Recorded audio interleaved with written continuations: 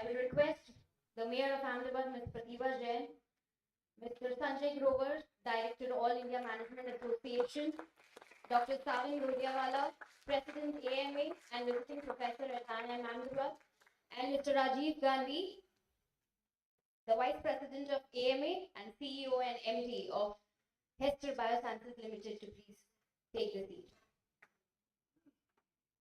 Steve Jobs once said, "Management is about persuading people to do something that they hardly want to, while leadership is about inspiring people to do things they never thought that they would." Hence, strong leadership and management practices are key to achieving long-term sustainability and scalability. Good morning, ladies and gentlemen. I, Anili Sheth, on behalf of All India Management Association and AIMA, welcome you all for the Regional Management Conclave 2025. As part of AIMA's Diamond Jubilee celebration in 2017, AIMA took up a key initiative to organize the Regional Management Conclaves jointly with its local management association across the country. We welcome you to this edition of Regional Management Conclave, which AIMA is organizing jointly with AIMA. We are pleased to share that today we also have participation from our local management associations, to name a few, from Baroda, Bharuch, Navsari, and Rajkot, and Indore. The theme of today's conclave is Leadership and Management, Strategies to Sustain, Scale, and Succeed. The conclave today shall bring together leaders from the industry and academia and young management students. We are privileged to have a most distinguished lineup of speakers, dignitaries, and of course, an eminent audience.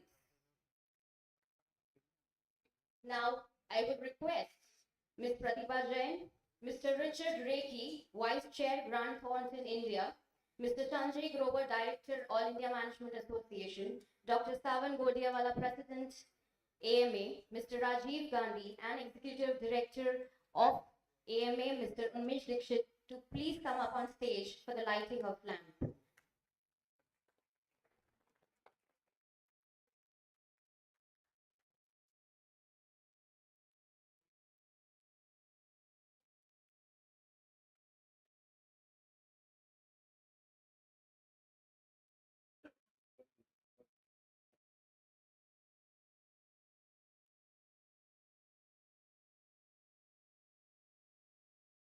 As per our Indian tradition, we light the lamp to begin any ceremony. So let's have the inaugural ceremony going and mark the inauguration of Regional Management Conclave.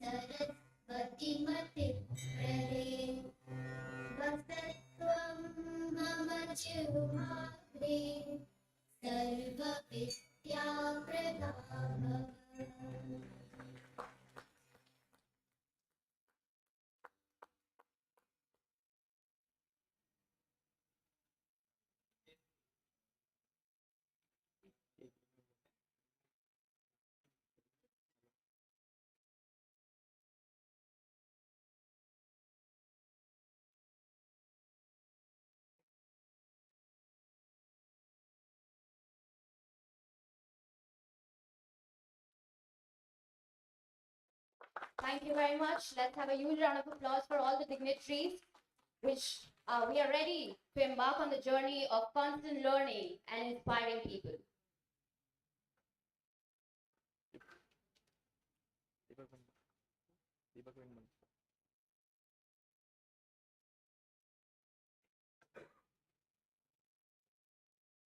Thank you very much. I will request Ms. Pratibha Jain, Dr. Savin Godiawala, and Mr. Rajiv Gandhi to please take their seats.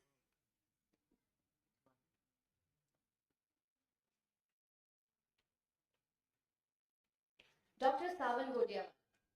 He is an accomplished finance professional with over 32 years of experience in investment banking and financial advisory services.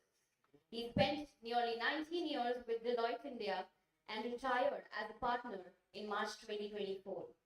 A chartered accountant with a PhD in management, he also holds degrees in law and commerce and is a certified insolvency professional. He has been a visiting professor at IIM Ahmedabad and IIT Gandhinagar. Dr. Godiawala serves as an independent director on the boards of Glenmark Life Sciences Limited and Kerstil Limited and is the president of Ahmedabad Management Association. I would now request Dr. Savan Godiawala to please come and welcome the audience and also introduce the chief guest of the conclave.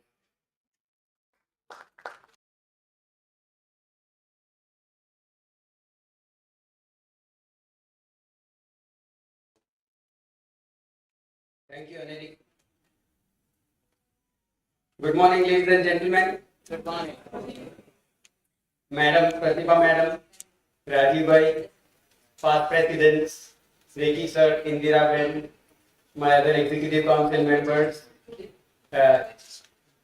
members from other associations, Indore, Navsari, Baroda, Bharuch, I'm missing one more, Rajkot. Thanks for coming with the delegations. I'm very happy to meet you all this morning. And certainly, ladies and gentlemen, such a happy morning because this is one of the important programs that we do at AIMA for many years, and then having it as an under the AIMA banner, the All India Management Association, is always even more pleasure when we have a lot of conferences, but the national AIMA is also involved. AIMA, as many of you and most of you would know, has always been part of the as much skilling, reskilling, now we call it unskilling and then reskilling also, that in the new world that it is, that we keep doing as AIMA, and we do more than 700 programs every year. So 365 days, 700 programs, some of them running into many days, many months also, because there are diploma programs. We have programs which are in association with California University also, and that's what that has been an endeavor. AIMA, of course, is about a legacy that we have ensured that we continue to make sure that we add value to the industry, to the management, to skilling, and to add value in terms of our citizens and their role in playing at growth of the country, growth of the city, growth of the state, and growth of the industries that happen. So I am very happy that I am here today in front of you at this conference, and the conference is well themed. The theme of the conference today is leadership and management strategies to sustain, succeed, and thrive. So thrive is added by me, succeed and then thrive, because then ultimately the purpose is to thrive. If just succeed is not going to happen, that's what the new word is. I always be telling a lot of my students that we all, and Reki sir, that as I retired a little early, but I tell my students that I am in Ahmedabad and many other places that I go speak, that the new world is about speed. And speed based on the knowledge. It is not just the capital which is making the new world. So it is the leadership and management which plays the bigger and the biggest role now. And the new guys, that I tell them that you should ideally be planning to retire in 10 to 15 years of your career that you get into. Because that's what now the new scope is, the new world is, where you can really, you are in a kind of a turbo engine car that you are driving in the career also, which is possible if you do the relevant things, and right leadership and right management in the business or in the profession that you are.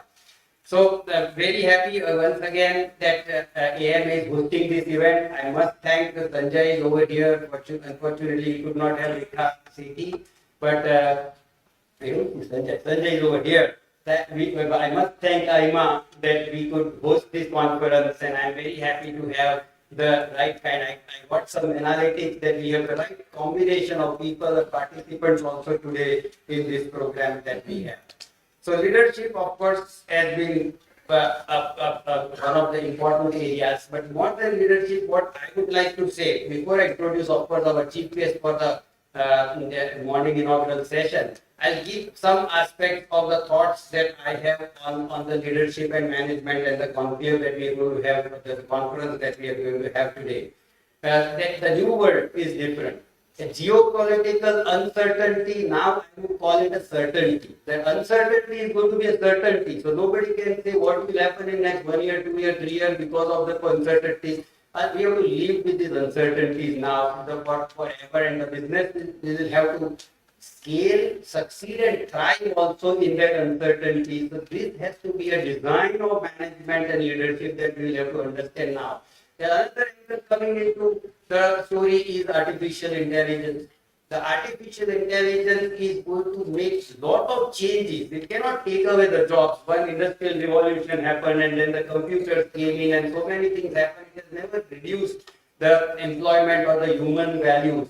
But the humans naturally will have to skill, rather unskilled, in some cases, when reskilled in many cases. So many professions, so many businesses, so many shop floor activities are going to change also.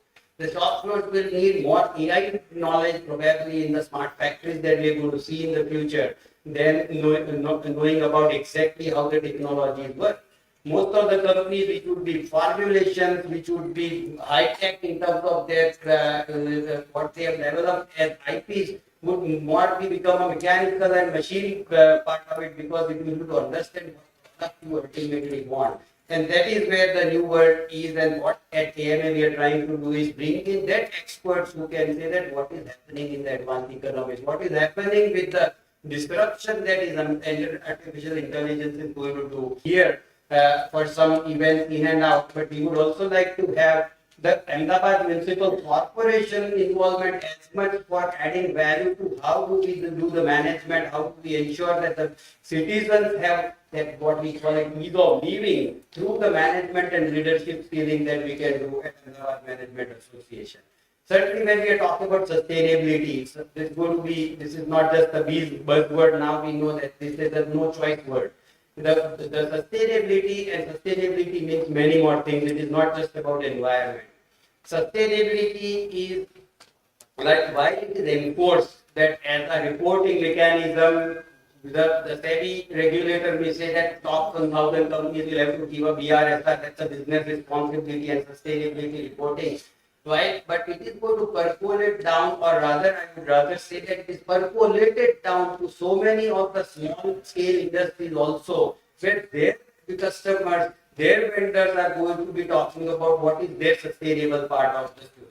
So again, I'm in context to AIMA, we are very conscious, we are trying to do as much over here. It is not just about preaching that because with the so many programs that we do, but we also want to practice sustainability at AIMA. And that sustainability certainly, like as I was saying, that BRSR reporting was a kind of a compliance thing.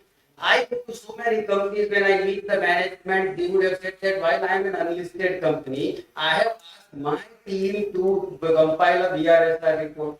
This is something which is not even recommended from any regulator, but then it is a self-driven recommendation that in the management and the boards that is coming up. And this is what we need to do as a culture.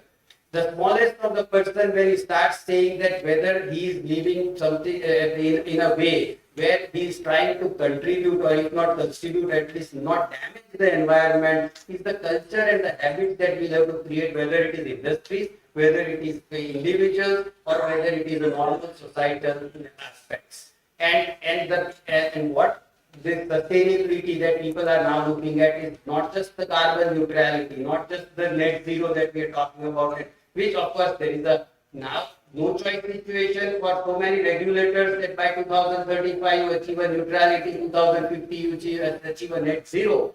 But then it is also about my positioning in the business, my reputation in the business, my customer finding me the relevant person to be doing that sustainability and adding value to the world, wherein I would also be a preferred vendor, maybe because even though I may be expensive, I'm doing the right things to do. This is the new world which we will see sooner, and I am seeing it in so many cases where More than sustainability also is technology now.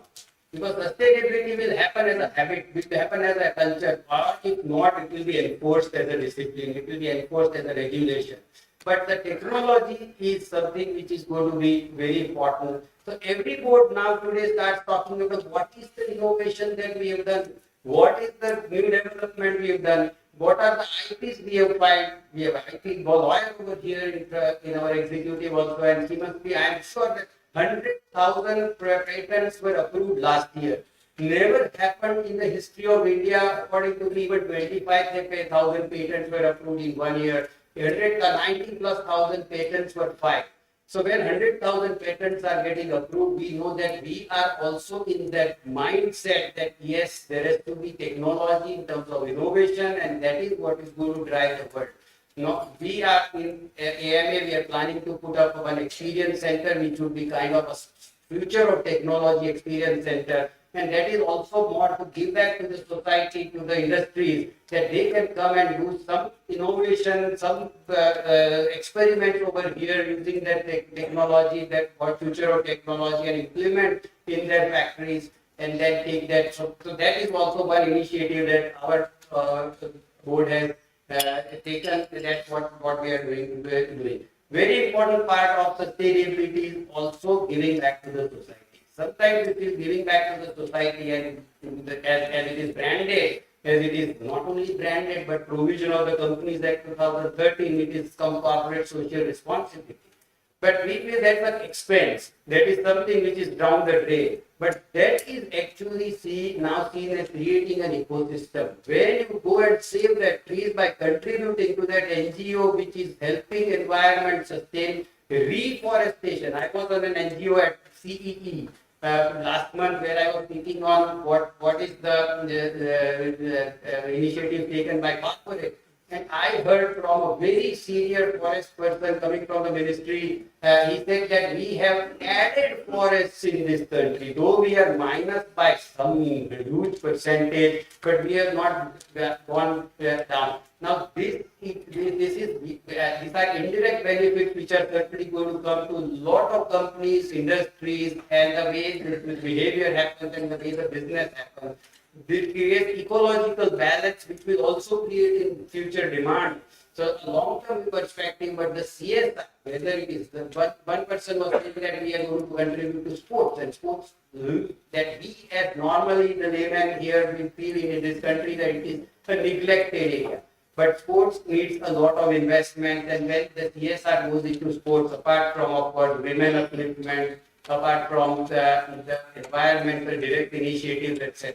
is going to be helping the businesses also succeed because it is creating a holistic environment. That's what I see as sustainability. And today's session, I am sure there will be other speakers who will be talking about sustainability and the different facets of sustainability. Diversity, one of the very important initiatives, right? And we have, fortunately at AIMA, at least our all committees are 25% or plus of the women in the committees.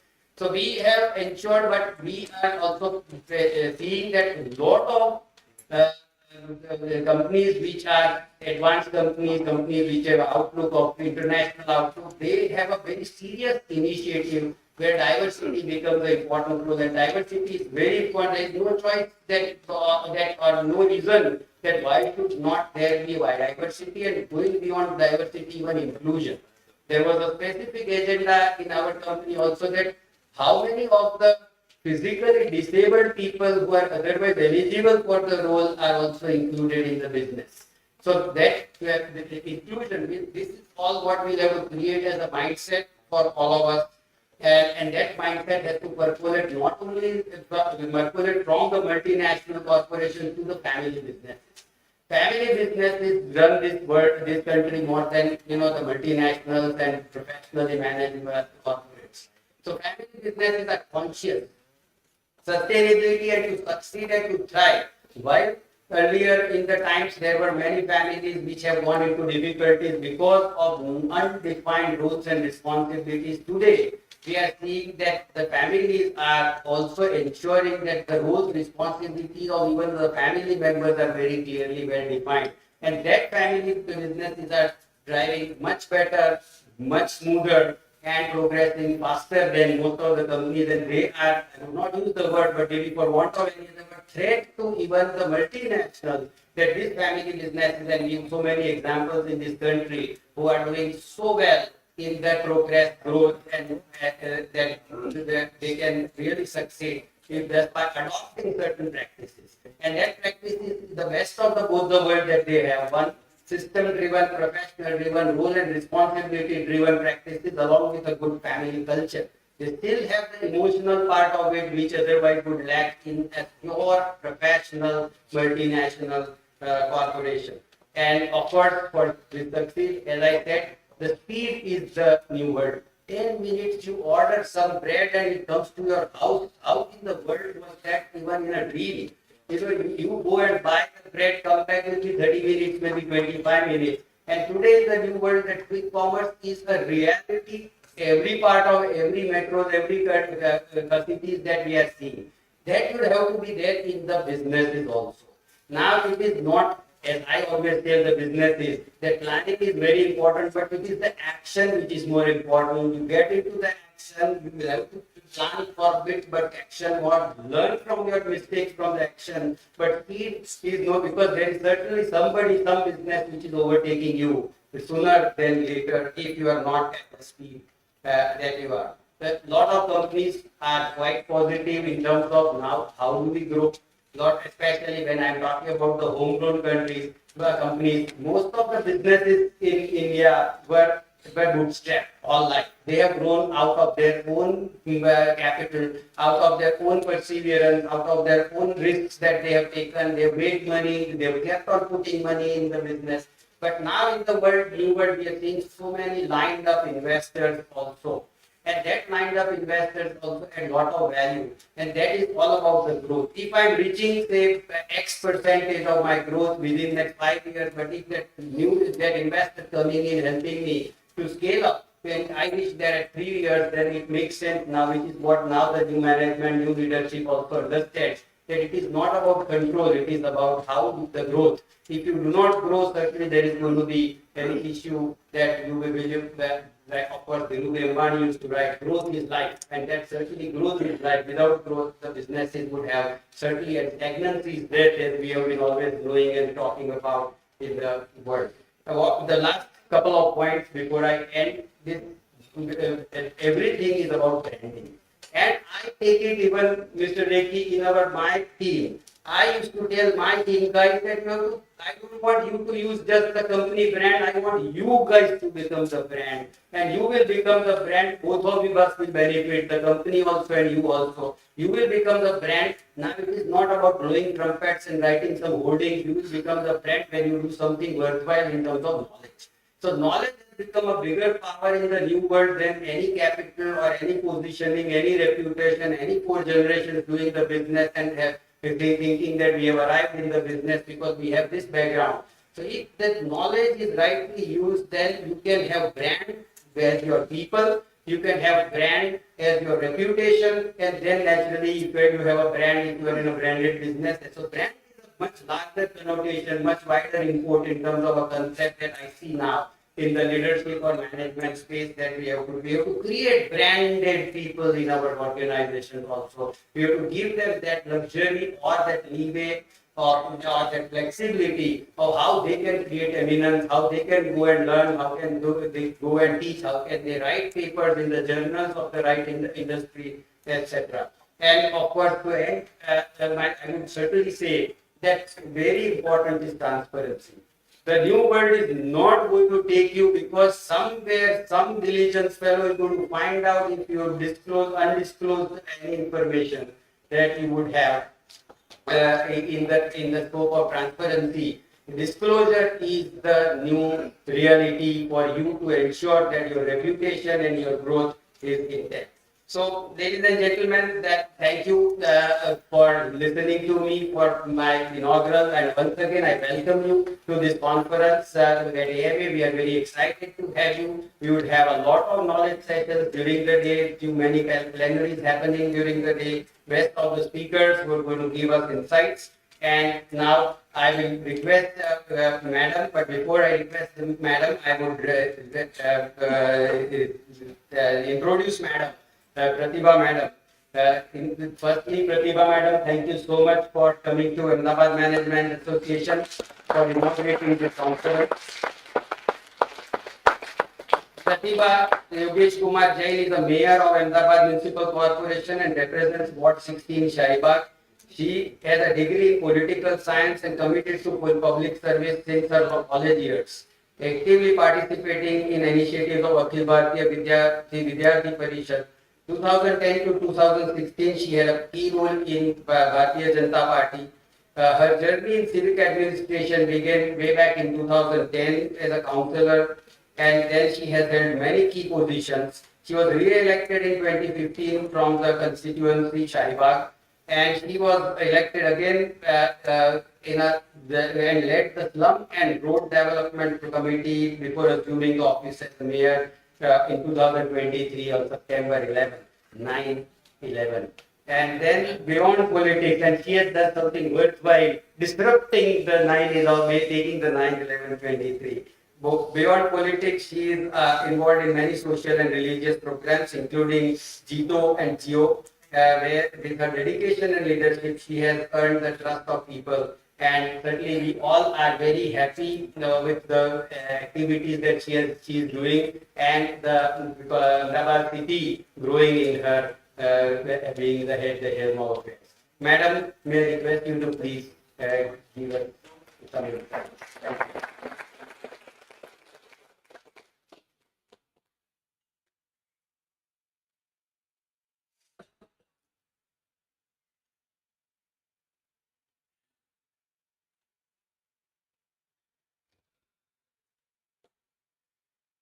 मंच पर उपस्थित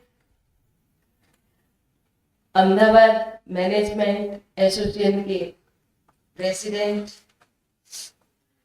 सावन जी गोड़ियावाला, vice president Rajiv जी गांधी और उपस्थित समस्त सम्मान्य अतिथिगण, उद्योग जगत के प्रतिष्ठित महानुभाव, युवा और इस कार्यक्रम में उपस्थित सभी सम्मानित अतिथिगण को मेरा सादर प्रणाम, साथ में नमस्कार।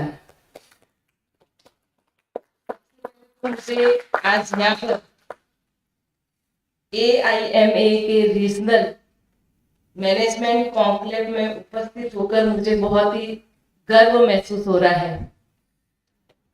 और यह जो मैनेजमेंट है, ये केवल अहमदाबाद में ही नहीं बल्कि पूरे गुजरात के व्यापार और उद्योग की साहसिकता में एक प्रमुख स्थान रखता है। और यह संस्थान वर्षों से नेतृत्व और प्रबंधन के क्षेत्र में उत्कृष्टता को बढ़ावा देता आ रहा है। इसके लिए मैं अहमदाबाद मैनेजमेंट एसोसिएशन के समस्त पदाधिकारीगण और समस्त टीम को बहुत बहुत अभिवादन करती हूँ, धन्यवाद देती हूँ, अभिनंदन देती हूँ।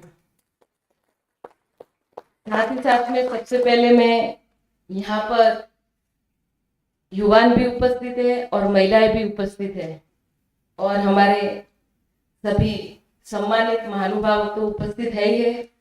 तो 8 मार्च कल अंतर्राष्ट्रीय महिला दिन है, उसके लिए मैं समस्त नगरजनों को अंतर्राष्ट्रीय महिला दिन की बहुत बहुत शुभकामनाएं देती हूं और उपस्थित समस्त नारी शक्ति को वंदन करती हूं, अभिनंदन करती हूं। वैसे तो अपन सभी जानते ही है, अहमदाबाद हर हमेशा एक सभी लोगों के लिए अवसरों का केंद्र रहता है और जहां अपने सपनों को साकार करने की आकांक्षा रखते हैं। भारत के कोने कोने से लोग यहाँ आते हैं और गुजरात से भारत तथा भारत से विश्व तक अपनी पहचान बनाते हैं। यह प्रवाह निरंतर जारी रहता है, जिससे ज्ञान, उद्यमशीलता का आपस में आदान प्रदान होता है। ऐसे में प्रभावी नेतृत्व और कुशल प्रबंधन रणनीतियों और हमारे आर्थिक और सामाजिक विकास की आधारशिला बन जाती है। विशेष रूप से महिलाओं और युवाओं की भागीदारी इस परिवर्तन को और अधिक सार्थक बनाती है, क्योंकि वे नए नए दृष्टिकोण ऊर्जा के साथ समाज और उद्योग दोनों में सकारात्मक बदलाव लाने की क्षमता रखते हैं। हमें यह सुनिश्चित करना होगा कि महिलाओं को नेतृत्व के अधिक अवसर मिले और युवा पीढ़ी को उद्यमिता की ओर प्रेरित किया जाए। और यह आयोजन न केवल नेतृत्व और प्रबंधन की आधुनिकीकरण नीतियों पर विचार विमर्श का अवसर प्रदान करता है, बल्कि यह हमें इस बात पर भी चिंतन करने के लिए प्रेरित करता है कि जैसे अभी सर ने भी कहा कि कैसे सस्टेनेबिलिटी, स्केल और सक्सेस के माध्यम से संगठनों और समाज को आगे ले जा सकते हैं। और यही हमारा इसका जो परिणाम होता है, उससे हम समाज, घर, परिवार और उससे आगे राष्ट्र के निर्माण में भी अपना सहयोग देते हैं। आज इस मंच पर हमारे साथ कई प्रतिष्ठित व्यक्तित्व उपस्थित हैं, जिनका अनुभव और दृष्टिकोण हम सभी को प्रेरणा देता रहता है और अग्रणी विशेषज्ञों से सीखने का अवसर भी मिलेगा। हमारे प्रधानमंत्री नरेंद्र भाई मोदी जी के नेतृत्व में भारत वैश्विक मंचों पर अपनी मजबूत उपस्थिति दर्ज करा रहा है। उनकी दूरदृष्टि और सशक्त नेतृत्व ने भारत को एक उद्यमशीलता केंद्र में परिवर्तित कर दिया है। मेक इन इंडिया हो, स्टार्टअप इंडिया हो या आत्मनिर्भर भारत जैसे पहल भारत की नेतृत्व क्षमता को उजागर करता है। वह भी हमारे सबके लिए बहुत ही गौरव की बात है कि देश के प्रधानमंत्री हमारी गुजरात की धरती से है और हम सभी को इसके लिए बहुत ही गौरवान्वित होना चाहिए कि आज देश जिस गति से प्रगतिशील बन रहा है, विकास हो रहा है चारों तरफ, और उसमें हम प्रधानमंत्री जी के नेतृत्व में और हम सबका भी उसमें बहुत बड़ा योगदान और सहयोग है। उसके लिए हमें बहुत ही गौरवान्वित होना चाहिए। हमारे शहर और संस्थान के लिए एक और गौरव की बात यह है कि अहमदाबाद मैनेजमेंट एसोसिएशन की स्थापना डॉक्टर विक्रम साराभाई ने की थी, जो भारत के अंतरिक्ष कार्यक्रम के भी जनक थे। उनकी सोच, वैज्ञानिक दृष्टि और उनके नेतृत्व ने न केवल भारत को स्पेस टेक्नोलॉजी में नई ऊंचाइयों तक पहुंचाया है, बल्कि उन्होंने यह भी सिद्ध किया कि एक प्रभावशाली नेतृत्व कैसे संस्थानों और समाज की दिशा बदल सकता है। उन्हीं की प्रेरणा से यह संस्थान वर्षों से नेतृत्व और प्रबंधन की नई ऊंचाइयों को छूता आ रहा है। तो आज के दिन हम उनको भी याद करते हैं और वह ऐसा कहा जाए कि जिनके द्वारा स्थापना हुई हो वो हमारे लिए हर हमेशा प्रेरणा का स्रोत रहते हैं। यह सम्मेलन न केवल नेतृत्व और प्रबंधन को समझने का मंच है, बल्कि एक ऐसा संस्थान है जहां विचारों का आदान प्रदान होता है, नए दृष्टिकोण विकसित होते हैं और हम सब मिलकर एक बेहतर भविष्य की रूपरेखा तैयार करते हैं। मैं ऑल इंडिया मैनेजमेंट एसोसिएशन और अहमदाबाद मैनेजमेंट एसोसिएशन के इस महत्वपूर्ण आयोजन के लिए बधाई देती हूँ और आशा करती हूँ कि यह सम्मेलन सभी प्रतिभागियों के लिए ज्ञानवर्धक और प्रेरणादायक साबित होगा।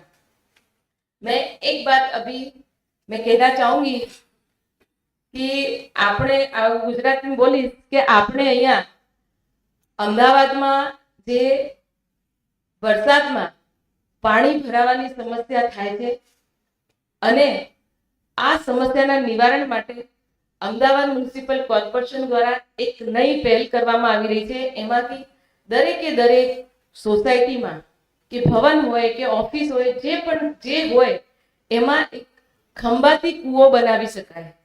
તો એ અમે પ્રયાસ કરી રહ્યા છીએ કે એના લીધે કે પર્કોલેટિંગ વેલ નાખી અને જ્યારે વરસાદ આવે ત્યારે પાણીનું સંગ્રહ એમાં આ ખંભાતી કૂવામાં ત્યાં થઈ જાય।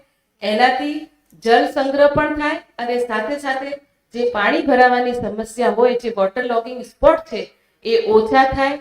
તો તમે અને અમે આપણે સૌએ સાથે મળીને એમાં કંઈક વિચાર કરીને એમાં સફળ થઈએ એ હું આશા રાખું છું। અને બીજી એક સમસ્યા આપણા આ શહેરની સૌથી મોટી સમસ્યા ટ્રાફિકની છે. દબાણના લીધે ટ્રાફિક બહુ થાય છે. એના માટે અમે વેન્ડિંગ પોલિસીની પણ કરી રહ્યા છે કે એનાથી જે નાના નાના જે લારી ગલ્લાવાળા જે રોડ પર ઊભા રહે છે એમને 100-200 મીટરની જ્યાં પણ અમને જે કોઈક પ્લોટ મળે કે જે કોઈક નાની નાની જગ્યાઓ મળે તો એ જગ્યા લઈ અને એમને વૈકલ્પિક વ્યવસ્થા આપી અને એ પણ સમસ્યાનું નિરાકરણ માટે અમે પ્રયાસ કરી રહ્યા છીએ. તો આપ સૌનો પણ એમાં સાથ અને સહકાર મળે એ હું તેવી આશા રાખું છું અને આજના આ અમદાવાદ એસોસિએશનને ખૂબ ખૂબ અભિનંદન પાઠવું છું. સૌનો ખૂબ ખૂબ આભાર. વંદે માતરમ. જય જય ગરવી ગુજરાત. ભારત માતા કી જય. ધન્યવાદ.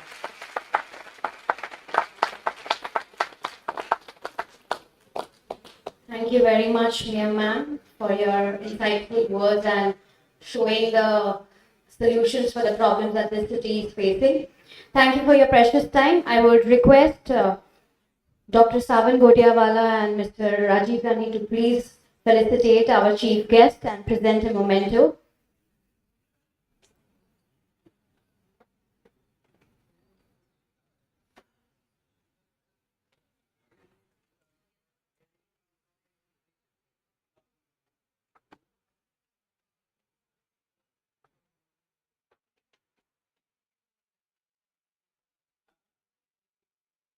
Thank you so much.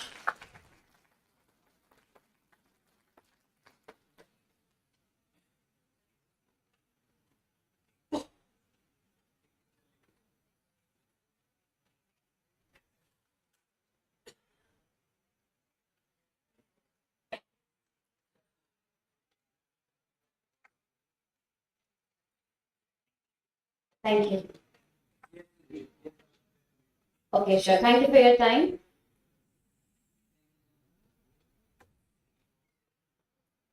Let's applaud once again Mayor of Ahmedabad.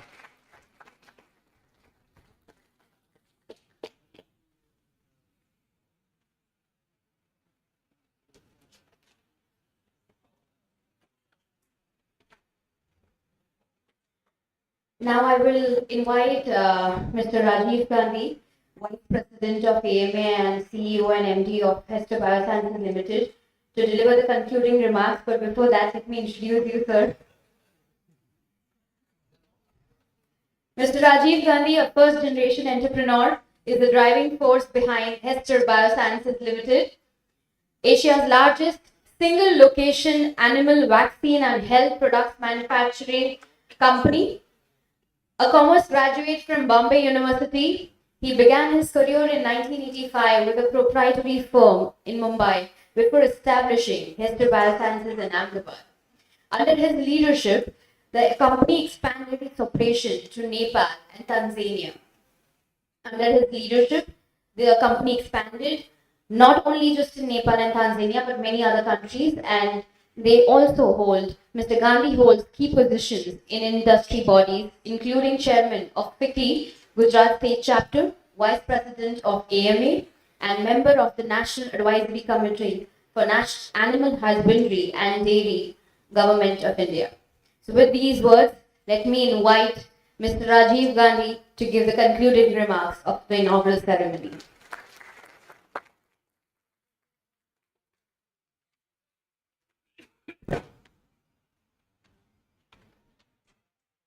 Good morning, everybody. What greater pride and happiness can we have today to have this AIMA Regional Management Conclave in the land of entrepreneurs, in the land of successful business people, professionals, etc. So it's indeed a great honor, pleasure today for all of us sitting over here. It is an honor to address you at this prestigious AIMA conference hosted at Ahmedabad Management Association.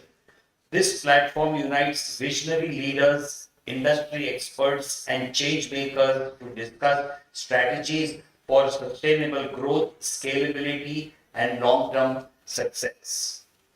At the outset, I extend my heartfelt gratitude to our distinguished speakers for their invaluable insights. Honorable Mayor Srimati Pratibha Ben Jain emphasized resilience and forward-thinking leadership in governance. My sincere appreciation also goes to Mr. Savan Godiawala, President AMA, for his continued dedication to impactful discussions on leadership and management.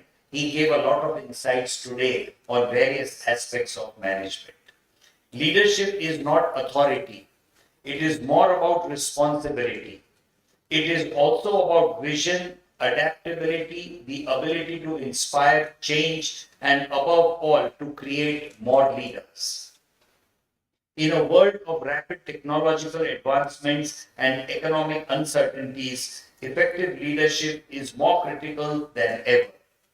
AIMA has long been at the forefront of shaping India's management and leadership landscape, and AMA is privileged to host this esteemed gathering. To set the track for today's conclave, as we move further through the day, each session will deepen our understanding of essential leadership insights. Mr. Sanjay Kirloskar will highlight the critical role of sustainability initiatives in driving long-term impacts. Ms. Sundri Nanda, will explore fostering diversity and inclusion, shaping strong, inclusive organizations. Mr. Richard Reiki and Mr. Yash Shah will discuss leadership's role in shaping India's future, offering perspectives on innovation and governance.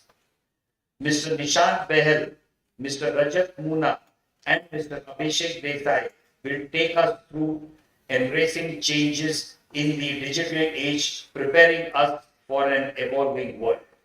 Besides that, a battery of AMA members who will also touch upon various topics today. Bringing all these perspectives together, we will be honored to have Sri Jagdish Bhai Vishwakarma, Minister of State, Government of Gujarat, and MLA Nicole constituency, share his insights on leadership, offering valuable lessons on growth, innovation, and creating a lasting impact on industries, the economy, and on our society.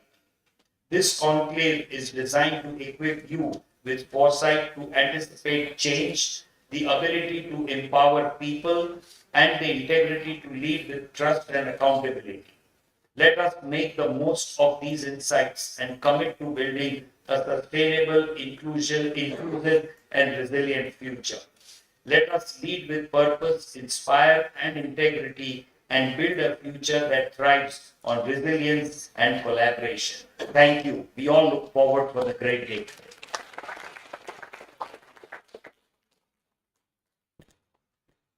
Thank you so much. Thank you. Here we come to the end of inaugural session, and we are soon going to start with the first plenary session 1. Please be seated.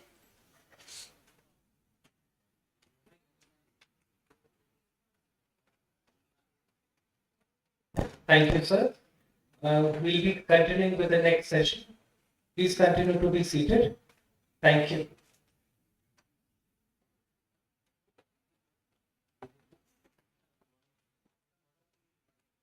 The little bit is just walking in, so just matter of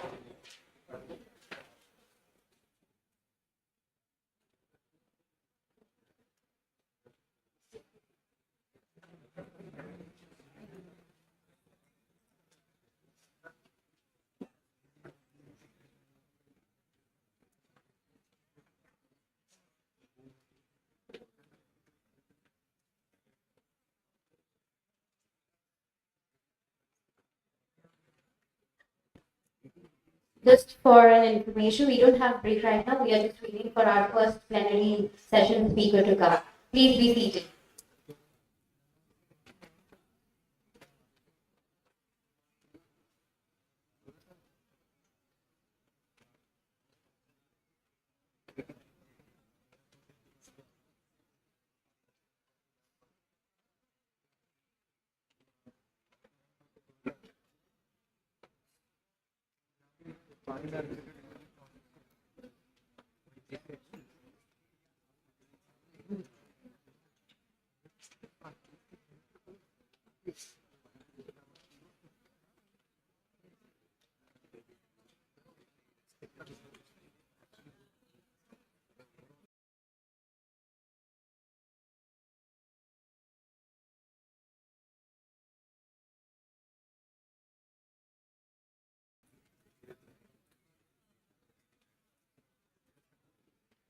Thank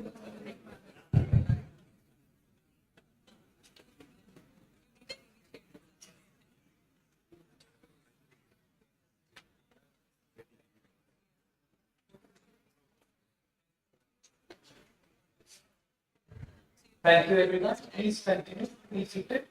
Another 2 minutes, we'll be starting with the session. Mr. Kirloskar is already here. Thank you.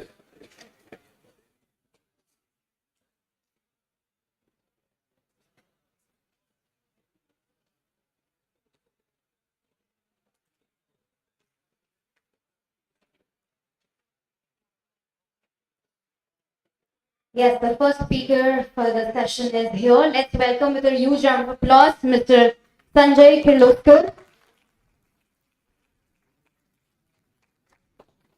I will request Mr. Sanjay Kirloskar, Chairman and Managing Director of Kirloskar Brothers Limited and past President of AIMA, as the speaker, and Dr. Savan Godiawala, President of AMA, to please come up on stage and take your seat.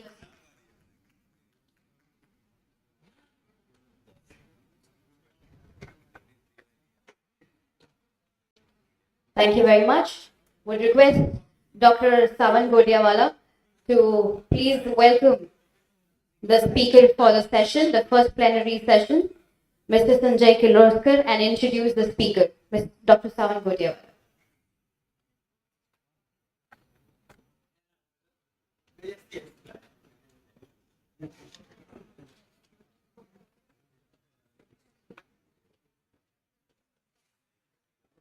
Thank you, ladies and gentlemen. Sanjay ji, thanks again so much for coming and for this conference. My past presidents, the speakers for the sessions, and then ladies and gentlemen. Don't worry, I'm not going to be talking that my session is over now. But I'm here to introduce the gentleman, and we're so happy. And I'm not sure, Mr. Kirloskar, if you're here for the first time at Ahmedabad Management Association. Okay, so certainly we look forward to having you many more times. So thanks again for coming over.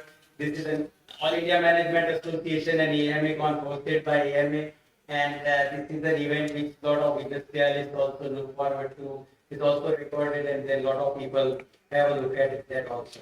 So Mr. Kirloskar, the Chairman Managing Director, Kirloskar Brothers Limited, and past President of AIMA, All India Management Association. Fourth generation industrialist, MD of Kirloskar Brothers since 1985. Mechanical engineer, graduate from Illinois Institute of Technology, Chicago. He has led KBL to become India's largest pump manufacturer and exporter, having 8 factories in India and manufacturing facilities across the globe. Now, he is committed to ethical practices, and today, sir, our session is more on sustainability also, so going one step further to the ethical practices also. And he has established the Code of Ethics 2009 and set up the world's only all-women pump factory in Tamil Nadu. And Kirloskar sir, just for information, we have Indira Ben. She has been a dean at IIM and here, and she has done huge work in leadership and women. And her books are published. Even we have published some books. So you have implemented something, but she has preached also quite many things on the leadership in women that is. Of course, pioneered in 3D printing and future technologies across the globe. A fellow of the Indian National Academy of Engineering, he has served on India's Board of Trade, Government Industry Task Force, and MIT's School for Engineering Dean's Advisory Council.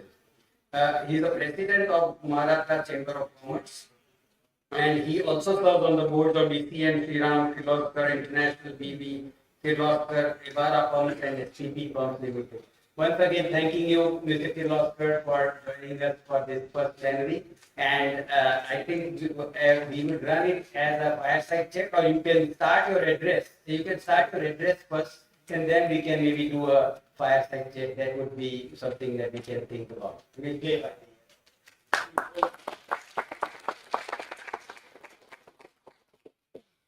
Thank you, Mr. Godiawala, for this warm welcome. It's really a pleasure for me to be in Ahmedabad. I've been coming here to your town many times, and yesterday night I asked Mr. Grover, I said, what is the net for? And he said, we come. Right? So having been in Ahmedabad at this time of year, I said I'll try and wear a tie, but I'm definitely not wearing a jacket. So thank you. So I was under the impression that I asked Rekha, is it a fireside chat or is it a speech and then get away or what? So she said, no, it's going to be a speech and it's on sustainability. So I said, okay. Uh, and so I prepared a speech on sustainability, which is more about what we do, but we can have that fireside chat as long as you want. My flight is at 2.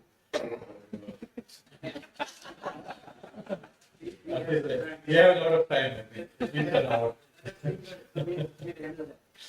Okay, so it's a real privilege to be standing here before you, discuss sustainability. And sometimes they say there's no such thing as a free lunch. So that's for you guys, because my company said when you get a chance to pitch the company, you can pitch it as well. So, but it is one of the most important issues of our time. And I really don't know what's going to happen with Mr. Trump in the White House. Because just on the way here, I read that the fossil fuel industry had spent $95 million for its campaign. So, for all of us who talk about sustainability, green, etc., I think we need to look at it from a different point of view, which is waste reduction, efficiency improvement, because that's how actually, as a company, we started in 1989. I guess some of these people over here are students. Yeah. Very well dressed.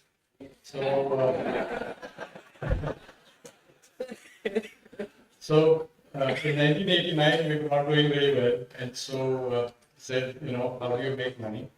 And waste reduction, energy efficiency improvements, and that's how really our journey on sustainability started. We had a competition for energy conservation, and over the years, we've saved crores of rupees, improving processes within the plant. As a company, we are about 75% on renewables, both wind and solar. But we started with that, and then we took it across the whole group of companies. And I think that's why the company's profits also increase from time to time. But we can basically look at reducing our carbon footprints by investing in renewable energy, optimizing energy efficiency in production processes, and in implementing circular economy principles. This actually led to us thinking a lot about what we should do for our customers.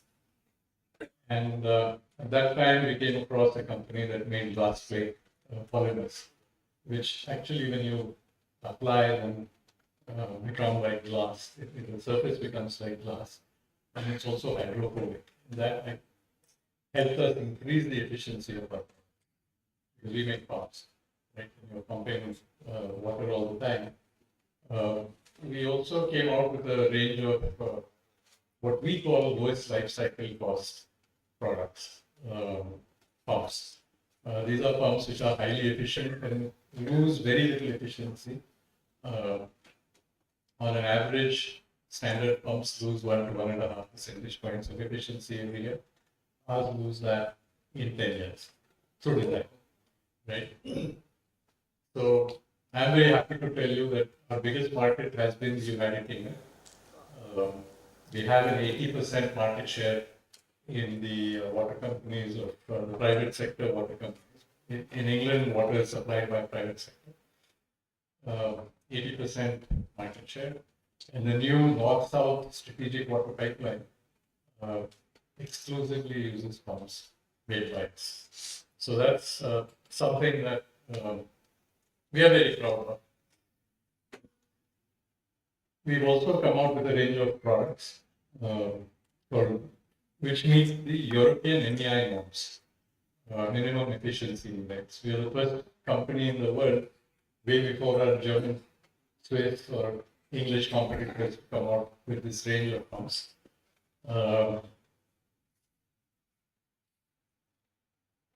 Another item that we brought out is our IoT device.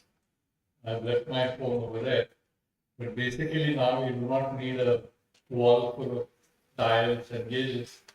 You can monitor your pumping system on your phone. It gives you alerts. It tells you when you need to change spare parts. Therefore, you can manage your inventory better. You can run your pumps at the highest efficiency, and ensure that your downtime is at a minimum. And again, we are one of the first companies in the world to do that. So, since you said it's going to be question and answer as well, I would prefer to dump my speech and face the audience for whatever it means. But I think at the end of the day, it's an attitude. It's an attitude that we should have towards life. It's an attitude that we should have to leave a better future for our children. Because that's what's most important. I think some of us in the room who are born many decades ago, we inherited a world which was far simpler and far less polluted. And the only legacy that we can leave behind is at least attempting to clean up the mess that we have made. But I think I would be one of those people who would be called woke. Right? That's a new term, being woke. Because I do believe that it's not just men who drive the world. We forget very often that it is people who are at home, who are unutilized to their highest potential, to really bring up our children. And actually, they're the ones who ensure that the family values continue into the next generation. I, for one, wonder why I have both a son and a daughter. But I wonder why everyone wants a son when actually the son marries someone and the values of his family are probably a little different than your daughter will probably carry the values of your own family.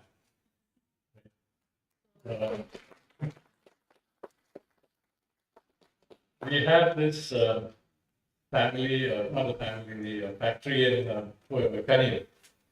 So my daughter was coming into business. She runs most of our Indian facilities now, which is why I can come to places like this. And I said, now what do we do to ensure that? She said, can I come back and work? I had to say that, yeah, you can come back and work, because she's a biology and a mathematics major who designed the vaccine for dengue, which when she was at the Koch Institute in Cambridge, Massachusetts. So he said, let's try out a factory which is all women, right? And once we thought of that, we realized that the kind of pumps that we were going to make in this plant were all very small pumps, which go into homes. Decision maker is a woman, right? Usually. The one who is going to use the product or who is going to be affected most if that product doesn't work is also a woman. So we said, let's go ahead and see what happens if we have an all-women factory. Today, other than the security guard, everyone in that factory, say 3 salespeople, I don't know why we have 3 salesmen sitting in the plant, but we have 3 salesmen sitting in the plant. The rest of the plant is all female. They make one pump every 17 seconds on one line. which is Limca Book of World Records. It finds a mention in that book. What I realized, having worked for the last 4 decades, because all our plants are old, they're full of men, men gossip. Right? When tea time comes, they all gather, they want to chit chat. And these women actually are, they just pick up their cup of tea, drink it, and get back to work. Right? Which I find extremely admirable. I don't know if I would have done that. But this is something that's very important. And once you say that you want to leave the world behind a better place after you, then you want to do things which are really different.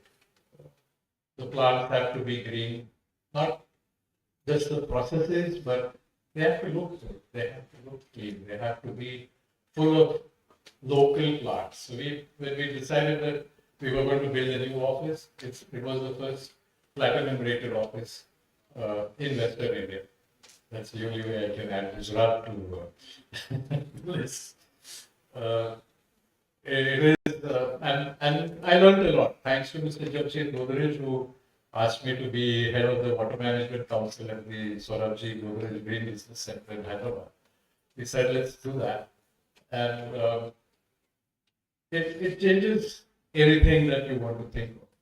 When you look at a company and you want it to survive, I say many times that my only claim to fame is that I haven't taken this 100-plus-year-old company into bankruptcy, right? Despite my best attempts. Because I did once almost take it there, going in the wrong line of business. But then you automatically think of, rather than what is what makes it big, you think of what makes it strong, what makes it long lasting.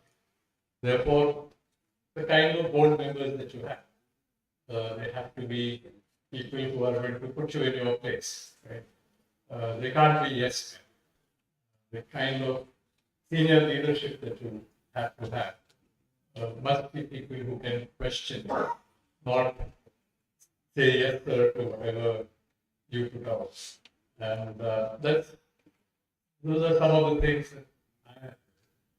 And one lesson that I learned also for companies is that top line is vanity, bottom line is sanity, and cash flow is reality. Right?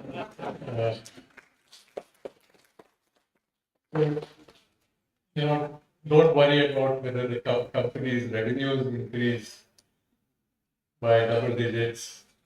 See how much money you have in the bank. That's what's going to help you grow. Right? And that brings its own problems, because then the board members start asking, the return that you're getting on that is very low. What are you going to do with it? So anyway, but that's life. I think we have to ensure that the next generation lives much better than we do.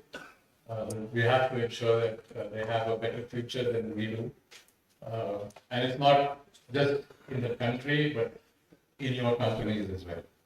With that, I'll stop and take any questions that come from the audience and try my best to answer them. But I'd really like to thank you and AIMA for calling me here today.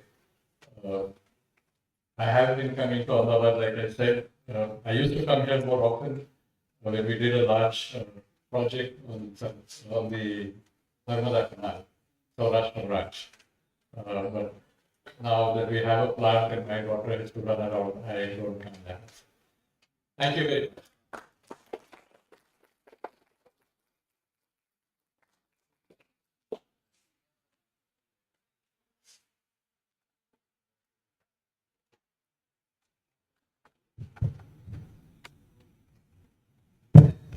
Thank you, sir. I think that nutshell of your speech gave so many ideas, and then maybe I have a lot of questions coming out of your speech only. And I could see that you're the best of the profitable, best of the efficient firms. You have the best of the innovation that is happening. You've been pioneers, you said, in IoT on mobile phone that you monitor your firms. Now, the question that comes to me here is when you are innovating, there's a huge amount of two things. One, risk that you take when you do the R&D, and time and money that you spend in doing the R&D. And do you look at the global factors? One, that whether you are in the game as that pioneers that you want to be, and where what happens to the sustainability in terms of the environment part, if at all, and is that all R&D happening in an environment conscious fashion? So, but point is becoming pioneer in the area that you are, where the advanced countries and advanced the grandfathers of the world do something worthwhile that we have been knowing about, and then you are still taking one notch above. So how do you would you give us and the people an idea about when you have to push your capital, resources, and naturally not at the cost of sustainability? Thank you. So we, Kilosa Brothers, like I said, was established in 1888. And right from the beginning, it's made products for the first time in India, right? So we were the manufacturers of the first pumps in India, the first diesel engines in India, first electric motors in India, first machine tools in India, first compressors in India, everything in engineering though. And so that attitude of we needing to do something different is there, I think, in the DNA of the town. This company is not in any big town. It's actually in a village in Maharashtra, in Sangli district, surrounded by sugarcane factories and vineyards. That area is known for their best grapes, we believe. Not Nasik, but Sangli. And so right from the beginning, we have been a company that has been coming out with new products. We also are a multinational company.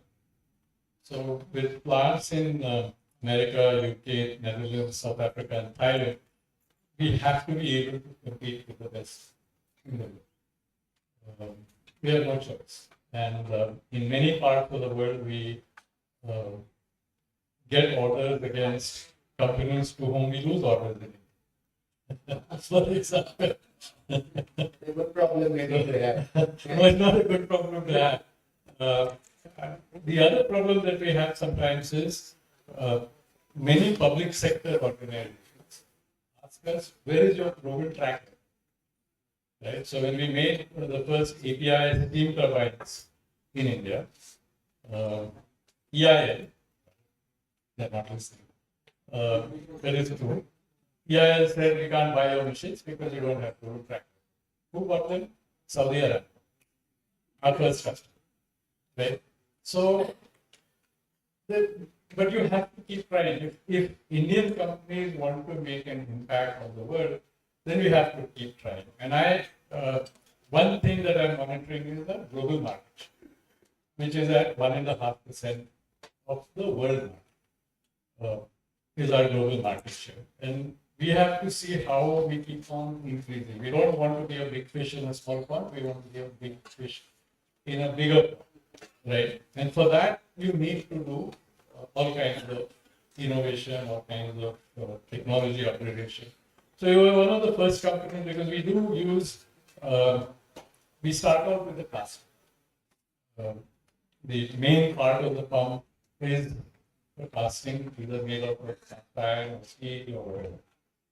And we were one of the first in the world to implement 3D methods for making castings, right? So we make 3D molds, therefore eliminating the need for pattern equipment. Following that with highly efficient furnaces to make the metal, and 5 efficient processes to machine. All the designs are done. We have 3 R&D centers, one over here in India, and 2 one in the Netherlands and one in the UK. If you ask me what is the environmentally friendly thing that you have done, then I'm very proud that our company in the Netherlands has written that now the European standard, it became the Dutch standard, then adopted by UK, which is not in Europe. It's now the European standard for fish-friendly pumps. So the rule is that 100 eels are like snakes, should pass through the pump, and 3 days later they should be alive. Right? Because it's not getting cut up, but also their internal organs should not be damaged. So we're one of the first ones in the world to make such pumps, which are environmentally friendly.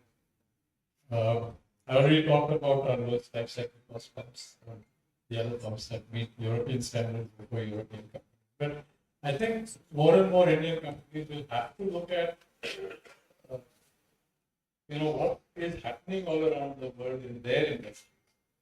Like you have green steel, which I think Tata has come up with.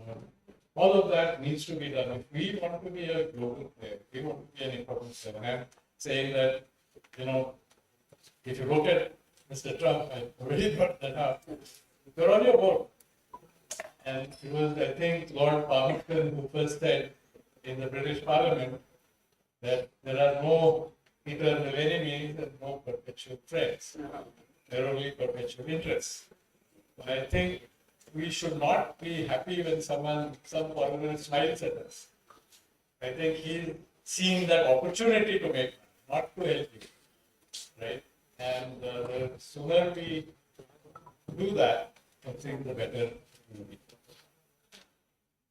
So, when your pump efficiency is better than the average pumps or better than even the good pumps, itself is a huge, environment impact when the users use this and save that little electricity or pump out more water or whichever fluid it pumps out. So, is there any way that you do that impact analysis that millions of pump efficiency by 0.5% better, and then the efficiency converts into how much of carbon credit you are saving in the world? Because that would be the one that you mentioned, that you are so sustainable conscious in doing your operations, your production. But at the same time, a huge impact you're making for people also who are using your pumps, whether it is household up to the industries, right? So is there some such math also that pumps industry or any such industry does, which will be important for the climate change guys to notice that yes, this should be the standards, and based on which of course your Netherlands standards, etc. would also have come up? Pumps consume something like 15 to 24% of energy that is generated around the world. We don't realize this, but the pumps running, ensuring that when you turn on the tap over here, water comes out almost immediately. So it's either the city water supply, or maybe you have a pump over here, or maybe you have a hydromatic system. But like I said, our idea was, when it is accepted globally that pumps lose 1 to 1.5 percentage points of efficiency every year, how do you reduce that, right? When we introduced these lowest life cycle cost pumps in the UK and in India, very difficult to sell them in India because they're 30% more expensive. But we were able to convince the Delhi Jal Board to buy them. We gave them a guarantee that you will find no change in efficiency in the first 5 years. So, and we said you don't have to pay us. And afterwards, if you find that the efficiency has dropped, the efficiency did not drop. Then, certain gentleman became Chief Minister of Delhi, who was quite upset that only one company seemed to be getting the orders for Delhi Jals. And he ordered an audit. And he found that the pumps were still performing better than what had been, right? So, one thing is that pumps are going to lose efficiency every year, and when you understand that they run 24/7, it's huge amount of energy. And some of these pumps that work in towns are 800 horsepower, 1000 horsepower, running around the clock, right? Because someone or somewhere needs to run everything. So our job as a manufacturer is to ensure that we deliver products that are highly efficient and stay efficient for long.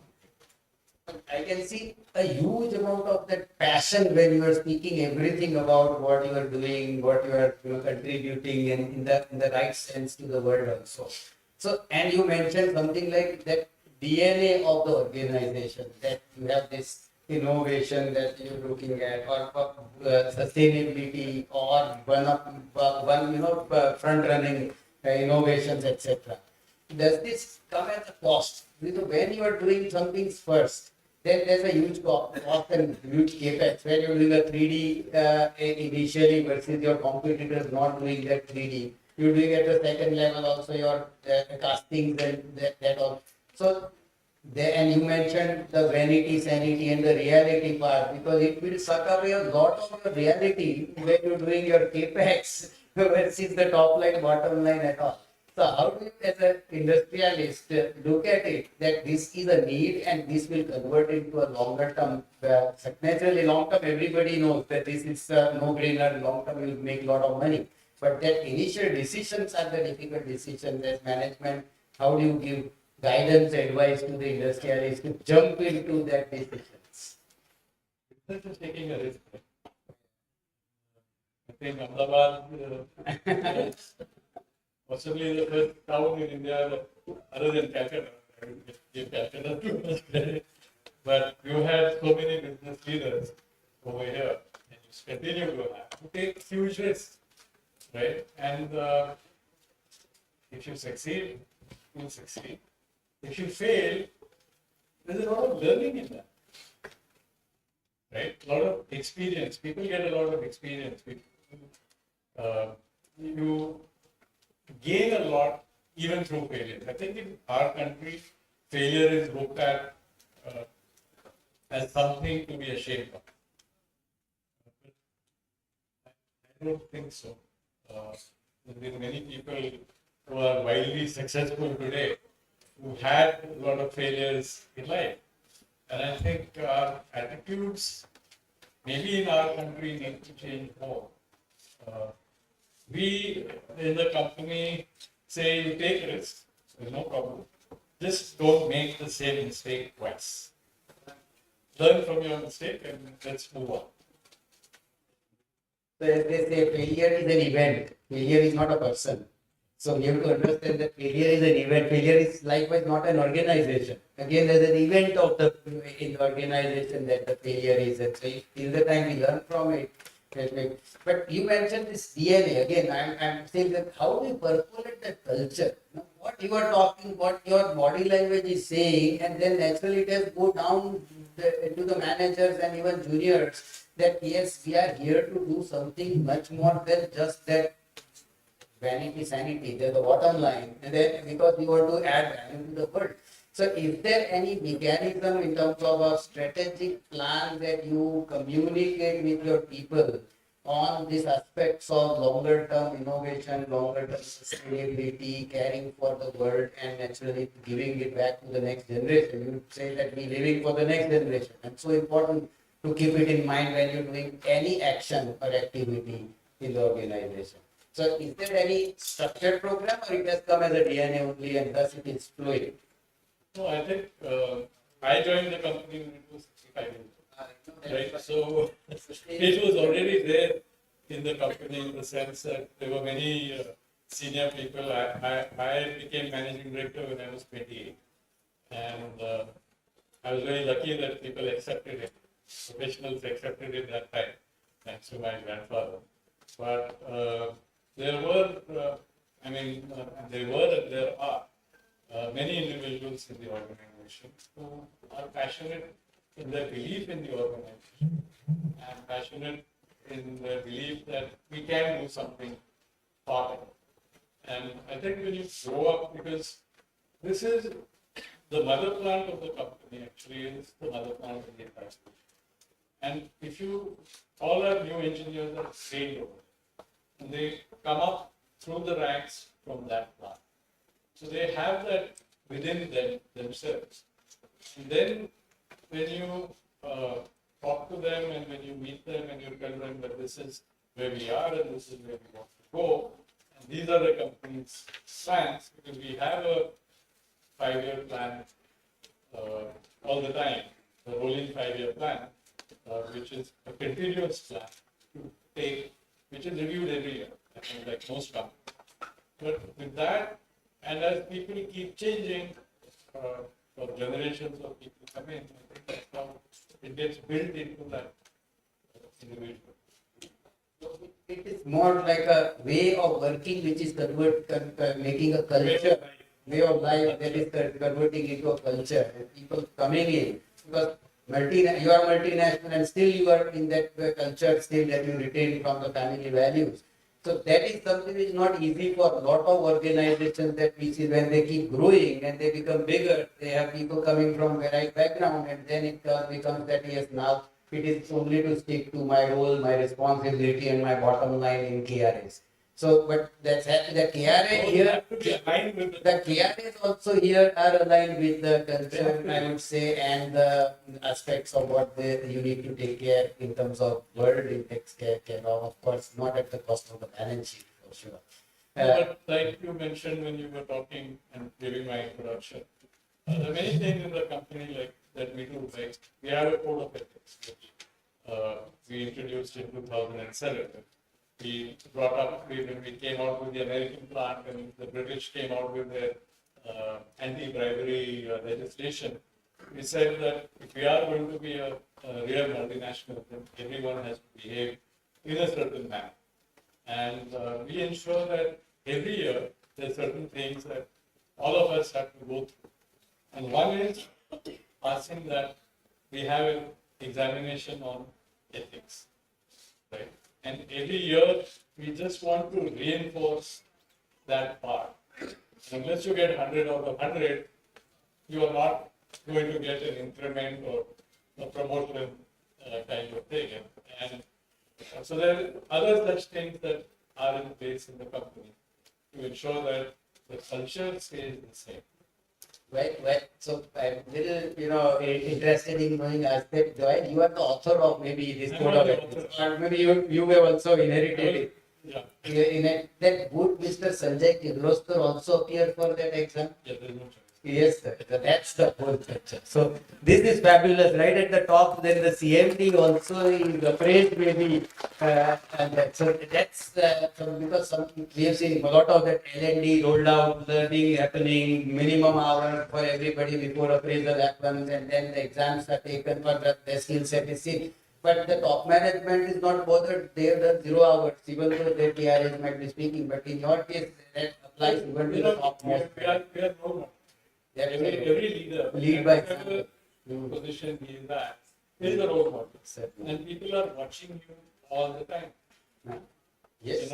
And if they don't see you living the standards that you want the organization to follow, then most people will say this is just a fact. In the organization also it works like what happens with the child, that they do what you do, they don't do what you say. So that's very important that you walk the talk, and then that's how. One very interesting aspect in Veeraben આપણે પૂછવું જરૂરી છે that we need to ask on diversity. You've done a factory which is whole all women. One.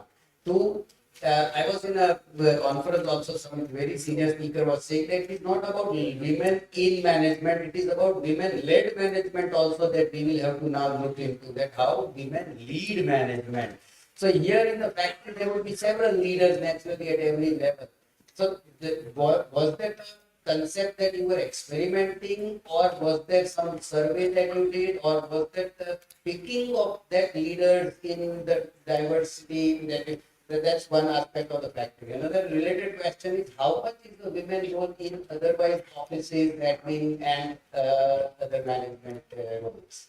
So in the factory, basically we said if this product is going to be used by women, then let's have a factory which is full of women. But we had at the second level, vice president level, the highest management level in our company, we had women who ran finance and in the 1990s, way before I think most companies did. And today the head of HR in our company is a woman. And many other women are there in oxygen. I mean, I don't see why we feel they run the home so well. Right? All our homes so well. Number two, we are trying to implement what we call TPQM in the factory, right? To talk about 5S. Everything clean, spick and span, everything in its place. And you just think of your home. And you look at how our wives run the kitchen and efficiently to produce meals. Our factories are kitchens. And sometimes we say that, bring these people's wives into the factory so that they can slap them around with the saw, clean up their workplace, right? Because everything at home in the kitchen is in the right place. Everything is clean.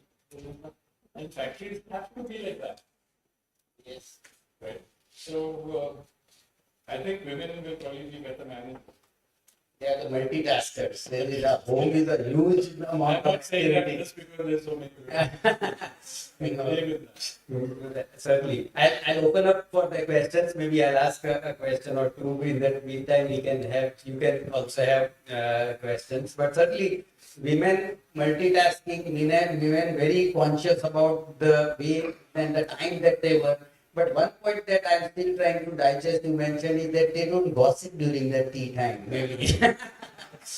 Maybe at home they do, but not very convenient. Certainly. So, very interesting. Now, one aspect that I want to, you mentioned that enumerated office also that you, way back that you, so it is given that the whole culture of the place is sustainability. But climate change, now so many things are happening, whether at all protocols starting from Montreal to then Davos and then everywhere, people burn a lot of fossil fuel to talk about climate change that happens all over the world. But then climate change initiatives or climate threat, as we call it, that we are seeing in the newspaper. Do you have any management decisions wherein you also look at that these are the threats that are happening, or you ignore them and you say, no, we will not look at 2050 as a net zero, we rather do our own homework and do it sooner if we can do it, not just because there is a regulation which may come up at 2050.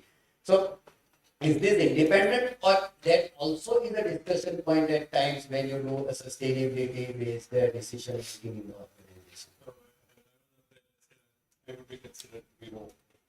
So I firmly believe that, regardless of what other people think, that we have caused climate change. Because for so many years, we didn't have this problem. With a lot of industrialization and possibly contributions by my own company. Since they are a foundry and the world has been changing. And we do look at what needs to be done. We have a target a little earlier than that, because when you look at scope 1, scope 2 emissions, we can control. Scope 3 is where we can't. But we are trying to work towards, this might be a controversial statement over here, but we also make calls for the nuclear industry. And I don't know how many people in the room know, but if you just go to Google and ask, something like 100,000 people in India die prematurely because of fossil fuel problems. And I'm having been closely involved on both sides, with fossil fuels or nuclear. I feel nuclear, the way it's run very safely with all its grounds. One day or the other, India is going to have to make that change from fossil fuels to something else. And what that something else is, today it looks like the best way to go is nuclear. If India is to reach Viksit Bharat status of being a developed country by 2047, we are going to need 1,000 gigawatts of energy from the current 450 gigawatts. And renewables can supply most of it. We are not in a country which has 24/7 the capability of generating it 24/7 because the sun is there only for 12 hours. And we don't have the kind of wind that they have in northern Europe, which is continuous wind. So we have to have some base load power generation. So my belief is, and my hope is, it goes away from whatever it is. So until that, I think scope 3, Richard, you can correct me, but scope 3, I don't think we would be able to do. Scope 1 and scope 2 is what most Indian companies are trying to show. Maybe also the green hydrogen may come in as a. Green hydrogen needs a lot of energy But if, to produce it. if it is green, then only. Yeah, But green. It has to be green. So we have to create that green energy first to create a green hydrogen, which is a big challenge, and then it's of course. Battery disposal is a big challenge. Battery disposal is a big challenge, but even the other part, that the more EVs you have in our country, the more smoke and carbon you're going to pump into the atmosphere. Because today, most of Indian energy is coal-fired. Right? So I think EVs is probably the wrong thing for India. So, fuel-based energy which you use to charge your EV. Except just for information, I live although there is a conflict of interest since we are part of with Toyota cars with Toyota. Toyota has not gone to EV; they've gone to hybrid. Right? So, and they say that's the same. That's the thing. It's true over here. The more EVs we have over here, the more we will be pumping carbon into the atmosphere at the moment. Yeah, we have a question here, gentlemen. Yeah, I'll just sit so that I don't block the person here. So, sir, you were talking about sustainability in terms of the culture being in the DNA, as you said, and being a driver of a 100-year-old system. How do you advise a 10-year-old startup, let's say, or somebody who's doing good as a startup as of now, to create a culture and then also sustain a culture? Just to be able to live up to maybe 100 or more years. So that's a problem. Today, driving a culture is very difficult. Even to create a culture is also very difficult. So what is your advice to a startup to become a company like yours? I would say that you want to be like us, but I think finally it's up to the leadership, right? If you're the leader, you have to set the tone and you have to ensure that the right messages are given, whether orally or through action. If you are committed to sustainability, there is no choice but to live it. And when more people understand that you are living it, and that is what is rewarded, I think it will automatically get built up. I mean, there may be sometimes you can't do certain things. That's fine. You keep that in mind, and the next time you improve.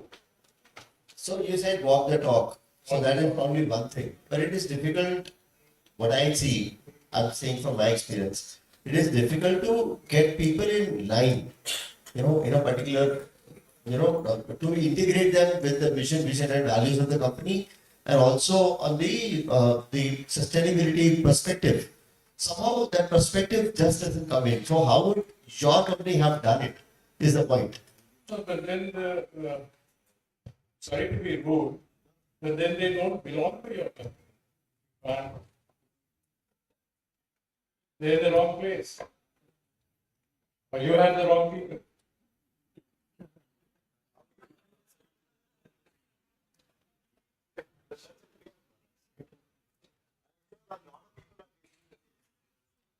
Yeah, it could be, but Any other question? There's a gentleman here. Yes. So, two questions. I also run a factory where we have 80% women workforce, but it's more because they're in the needs and manufacturing processing. So they're good at thinking.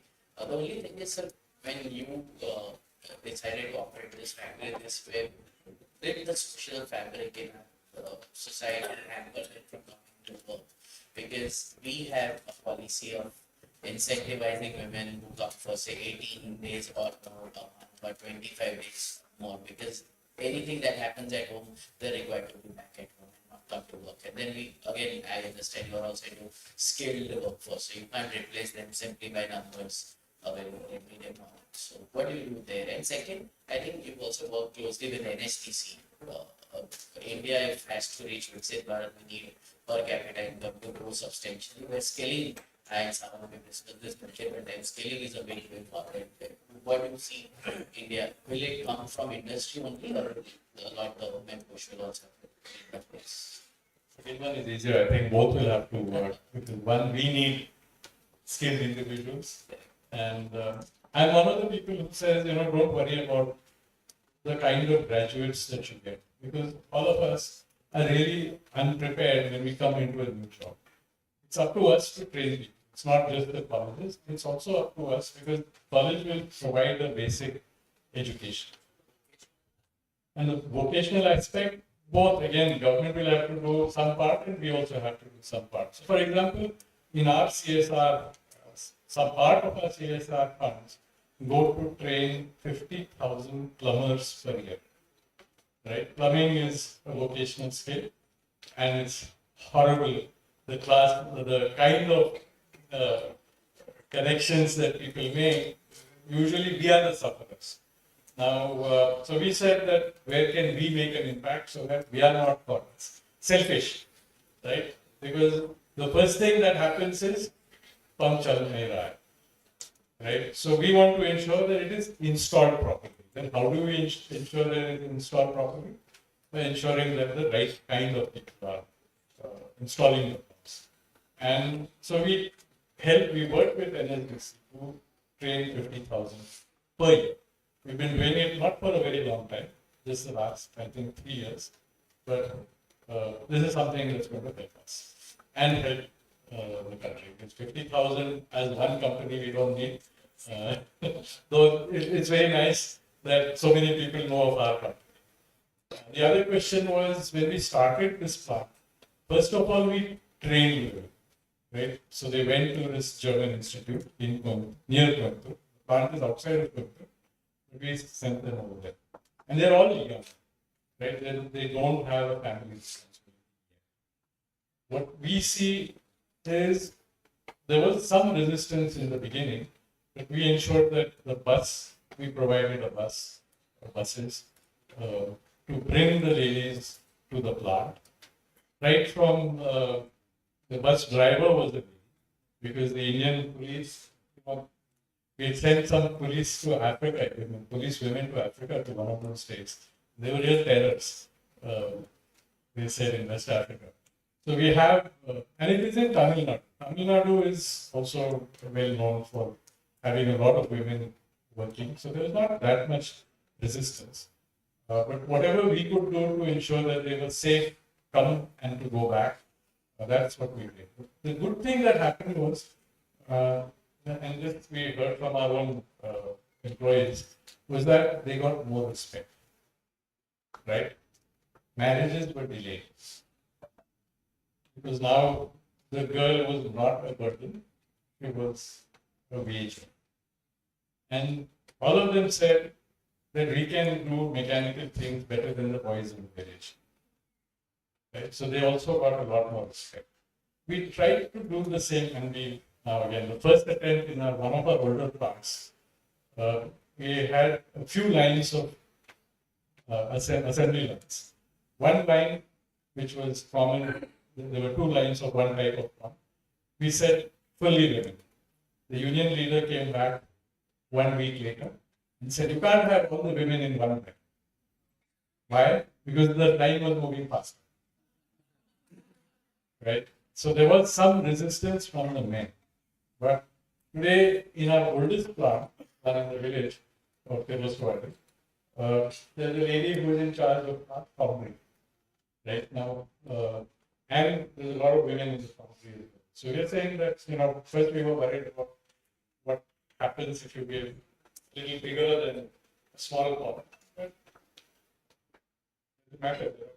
There are a lot of puny men around this. Why worry about the women? Yes, please. Yeah, sir, Kirloskar Group is pioneering innovation. And when you implemented sustainability practices, what was the key challenges you faced, and what was the countermeasure you have taken care to sustain those challenges in longer perspectives, longer way? The first challenge was to become profitable, because we looked at it as waste reduction. And waste reduction is cost reduction, which helps the bottom line. So then the other thing is the message has to keep coming from the top, that this is the right way to go.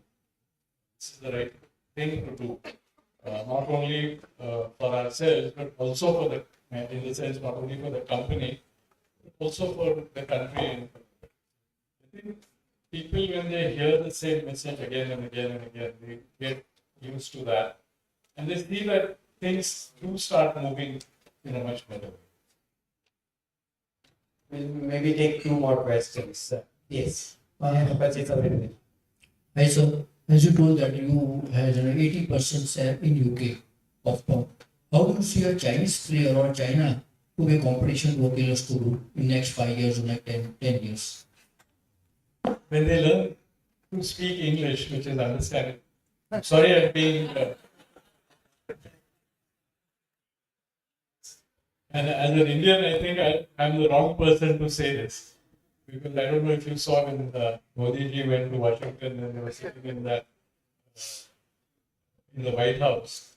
And if you watch late night comedy shows in America, come from America, on the Daily Show, they said that this is the first time they have seen that there is no language translation. There is an accent translation, right? Because the Indian newspaper guy was asking Mr. Trump a question, and then there was another guy speaking in English who was explaining to Mr. Trump. So, but that is one of the challenges that they have. They can do things very well when it's mass production, is what we see. And we see Chinese competition only in the very small pumps which are made in millions. In the large pumps, which are larger pumps, where there is some technical aspect involved, I think not capability, but language skills are what keeps them behind. And we don't see the Chinese in Britain. Yeah. Now, tomorrow, if they buy a British company, we will see that. Yeah. But today, we don't see that. What about the Or cost? anywhere in Europe. We see them mainly in Africa and in Southeast Asia. And what is the cost difference which is manufactured in India and manufactured in China? I have no idea. I've never been to China, and I was explaining to the person who received me at the airport that I will not buy from China at all. And we believe if you put in that effort, we can make it cheaper in India.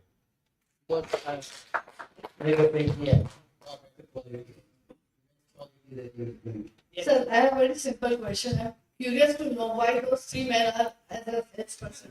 Do you think women are not a good salesperson? Question coming from a lady. Do you think the women are not good at sales, or you want to keep the environment more productive by keeping those three men around? Less productive. No, we have women in the sales force as well, and more engineers in the sales force. But these guys are dealing they're coordinating with a lot of our dealers and distributors. And therefore, our dealers and distributors are in villages, towns, and cities. So we just felt that it would be better to have them. But I'm sure that we will have women into that. Thank you so much. Certainly. Sir, for the growing company, what is your focus priority area in the top line, bottom line, and cash flow? How can we prioritize these things? Reality. Then comes vanity and sanity. I think so. See, in our industry, actually, we make made to stock, made to order, and engineered to order products, right? So made to stock are those ones that you see at retailers. We are the only ones and I would say that with pride, not with vanity. But we are the only ones who uh, don't give any credit to our customers, right? Zero credit. We are not going to say that you give us 30 days, pay after 30 days, 45 days, 60 days. For that, the product has to be, it has to be something better than what the customer expects. That's the only reason why we pay upfront. And so 60% of our business is such that we get money before or as the product leaves the plant. That's for us something that we're very proud of.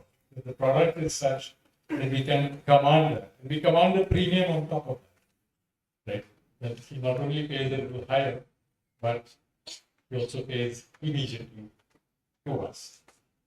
The most important is more than whether it's top line, bottom line, or cash flow. I think this results in all. Sometimes it may not result in top line, but it doesn't matter. And for me, for the longest part of my life, until they bought Chrysler Corporation in America, Daimler Benz was my role. I thought they made the safest and best cars. They weren't worried about how many they sold. And I think that's what made them a larger and larger company. Because the loyalty and the fact that people felt that this was an aspirational product. I think when it becomes an aspirational product, automatically, without you trying to give discounts or whatever else, grow the top line, I think it goes there automatically. So I think thank you everybody. We have Conclave sir also he's a very senior man with a lot of water thing. Any comment or because you done water conservation in the syntax person who pioneered in syntax as water. Yeah, I met you, Sanjay ji, Yes. Pune, Yeah. Paresh bhai. I just have one simple innocent question. Like, we are talking about sustainability. तो मुझे इच्छा ये हुई कि sustainable का हिंदी शब्द क्या है या गुजराती शब्द क्या है वो अभी तक मैं जो पकड़ नहीं पाया हूँ तो अगर हमें जो है ज्यादा लोगों को टैकल करना है we want to approach more people and target them हमको ये तो बताना पड़ेगा उनकी भाषा में सस्टेनेबिलिटी होता क्या है एक शब्द में In an industry forum and this audience, I can say sustainability may be synonym with Mr. Kirloskar. That will not work over there in the village. So thank you, sir. Any last comments? Otherwise, I'll just summarize in 30 seconds. I'll tell you my last comment. My father passed away in 1987, and I was very young at that time. And he told me two things. One, I will tell you right now. He said to me that a lot of people will tell you that you are doing great. Right? People might want to give you awards. Don't take them. Take them 5 years after you have retired. If people still remember you 5 years later, it really means you have done something. Right? And I think that's what got me thinking. That, and I said, okay, I will hold me responsible for who comes after me. Because, people will remember you only if that company goes on further and becomes more successful. Right? That this guy did something that brought the company over here. And let's take the awards to the next guy. But that's the thought that I have, that the next generation that comes out of the company has to take it to a higher level. For that, the foundation that needs to be laid is something that can be sustained and grown further. So that's the last thing I'd like to say. Okay, awards are not something that you receive, it is something that you give, that you receive it from. So fabulous, sir. Thank you so much. So much of passion, so much of reason, so much of purpose that we can see in what you are saying. A 100-year-old company or more than 100 years still energized as if it's a startup. that you're driving it so well with so much of innovation, culture, R&D, pioneering in so many things, and then to add to the story, the diversity that you created. So this is something which certainly is a role model, and thank you so much for your insights today. Very happy to have this first plenary with you, and certainly I feel my privilege to be sitting with you during this discussion. Thank you so much, sir. Thank you. Thank you. Thank you so much. It is so wonderful to listen to the pioneer of a 100-year-old company or more than that. And sir, your humbleness, your simplicity definitely awed the whole audience. And he was the one who started with that. Why it's not men who actually drives the world, but also acknowledging people at home who is building the future and sitting there and thanking him to acknowledge this on International Women's Day, which is happening tomorrow.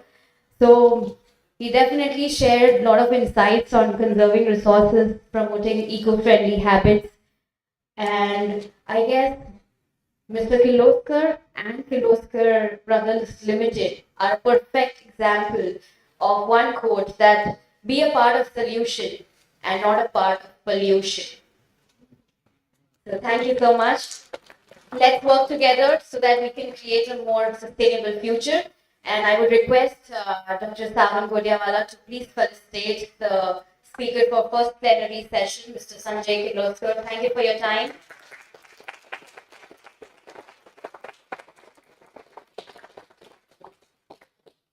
So with this, we end the first plenary session for Regional Management Conclave. We have a tea break of 15 minutes. It's the time for you all to meet, greet, make networks and make new friends. Thank you very much. Be here back by sharp 12:20 p.m. Thank you.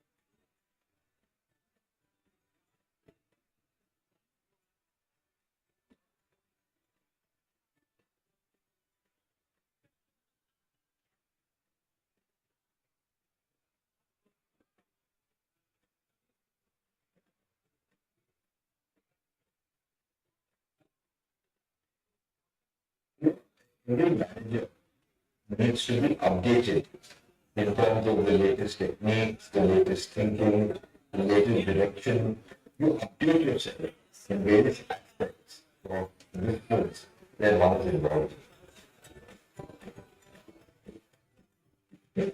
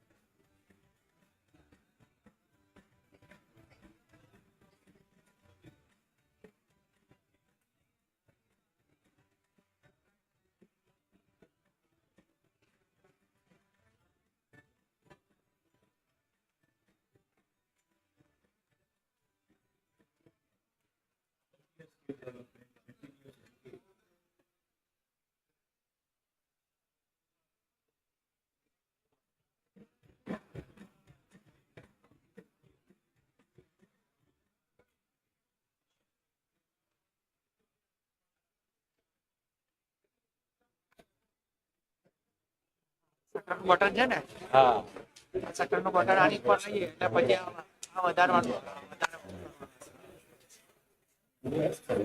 અત્યારે 50 બહુ આવે પછી જેમ જેમ વધારતા થતું જાય એટલે આપણે 60 છે ને સ્ટાન્ડર્ડ હોય આ લાઇટિંગની જે ફ્રીક્વન્સી હોય 50 આની કોઈ 60 ની આવતી એટલે એનામાં જાય ને એટલે વધી જાય પછી બહુ વધી જાય ને એવું લાગે ને પછી ના થાય તો ટેન્શન નહીં કરવાનું પણ હું 50 ની 60 ને એટલે ફિગરિંગ થતું ઓછું થઈ જાય બંધ થઈ સ્ક્રીન પર થતું આમાં સ્ક્રીનમાં આમાં એલઈડી માં તો ખબર નહીં એની કેટલી સાયકલ છે આમ જો ડાર્ક હોય ને ઓપ્શન તો અમુકમાં ડાર્કમાં બી આવે જો આની અંદર જ બધું આવી જાય એથી જો આ એક્સપોઝર આ ફોકસ બધું એકમાં જ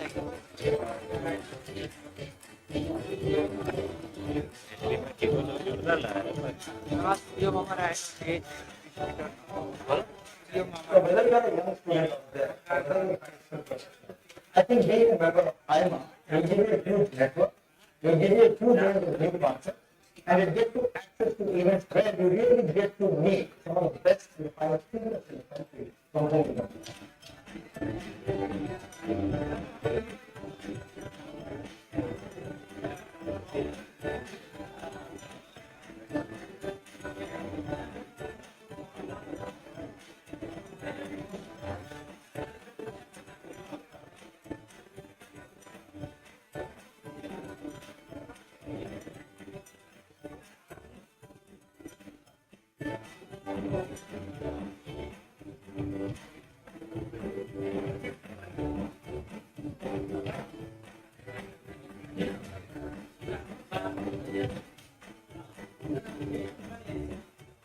You know, every manager needs to be updated in terms of the latest techniques, the latest thinking, the latest direction. You update yourself in various aspects or disciplines that one is involved in.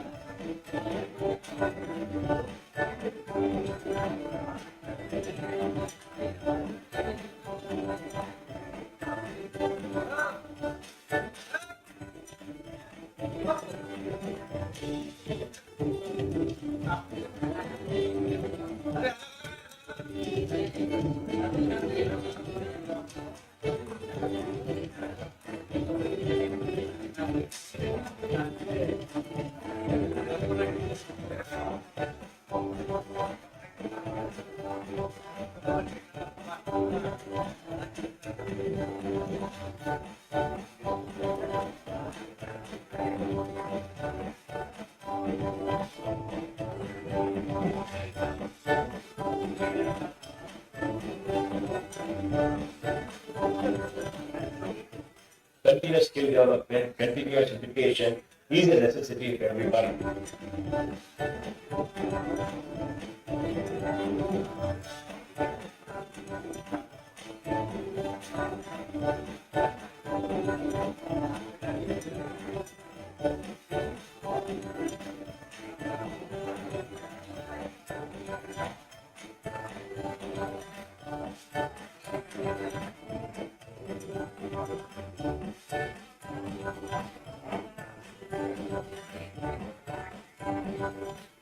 AIMA has been known for its testing services First is the management aptitude test, which is the grade between to admissions and also to recruitment services.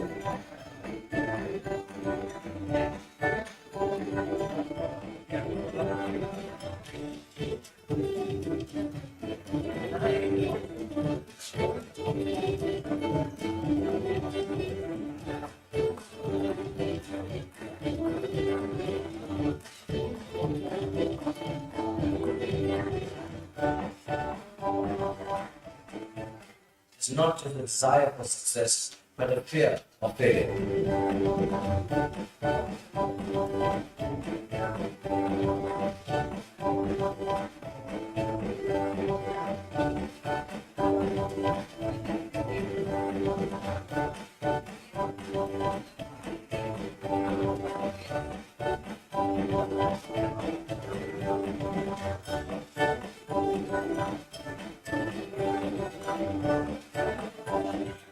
AIMA is an institution that all of us are proud of. We're proud of its legacy, and we're proud of the role that AIMA plays in society.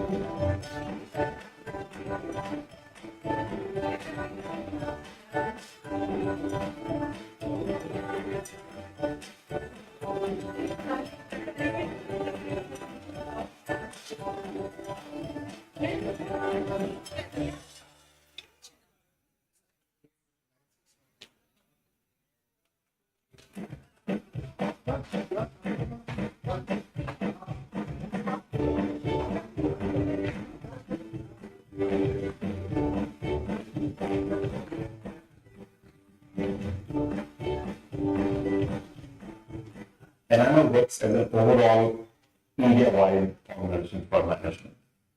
It has for long protected, promoted, and nurtured the management movement, and it also reached overseas to connect the world with India.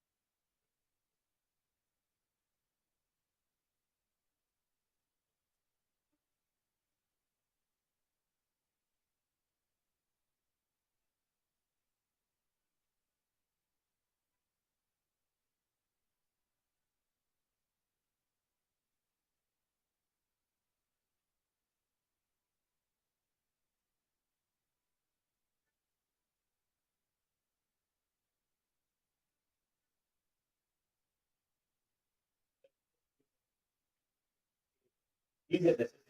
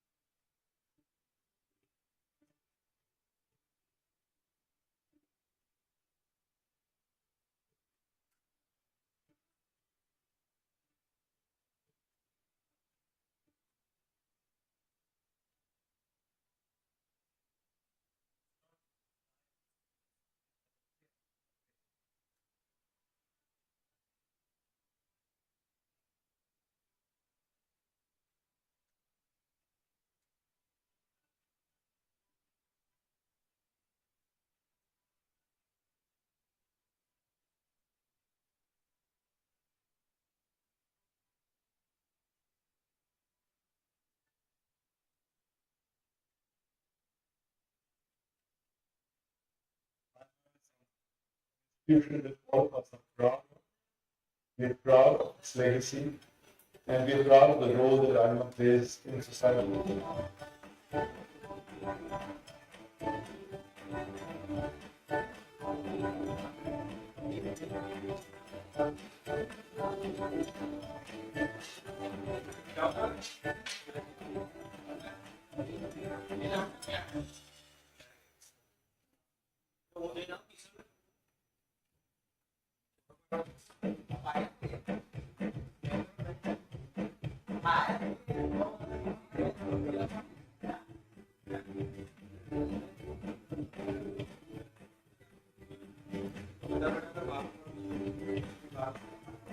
And I know that's the overall India-wide organization for management. It has for long supported, promoted, and nurtured the management movement. And it's also reached overseas to try and connect the world with India.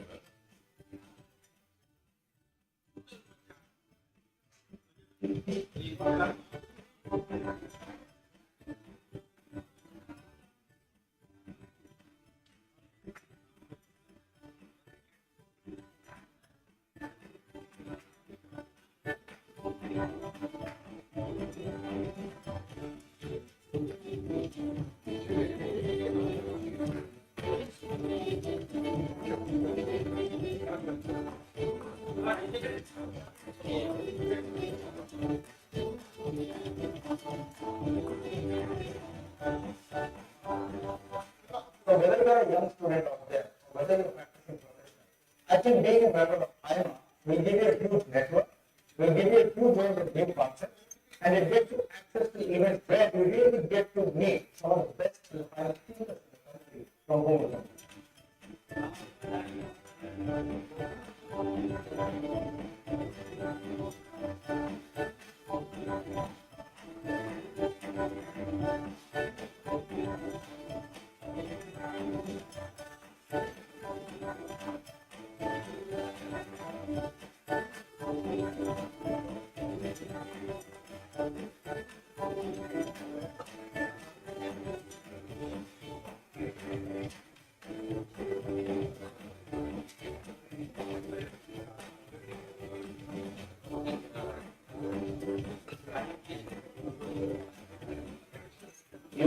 Every manager needs to be updated in terms of the latest techniques, the latest thinking, the latest direction.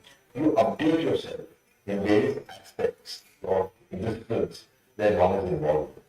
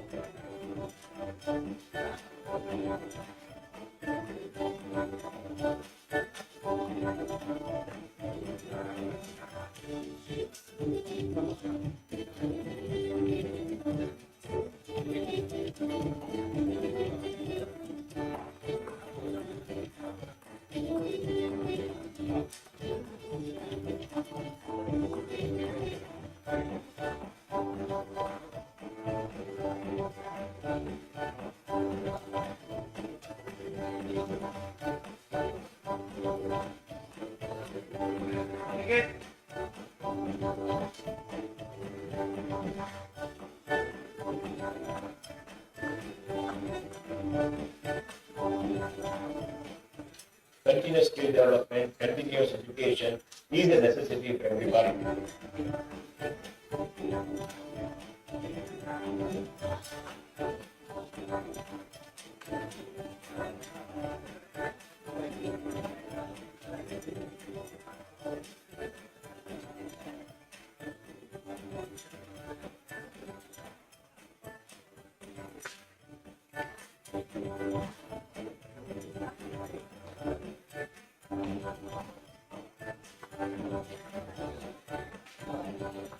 Sama has been known for its testing services, service related to emissions.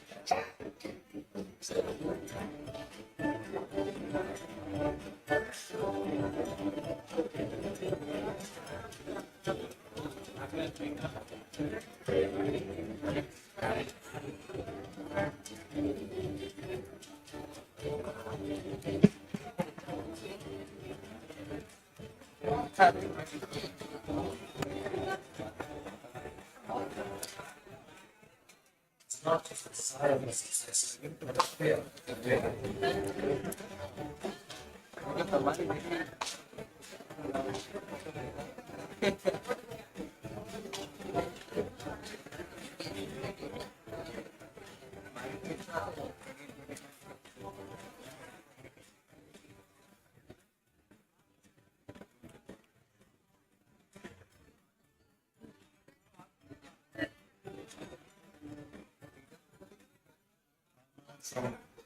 Good afternoon, everyone. We wish to start our second plenary session as soon as possible. So please take your seats and call all your friends to come back to the auditorium.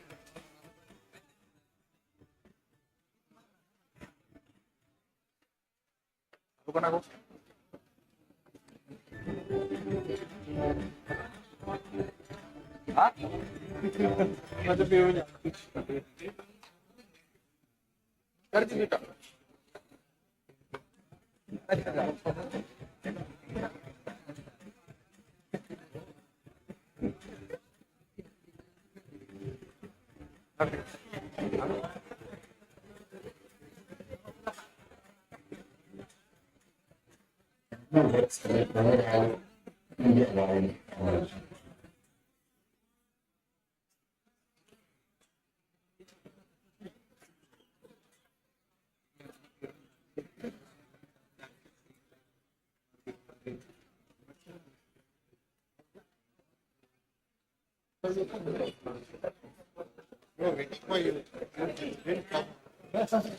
Ladies and gentlemen, we have a special announcement. We are going to have a special session by Mr. Jagdish Vishwakarma from Ministry of State, Gujarat Government at 4:15 p.m. So we are going to have special session by him at 4:15 p.m. So would request everyone to be also present there. And your participation certification will be delivered, will be issued to you at 4:45 p.m.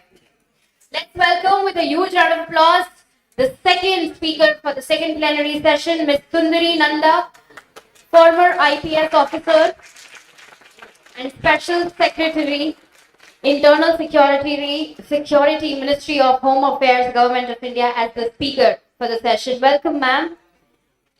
And I would also request Ms. Gopi Trivedi, Honorary Joint Secretary at AIMA, to become the session chair. Thank you very much. Take your seats.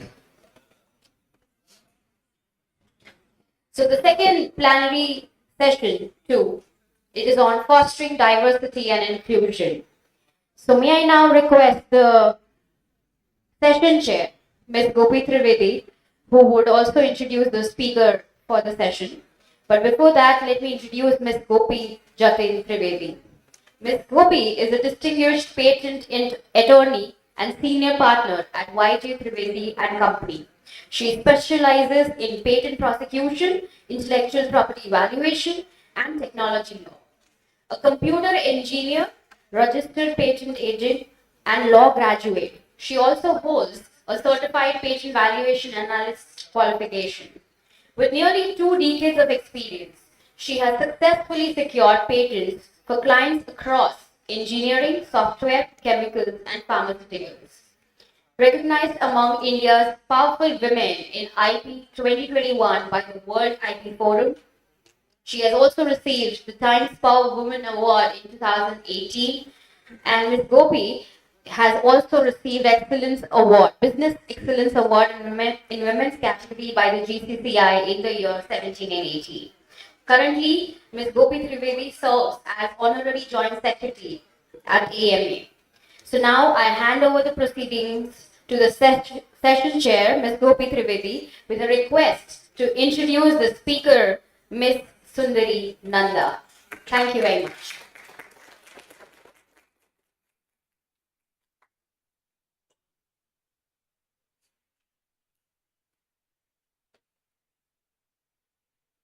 Thank you, Renee, for the generous introduction. But I'm basically a part of AMA, here to give back a little and learn a lot. So that's a continuous process. So my warm greetings to everyone present here.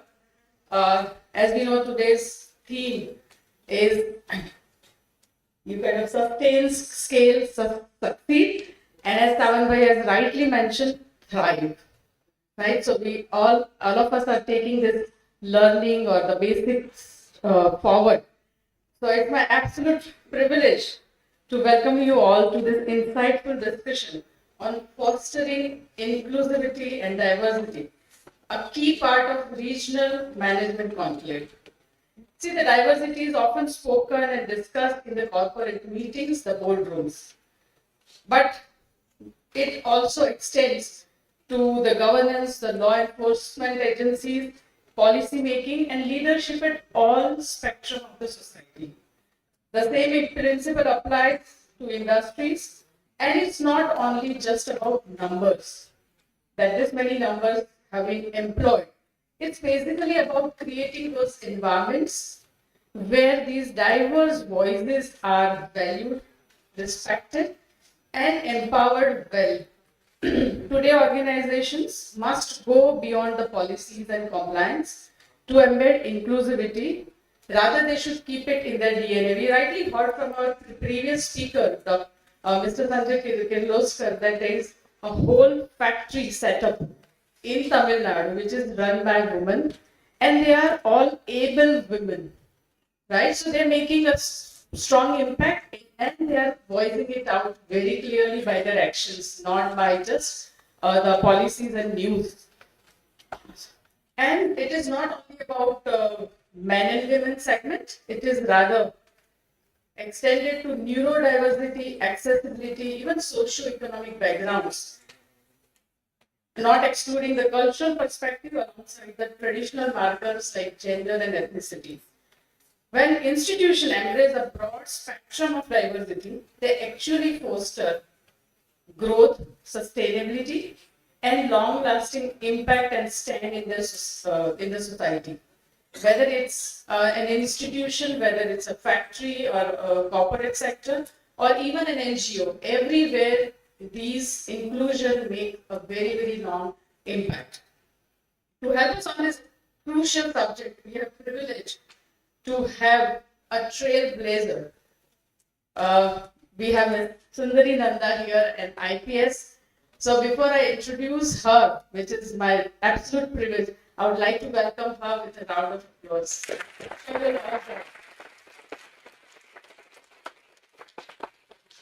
I have had the introduction with me, but when you kind of search on internet, you will have pages filled with the stories and the success benchmarks which she has created through innovative approaches. So with your permission, I would like to introduce you, ma'am. So Mrs. Sundari Nanda is an IPS officer from 1988 batch of Union Territories, that is AGNUT, cadre of Government of India. After an illustrious 38 years of career, she superannuated in December 2024, very recently, as the Special Secretary, Internal Security, Ministry of Home Affairs, Government of India, New Delhi. Over the years, she has served in various capacities with the Delhi police as well as with the Goa, Arunachal Pradesh, Mizoram, the Pondicherry police, gaining extensive experience in law enforcement, counter-terrorism, emergency management, and human resource management within large police forces like Delhi. A pioneer in the field of cybercrime investigation, she was instrumental in setting up the first cybercrime investigation vertical in the country in 2000, years back, while serving with CBI as Special Secretary for Internal Security. She played a key role in formulating cyber security policies and was the driving force behind the Indian Cyber Crime Coordination Center, often known as I4C. She has been even pivotal in addressing the rise of financial cybercrime, spearheading innovative solutions such as the 1930 helpline and the public awareness initiatives through mobile ringtones. Under her leadership, India hosted first ever G20 conference on cybercrime and cybersecurity, which was among the key conferences mentioned in the final G20 leaders declaration. Beyond cybercrime, she has led investigations into high-profile economic offenses during her tenure with the CBI and has contributed significantly to research and training, serving as Director of Training at the Bureau of Police Research and Development. Not only that, she's always a learner. She is a Senior Chevening Fellow from London School of Economics. She conducted extensive research on the effects of globalization on crime and populations. She is also an alumna of the prestigious National Defense College, where she received recognition for her project on citizen services for national prestige events during 2010 Commonwealth Games. Her outstanding contributions have earned her President's Police Medal for Distinguished Service and the President's Police Medal for Meritorious Service. I can't stop myself then applauding you. She is retired, but she hasn't stopped working. She is giving back to the society in her very own way. Currently, she serves as an expert council member of the National Security Work Stream at Niti Aayog's Frontier Tech Hub, led by NASSCOM. She also volunteers as an advisor of administration at Amrita Hospital, Faridabad, and very actively and passionately involved in mentoring young professionals across various institutes. Ma'am, indeed an extraordinary career. We really look forward to learning from you. Before we get into the fireside question and the audience question, we would want to hear from you explicitly. Ma'am, can I have you here?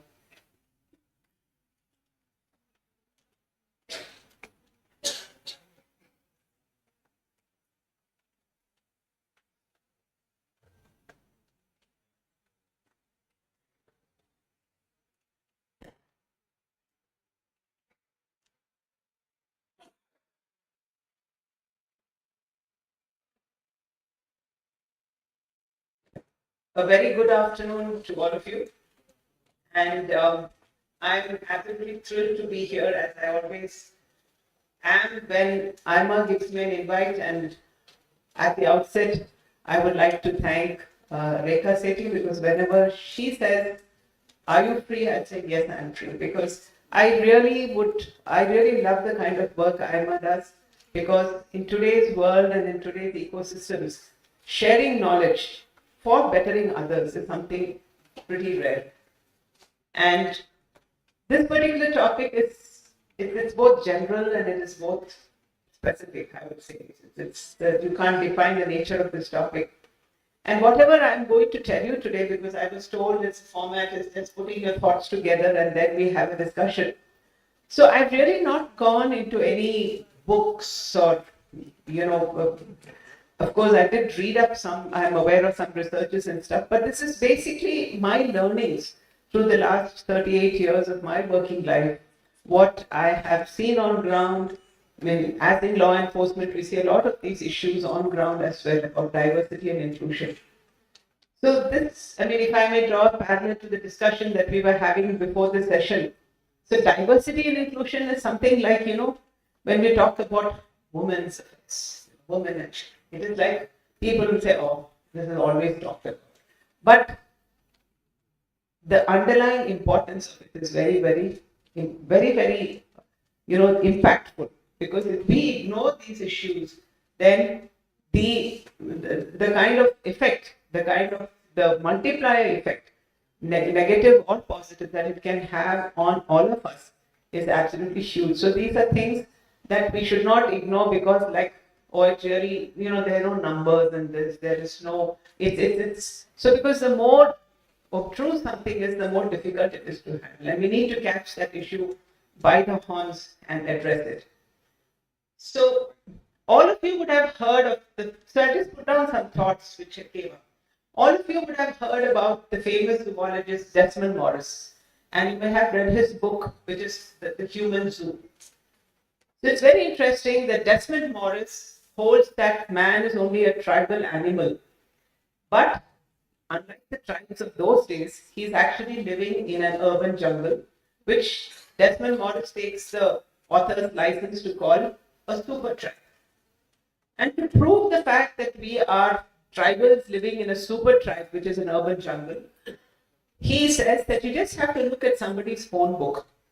Invariably, you'll find tribal clusterings there. That is what he speaks about. He only scientifically proves what grandma's wisdom that we all know of said. Birds of a feather flock together. And that is what he said. That is grandma's wisdom.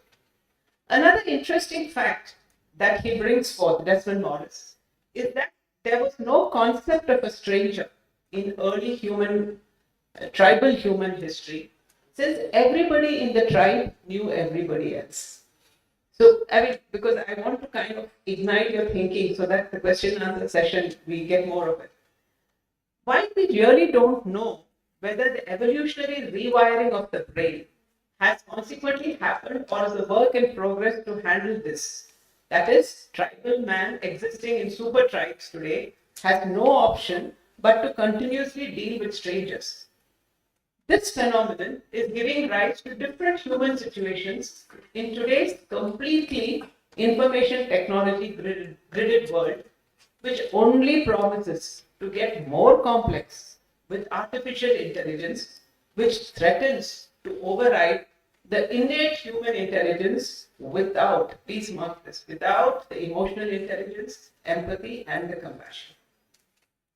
The first shocker in India, as we all know, came a couple of years ago, you would recall, when there was an exodus of people from the northeast, from South India, back towards their hometowns in Guwahati. Thousands of panic-stricken people living in Bangalore, Chennai, and Hyderabad boarded trains and headed to Guwahati, following rumors of violence targeting them. This even would not stop even after the then Karnataka Home Minister visited the Bangalore Central Railway Station and made repeated appeals to the thronging crowds, including students and working professionals, especially in the services and security sector. Don't heed rumors. Not even a single case of violence has been reported, he said to an angry audience who alleged that the police had not responded to complaints made by victims in the last few days. We also know that apart from the chief ministers of these three states, the matter went up to the then Prime Minister. And the nation as such had to step in, including the chief minister of Assam. They had to step in an emergent way to reassure the scared citizens, and the situation took time to limp back to normal and businesses to pick up traction. It's interesting to note that many of those who spoke to the media then admitted that they did not know directly of any cases of violence. So it was hearsay. However, they said there was an atmosphere of fear and mistrust across the city, particularly Bangalore. And they said that the Assam media was reporting on some violent incidents in Bangalore and Mysore, creating panic in their home bases, in their hometowns, and their people were asking them to come back. Think of the cost. The cost of this exodus was huge to the services industry in South India. I don't think anyone has even, not that I know of, has even attempted to kind of work out a cost of this exodus. The talent which diversity brought, please listen, the talent which diversity brought could not be replaced. For that is what diversity brings in, the relevant talent. And we all know about the gentle, efficient hospitality which seems to be in the DNA from the people of the Northeast. More recently, manufacturers and industry leaders in Tamil Nadu were apprehensive of a large-scale exodus of North Indian laborers after purported videos of attacks on Bihari migrant workers in the southern state went viral. In an obvious bid to allay fears, Tamil Nadu CM had stated that the people of Tamil Nadu would protect Bihar migrants, but only such an assurance may not and cannot have had the desired result. So we constantly keep hearing about these internal immigration issues, and immigration issues are a hot topic across the world today. So somewhere down the line, there is definitely a problem. So I'm just giving you my thoughts on where is there a problem. Now, this is happening in India, where there is a tradition of acceptance and tolerance endemically prevalent. The concept of Vasudhaiva Kutumbakam, that is, the world is a family, because human beings are one, it is one energy, the unity of mankind. Most of us have grown up in a traditional atmosphere of sensitivity and tolerance, and there are very beautiful examples of it across heterogeneous societies in India. It appears that this diversity grid, both in India and across the world, are being steadily hacked at by various interests and forces, prima facie, for misguided and misogynistic purposes. However, the good thing is the rhetoric and the actions so far appear largely political. I'm being very candid about a lot of things because this is a learning environment. And so we need to kind of face issues and discuss them if we are to benefit by this interaction.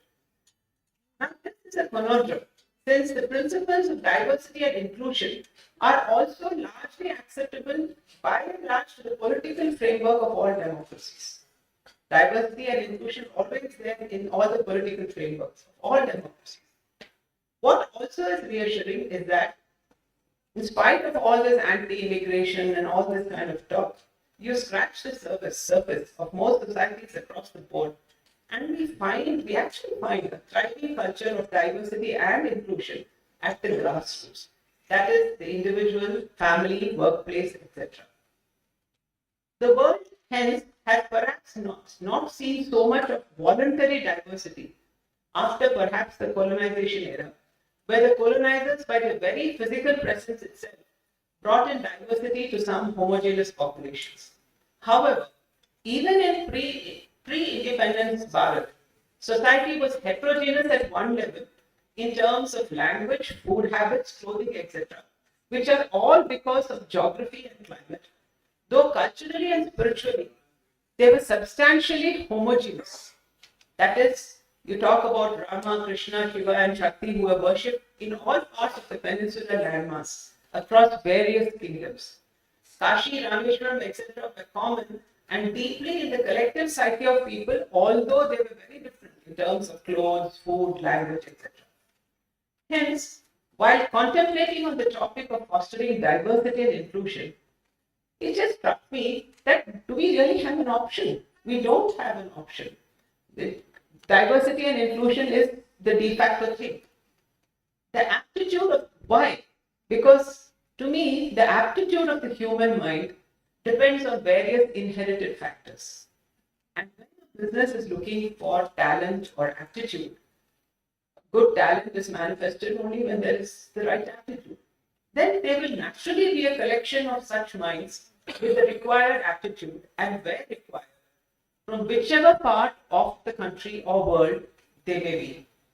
And that's what naturally led to globalization. The world may not be flat for everyone, everywhere, but there's no turning back the clock on globalization and the palpable effects it has already had. Many of you may have seen the Globalization Index, which is worked out by the Foreign Policy magazine and A.T. Kearney. It is so obvious which ranks various countries on various indices of globalization, etc. They do it every year. It is so obvious that never before have the forces of globalization been so evident in our daily lives. And I will give you some examples. For example, I mean, all of you younger people here would know that an estimated 2 billion people witnessed the live a series of concerts held in 11 locations around the world to raise environmental awareness. That's one. Chinese manufacturers decorate toys with paint containing lead, and hence what happens? Children around the world have to give up all their Batman and Barbie dolls.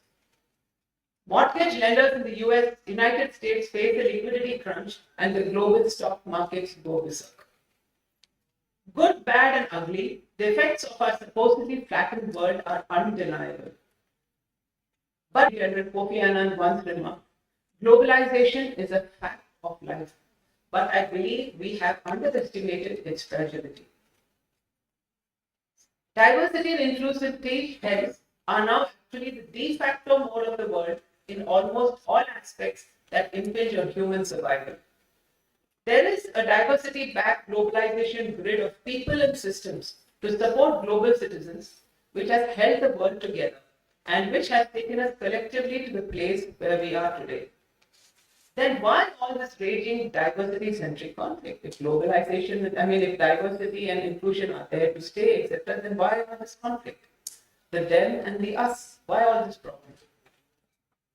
My thoughts are that the prevalence of technology-backed social media has actually broken the existing comfortable and ego-soothing stereotypes of an earlier established world order of countries, their people and population. There was the rich and powerful West and then the rest. Simple. No complications. Many of you may have watched a viral video about a month ago about the CEO of Google, Mr. Sundar Pichai, who was insulted in the first. How many of you watched that? That's the one of CEO, Mr. Sundar Pichai. He was insulted in the first class cabin of an airline by an experienced air hostess who felt that this person in an ordinary jeans and t-shirt and carrying nothing on his person which was designer couldn't possibly belong to the first class. This bothered her so much that 2 hours into the flight, she actually went ahead and asked to check his boarding card. In spite of there were a lot of other people in the cabin who were pointing out to him and were excited, but nevertheless, her conditioning was so strong that she went and cross-checked his boarding card. What followed, of course, was a very typical Sundar Pichai masterclass on leadership and humility. But what this also brings up, what I'm trying to say is that old stereotypes are no longer valid. And so, if we have to strengthen diversity and inclusion, we have to kind of make sure that people are aware that the old stereotypes are no longer valid. All stereotypes, by and large, maybe I'm wrong, but that we'll sort out a discussion, which are mostly a spin-off of colonization, and that is no longer relevant. Of this race is superior, that is inferior, etc., them and us. Think of the early decades. These are some of the thinking points. Think of the early decades when one traveled abroad. It was who India, where are you from India? Those of my age group here, you have experienced that. Where India, jungles, snake charmers, weird yogis, hunger, and then hunger, starvation, sickness, underdevelopment, which are a poor country. That was the thing. So we didn't mind helping you. But today, viral social media videos show the big fat Indian wedding, the consumerism, driven by relentless marketing, and the spending power of the rich Indian, which has suddenly dented this embedded perception, and people are very uncomfortable. Oh, they have so much money to blow up, so why do they need help? Money is going away from us. These people have so much money to blow up. These people are taking away our jobs. So there is fear and insecurity because of dented perceptions. And this needs to be addressed and allayed to strengthen diversity and inclusion. So in the background, if you think about and context of this complex inner mental ecosystem today, the ground fact is rational and different. Giving a paid opportunity to an individual who has the required talent to help a business to grow is not an act of charity. It is definitely not about giving a dole. So this is something that has to come across. Somehow the perception is that by giving you jobs, we are being charitable towards you. That's not the fact. And what is required in the stereotype perception to be cleverly corrected, and that is what is required. The existing world order and realities have to be spoken about, and people help to understand the ground realities. For example, to the young people here, have you ever thought about it? Was actually with you because when I thought about it, it really dawned upon me as to how important diversity is. What would have happened if America in the 1960s did not get the Indian engineers, the Japanese and Chinese workers when the US was under a state of construction? Did they have at that point in time the necessary talent to help them actualize a national vision, a business vision which they had? There was obviously a shortfall, and hence the inflow of talent from various countries and the manifesting diversity of human talent. This diverse population actually has built America. Another fact that I'd like to put up before you is that the big human and the big planet, the big picture, the planet picture, has already taken root with the millennials and Gen Zs, many of you are in this room, which is largely the existing and future work groups. You already understand that every society across planet Earth has certain advantages and disadvantages in its innate nature because of the complex anthropological, genetic, historical, geographical, social, and political factors. I mean, it's so complex, which a human being brings to the table. It's just not an employee. He's a complexity of all these factors. At a point in time, one society's advantage is another society's perceived disadvantage. As it is just a perception, which may be because of lack of the right information or because of an established societal norm at that point in time. Now let us talk about India's excessive population versus the youth dividend. Now, a couple of years ago, the then US President, Mr. Barack Obama, and then the First Lady, Michelle Obama, had been invited as chief guests to our Republic Day parade. Like every year, we invite a head of state to the Republic Day parade. One of my colleagues was the chief security liaison officer. He told us later that they were really impressed to see the school children and especially teenagers participate in the Republic Day parade, and they were asking questions about how did they practice, and when they were told that they would come in the cold January mornings, they would come every morning and they would practice for more than a month or so. They were highly, highly impressed by that. And they said, especially I believe Michelle Obama said that she would be so happy to see the day when they could get American teenagers of that age to come forward to participate in a parade like that. And so this is what we see as, like we say, like a traditional Indian upbringing. The perception says that this is an advantage or a disadvantage, but that disadvantage gives about this advantage, which was remarked upon by nobody less than the then President of the United States. So actually what I would like to sum up is saying that this is an example which I like to drive home here, saying that the cultural, social, historical inclinations of a population, which is an advantage so far, is the youth dividend from India. So you are going places across the world. The advantages of your advantages being your education, your discipline, your lesser cost, and they are an advantage to the businesses that hire you. This is not charity. Nobody is king, nobody is pauper here. It is just that it is a need of the hour. One other thing that we have to address is the challenge of individualism versus the fact that no man is an island. Because very recently in one of the, I met somebody from the industry who said that now individualism is getting so, ingrained in the workforce that some companies actually have had to start pet crashes. So there were pet crashes which have started everywhere. People want to bring a rescued dog or a rescued cat to work.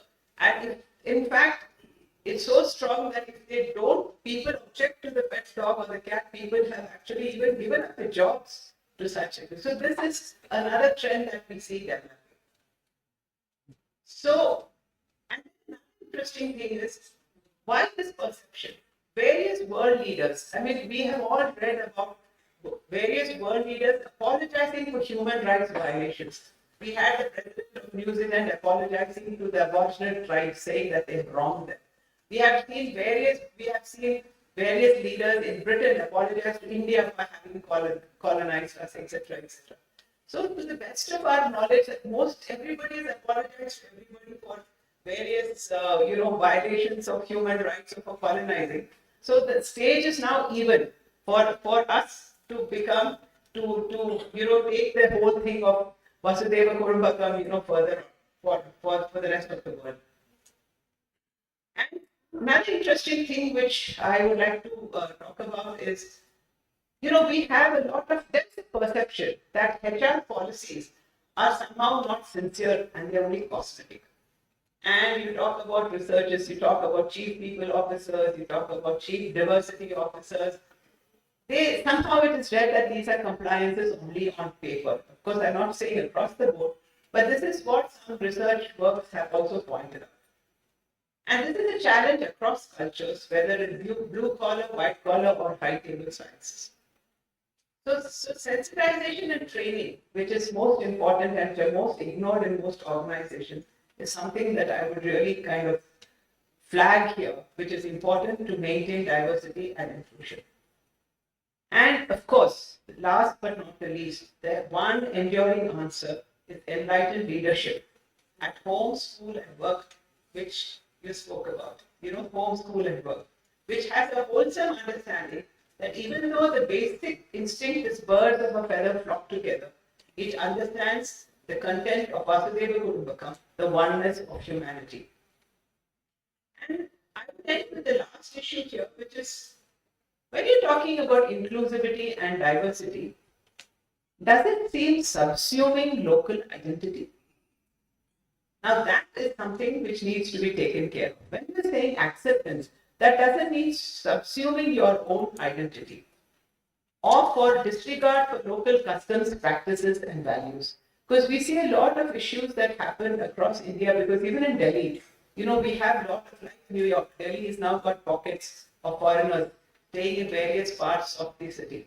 Why the local people are very accepting and they've given them houses on rent, etc. But when these people do something which is against the local tradition there, then we have huge problems which happen out there.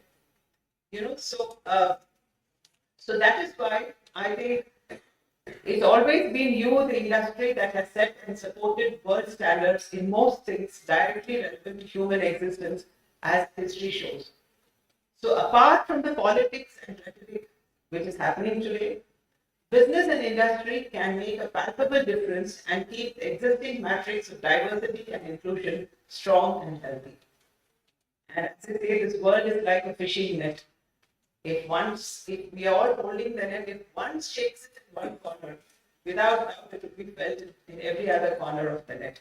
So if we want to net a good catch of, fishes of future development, prosperity, and wellness of mankind, we have to make sure that none of us shake the net unnecessarily. Thank you.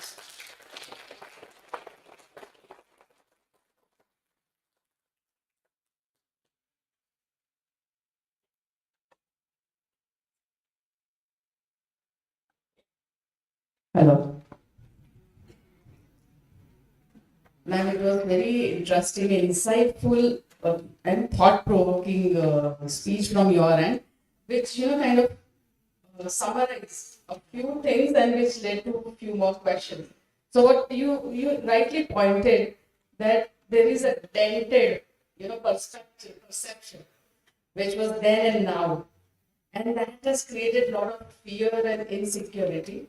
Sadly, it is unseen because they are in the human mind. And that brings a kind of a discomfort and some illegal actions and not responsible actions, I would say, by words or by even some hands-on bits which are not fair in the eyes of law. So what do you think, ma'am, like how this psychological problem be addressed as a nation, as India, which is already a Gyan guru, and we are those learned, we have the Gita Gyan, the perceptions, everything is blended in our daily lives, all of this wisdom. But still, why do we feel fearful and insecure as a nation, as a society? I think because across the world, at this point in time, we are all confused. We have a lot of values, we know what is right, but then looking at what is happening around us, we are also confused. So we kind of, something is not right, but we agree to that continuing to happen. So let's take a simple thing, like for example, the subject of live-in relationships, for example. You see, today, even as parents, we have kind of accepted it. We really don't know whether it's good or bad, especially after 3 years, then they split. Then you have, like, since I'm in law enforcement, and after 3 years of living together, suddenly the lady says that she's been raped. So it's confusing, it's confusing. So I think we are actually, calling a spade, I think society on the whole is confused about a lot of issues. So on one hand, it is like freedom to do whatever one wants. But if a public figure or an industry leader or anybody does even a small little thing, which is during his personal time, and you all are this, you're online, so you know what is the kind of, that thing which is the trolling which happens, to that. So that makes me think that right now we are all actually pretty confused. We really don't know. So that's what is important, because we had those things, we had those values, and the way technologies come up, and we kind of caught up with the development story. So we are really right now, very honestly speaking, we are at a stage where we need to rethink and redefine the path. And that is why I think when you look at the benefits of this thing called, I don't want to use Vasudeva Kudumbakam too often, because then again a perception, this is something spiritual and religious, boring stuff. I don't know why they're talking about that. No, it is like, what is the logic behind it? Because it is like, the scientific fact is all humankind is one. There's one energy in all humankind. So that's the fact. Which we call it quantum consciousness or whatever. So humanity will go on for millennia trying to figure out who we are. So while knowing that, we know that we are all the same. And then we have brought in science and technology, and somehow I feel that everything technology is good. So it's strange because AI, for example, like we say that AI is good, but I would say no, it's dangerous. There are good parts of it. There's also a lot of dangerous parts of it. Most of the world does not have regulations in place for AI. We are still trying to figure out where it is. Apart from the Digital Market Act of EU and all that, we still don't know where we are. So that is the reason, because we are in this flux. So we have to, in fact, do a kind of a balance sheet as to where we are, what do we want to do, and I think it's the right time to kind of reprioritize before AI kicks in, and people are so excited, so cool, see AI is hiring people. But then I tell you another story, because what I feel is why it's like AI, the same AI which you think is so cool is hiring people. The same AI can make you non-existent online, because if you look at the rational programming that AI will do tomorrow, if somebody reports me on Facebook and says that report something which I have written, and supposing my Facebook account is deleted. Now we have connected so many things to our Facebook account. Now that will get deleted from there also. And then of course your bank accounts will get deleted. And once you have a real danger of you being absolutely dead online. See, you won't exist online. So we are at a very funny state, because then can you imagine with everything being online and you being non-existing online, it's actually a very, very real danger today. So that is why we say, because at this point, in time of the meeting of the human mind and its development, especially information technology and technology, has kind of confused all of us. That's why I say we are in a perception flux at this point in time. I'm being very honest about it. Yeah. Very, very well said. But now we are bringing back the attention to our true inclusion, which is about various aspects, not only male and female. It's about the diversity, which brings in by even accessibility or different socio-economic backgrounds, different states. Now, how has been your experience and how practically you took certain actions which brought inclusion during your leadership in this various complex, while playing the various complex roles, rather? Yeah, I think it's just I think what is important is empathy, putting yourself into the other person's shoes and finding out like if you're talking about inclusion, what we were discussing, like for example, when you want more and more women to work, and so for example, providing them with last mile connectivity to go to work, the company takes care what is the neighborhood she's coming from, and if she's going for late night work, the last mile connectivity to work. And then of course, sensitivity to the fact that as a woman, she, like the mother's role, the childbearing phase, etc., which is actually also very heartening because I keep following this up. And I find that many companies are encouraging women to come back after childbirth, etc. They're giving leave to kind of take care of children, etc. So these are all, like I said, there is a lot of diversity and inclusion. I've said very emphatically is de facto, it is there. Except that in between we are confused. And then again, in media, it's hot news to see, that's the confusion. It's hot news to report something negative because it will sell.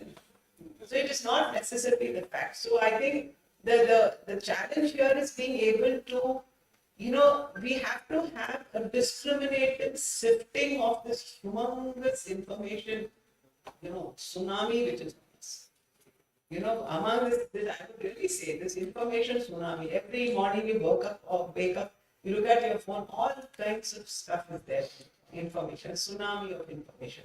But what is it that is actually required? You need to sift through it. You need to be, that discrimination is required. This is required, that is not required. I will do this social media, I won't do that. So that I think is the biggest challenge before all of us today. Just 2 or 3 decades back, we had to make less decisions every day. Where, kind of, I'll play or study, I'll go to my uncle's place or study. I think these generation have more decisions to make in a daily and micro basis because of this influx of information. Moving ahead, we would like to know, ma'am, what is your kind of current role at NASSCOM and how you feel this cybersecurity would help into even bringing the diversity situations under control? See, thing is, I'm one of the expert council members for Niti Aayog. Niti Aayog, in fact, has got this frontier tech hub, which is now to promote, to look at policy for use of technology for the coming years for our country. Cyber security is very, very, see, when you say cyber security or when you say national security, today the entire thing is very, very different. Like for example, so when you compromise citizens' information, when you compromise identities, like for example, I just share with you during G20, there were these hacker collectives across the world, which were hacking all small institutions across the country on that last day, that 2-3 days before the last global leadership summit. Left, right, and center, all educational institutions, colleges, which apparently did not have the best, very strong websites. And so you found on the darknet, you found information about students, their mobile numbers, their addresses, etc., floating on the darknet for anybody to pick up. So so today national security is not that old perception we had, like country, borders, barbed wire, man, gun. No, it's not like that. It's come right into our homes, into our bedrooms, because there's so many instances where a mother is thinking that the child is studying.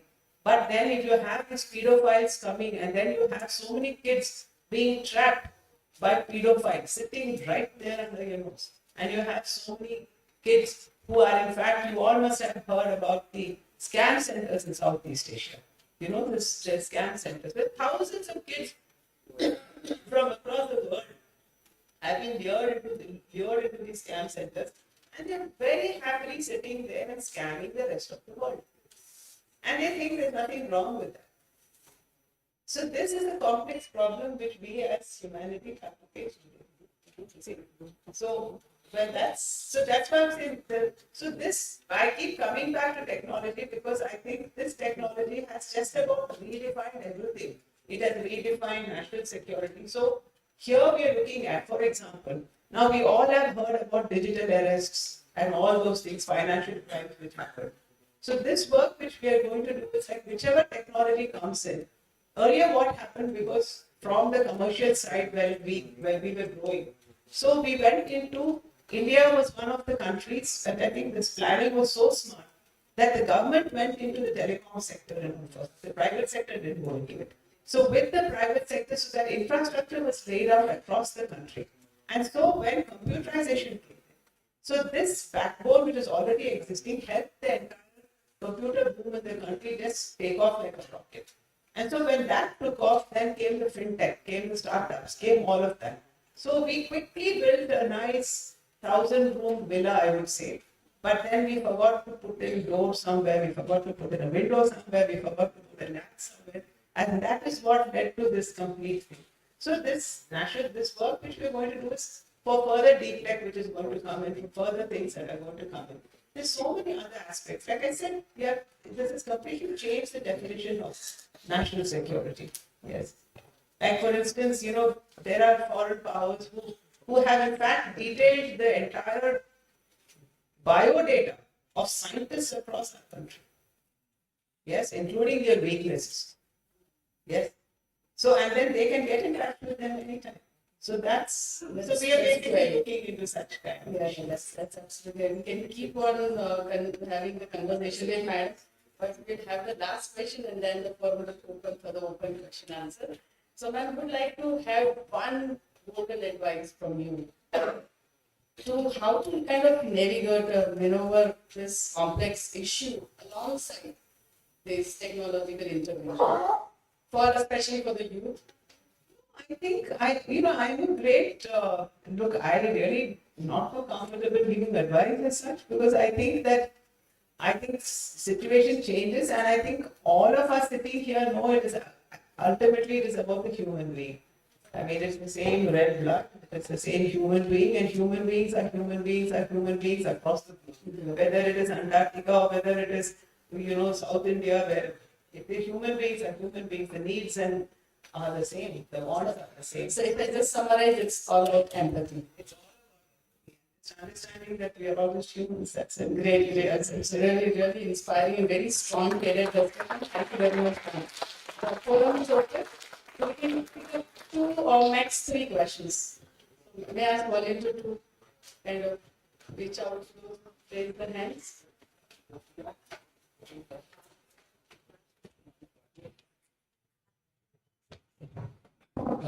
Hello, good morning, Madam Speaker and the Chair. Yeah, right. So it was really wonderful and insightful the thoughts that you shared about diversity and inclusion. So how could businesses use, if there are any matrices or indicators, to measure the effectiveness of diversity and the inclusion initiatives? Speaking from experience, I would just say it is about, I think there has to be a pattern study on attrition. And then there has to be an analysis of what kind of attrition is taking place. Is there a pattern to an attrition? Because it happens, in any industry, there is the mainstream population. Say if you talk about Delhi, or you say talk about the Delhi police, let me put my example. So if you talk about Delhi police, largely most of them are from Haryana and, Western UP, right? And then, some part of Rajasthan. Now, if I find that there are too many people who are, quitting the job, and they are from a certain section of society, and it's like every place is an organization, whether it's a business, whether it's a government organization, these issues are everywhere. Like, because we went in for all India recruitment because, Delhi has people from all over the country. So when you get people from the Northeast, for example, we have, and they're born commandos, they're very good. So those people, when they are there, so we used to keep tab on if people are leaving from there. Why? So that's a red flag. So you have to I don't think there's a one formula fits all, but I think the general thing is if there is a very constant pattern analysis as to the kind of attritions or even the kind of complaints coming in to the grievance redressal mechanism which is in every organization, that should be, I think, a marker for that. And keeping communication channels open, I think that is very, very important because I find, like the government, even companies have a huge bureaucracy. It's very difficult for a person on ground to get in touch with the person who can actually make a decision. I mean, in my experience, I've seen it's the same everywhere. But if there is a good channel of communication and people who are not sulking in the grievance redressal because they think it's not a frontline job, and then if they take that seriously, I think that's all. Yeah. The next question.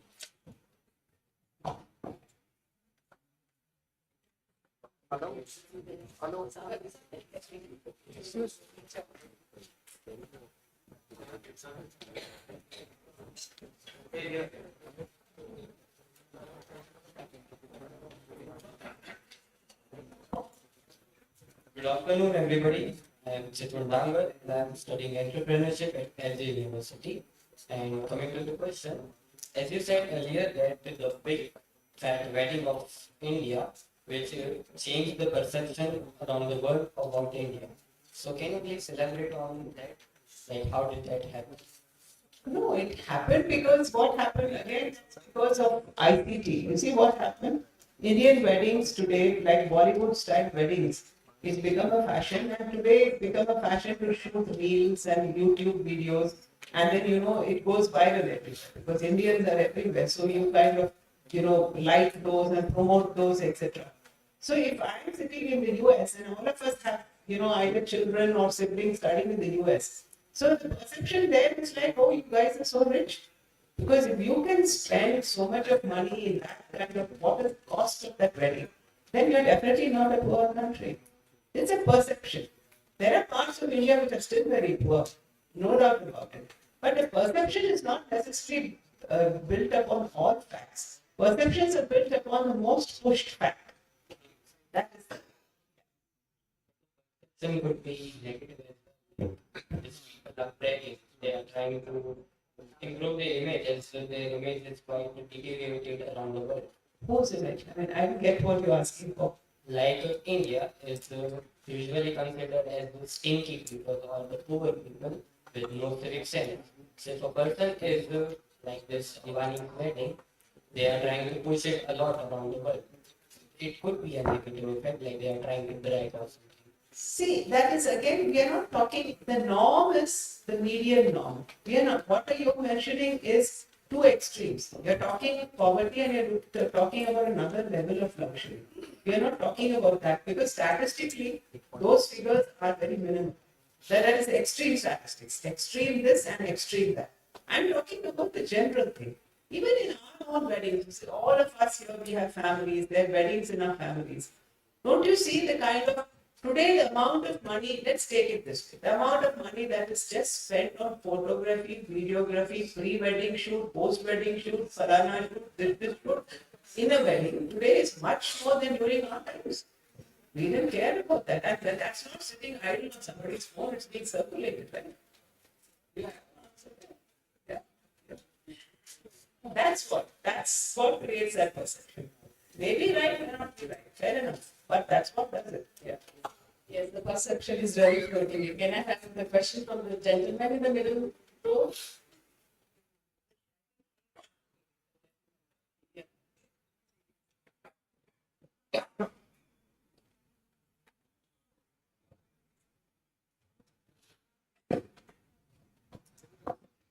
Good afternoon. Ma'am, you covered a lot of things. You spoke about AI, you spoke about inclusiveness. I have two specific things which I thought I would bring up here. One, when you look at AI, one thing that comes up is, and I'm linking it to the influx of the, information that comes in. Today, you have some kind of a warning message which comes in when you call up someone.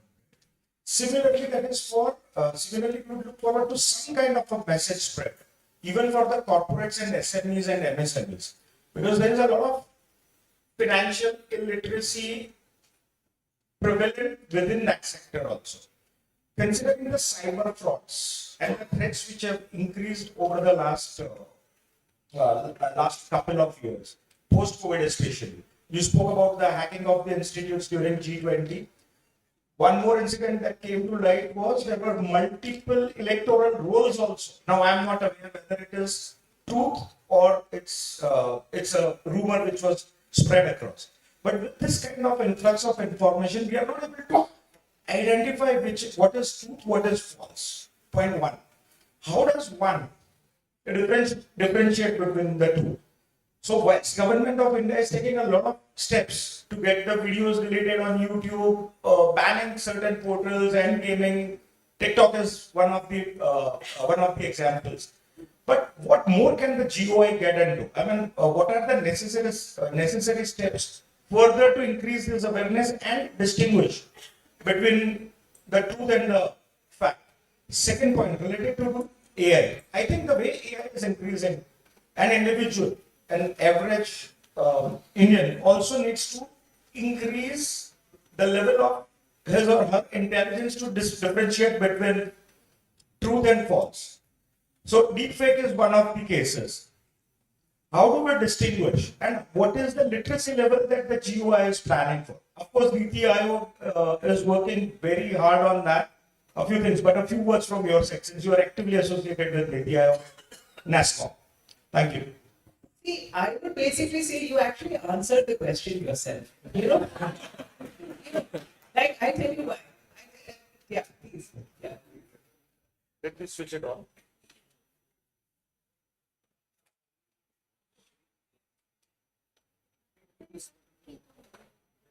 It's on.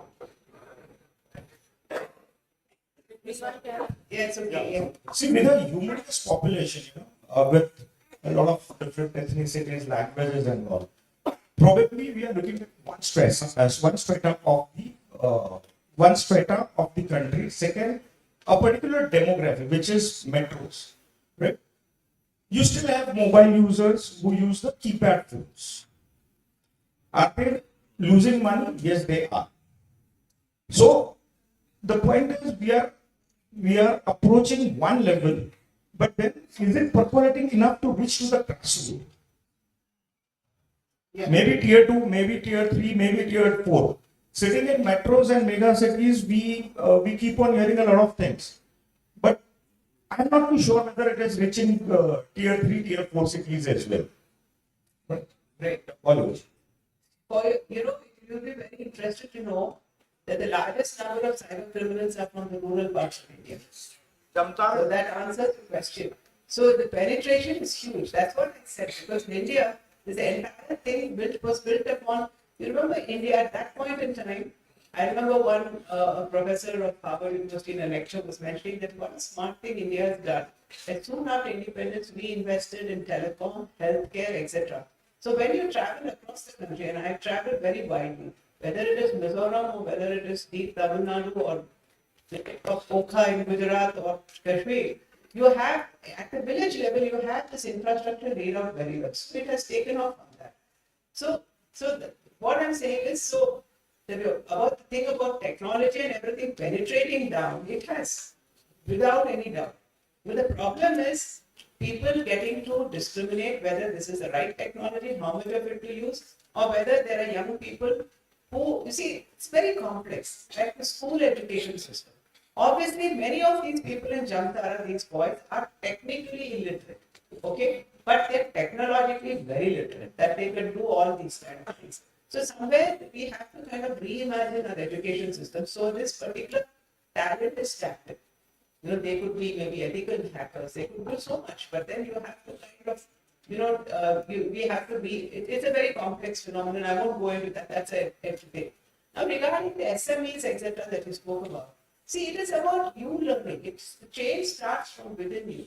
Government of India has done so much, but then you see, somehow I feel, with all due respect, somehow in India we citizens don't learn about ourselves and our governance systems. There are so many young adults, for example, in this room, who will tell me what is the difference between a complaint and an FIR. Elemental. Somebody goes to police station, gives a piece of paper and says, "Humne FIR kar diya." It is not. That paper you gave in the police station is not, almost not worth the piece of paper it is on, because until it is converted into an FIR, and that FIR has a name and year, etc. So it's not. So that self-education is a must, and especially so for SMEs and all, because that was what was concerning us during the G20. Small colleges, small businesses were being hacked left, right, and center, and the developers who run your websites, etc., were obviously not using the latest, were not aware of the security needs, because it's nobody's fault. I think we just evolved together like that. So these things, awareness have to come, and you have to know where to look. And that is why, like organizations like AIMA, like Data Security Council of India, they're doing a lot of work. It has to come, and Government of India, of course, is doing more and more on that. But then it is something which, even AI, which information to take, which, there are various things now. Like even your WhatsApp business chats come with a blue tick. The industry also is doing what they can do. I mean, to kind of help you discriminate between that. So it is about the source of information or the nature of information. They're two different things. The blue tick on the WhatsApp or on, say, Twitter or thing, the blue tick means it's verified. It's a verified source of information. That's all. But the information in that, whether it is good or bad, guess there's no answer. Yeah. That's why the discrimination has to grow. That's all. So it's time to be wise in regards to the information being disseminated or even consumed. Right? I'm sorry, lady, we can't take up your question. It's short of time. We will take it up after this session. Thank you so very much, ma'am, having you here, reaching out to different souls. Conclave Management Association, AIMA. Thank you very much.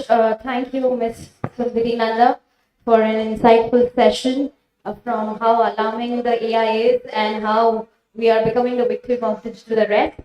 So I would request Ms. Gopi Trivedi to please felicitate ma'am with a memento.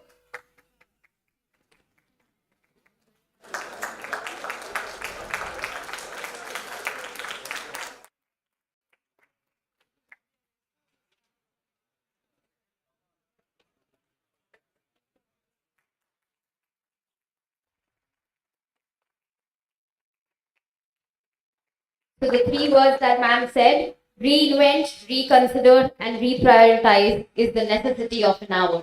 Thank you very much for the second plenary session. We have filled up our minds with a lot of knowledge and insights. Let's fill up our stomach with this delicious lunch and reinvent ourselves get ready for the second half of the day. Thank you. Okay.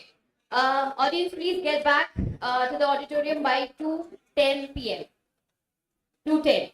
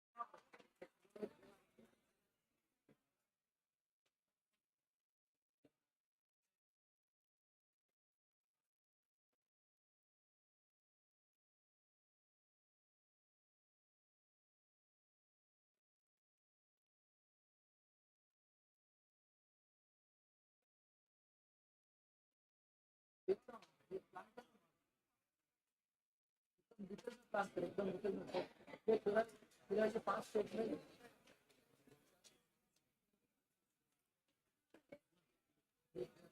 अलग होता है और बाकी सारी करता ही नहीं बोलना कि क्लास में करना लेकिन the way the people before me too, that's not proper. Talking about the states where you have manager and example Maharashtra, the 13 classes given for the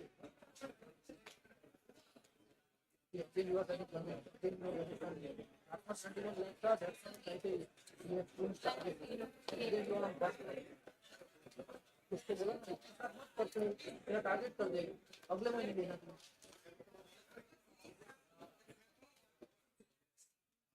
तुम्हें तुम्हें देखना चाहिए वो भी ध्यान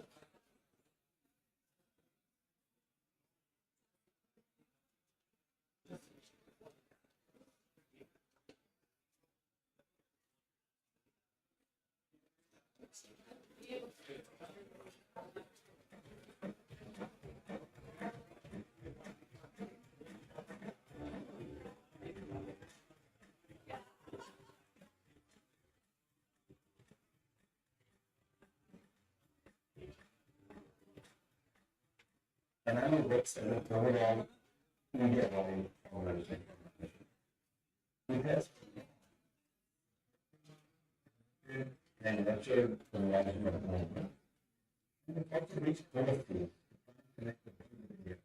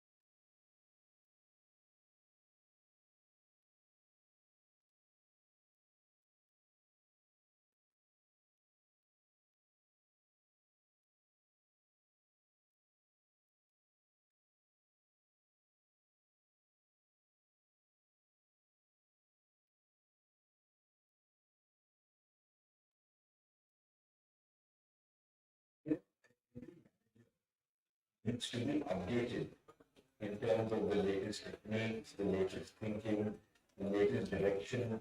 You update yourself in various aspects of disciplines that one is involved in.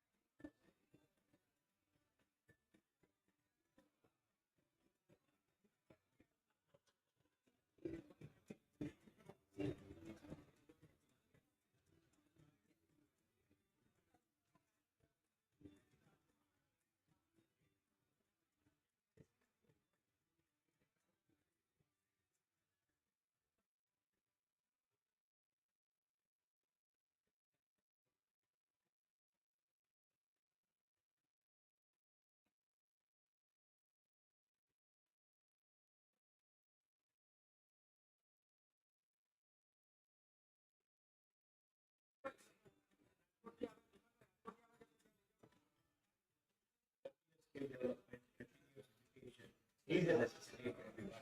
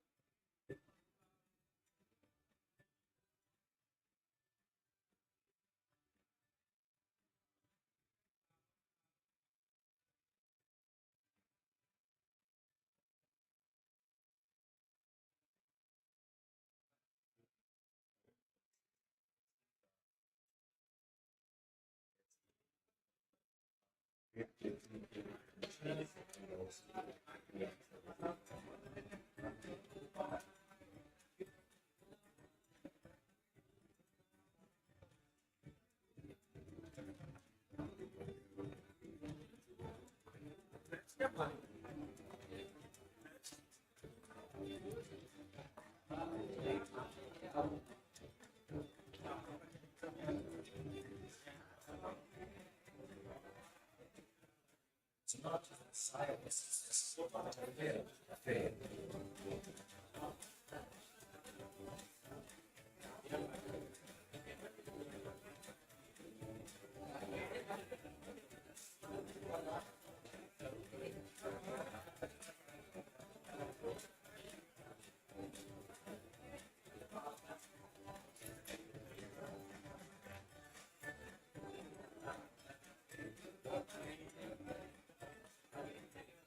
As an institution that all of us are proud of. We're proud of its legacy, and we're proud of the role that AIMA plays in society.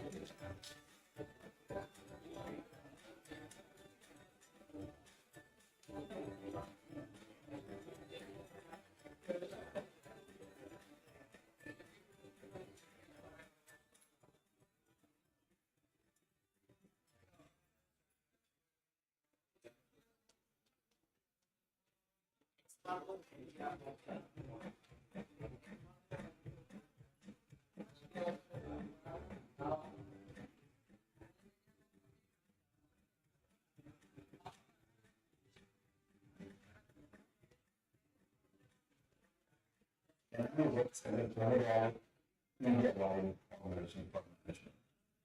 It has for long supported, promoted, and nurtured the management movement.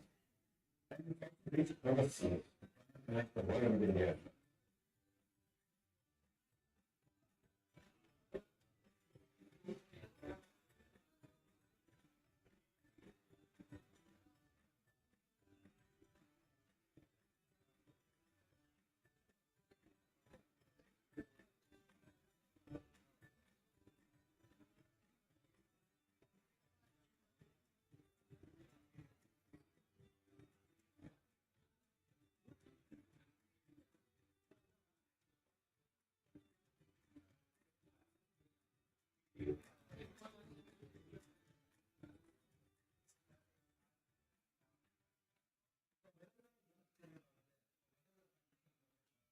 We'll give you a huge network, we'll give you 2 years of new concept, and you get to access to events where you really get to meet some of the best and finest thinkers in the country from home.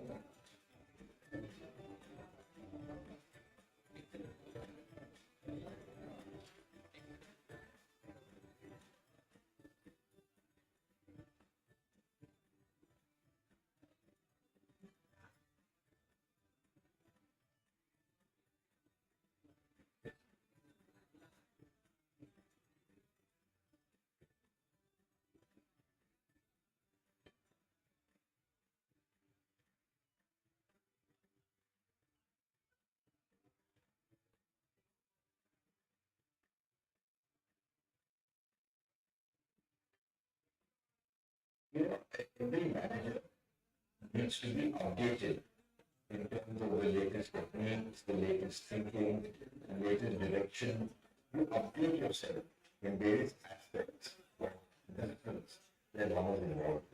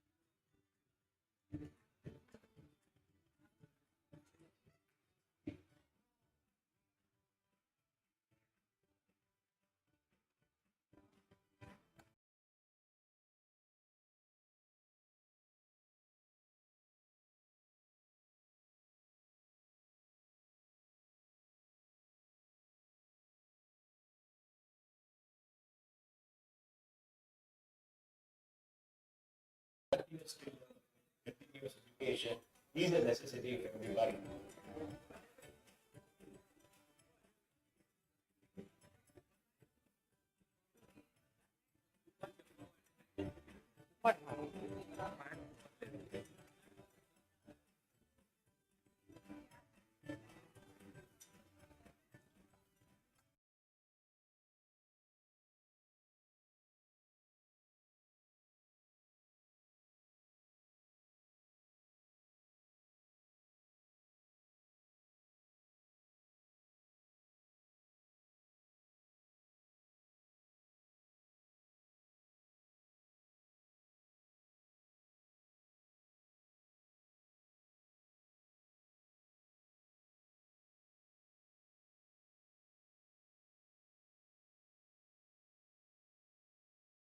Air light ही दीजिए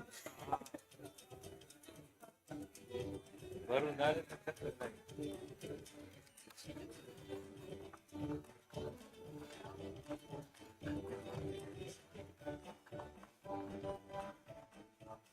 It's not just a desire for success, but a fear of failure.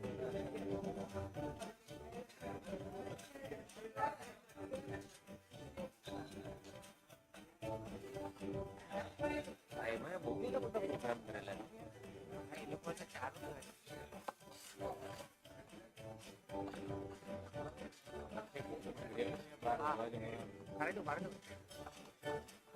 કાં તો વાત કરલો તેના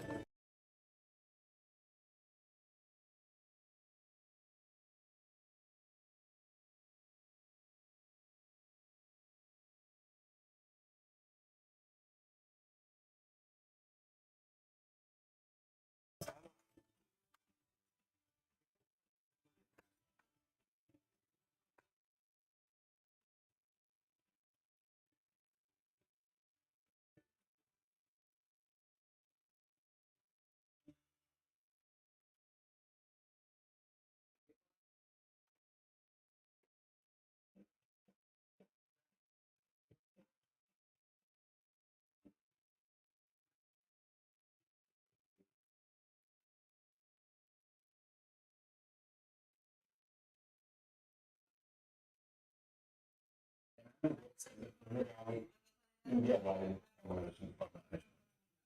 It has for long supported, promoted, and nurtured the management movement, and it's also reached other states to try and connect the world with India.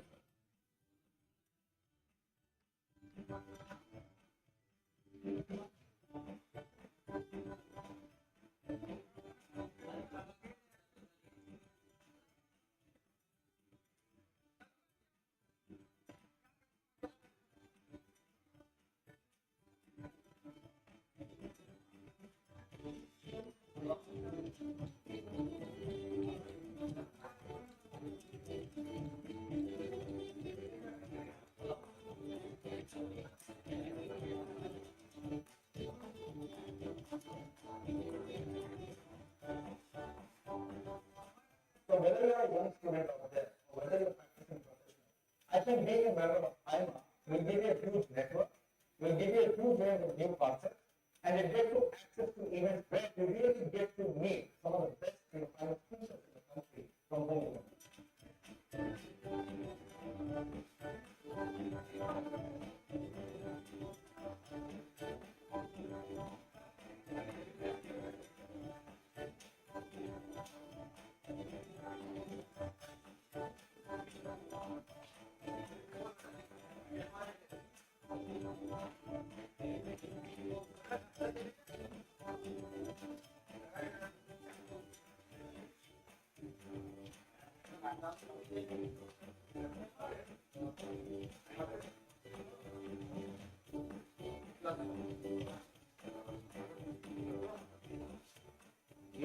Every manager needs to be updated in terms of the latest techniques, the latest thinking, the latest direction.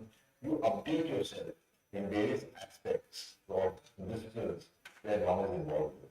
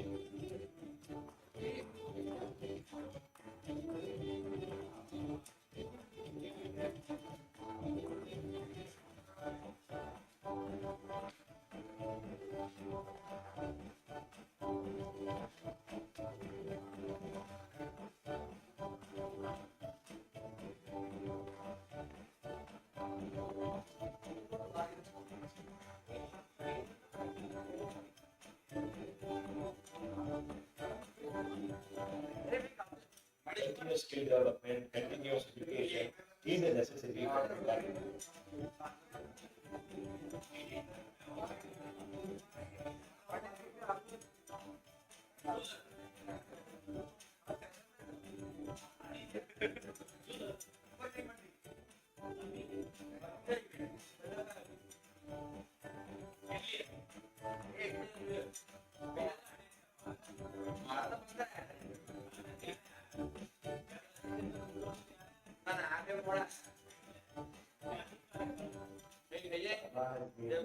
Known for its testing services, popular, trade catering to technicians and also to equipment services.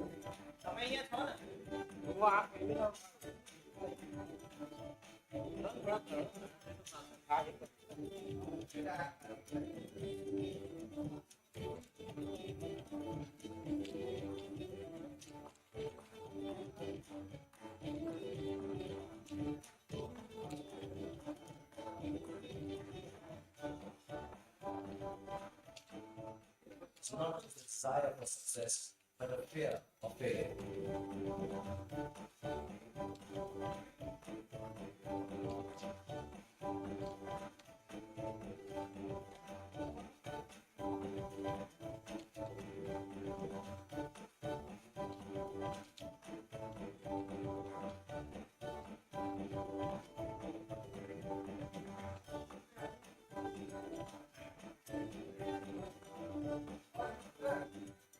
AIMA is an institution that all of us are proud of. We're proud of its legacy, and we're proud of the role that AIMA plays in society.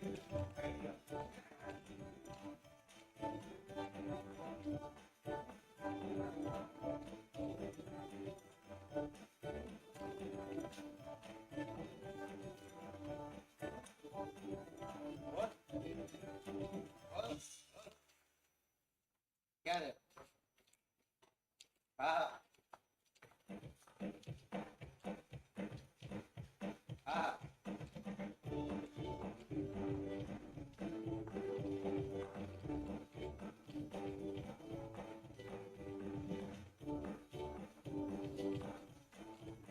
And AIMA works as an overall India-wide organization for management.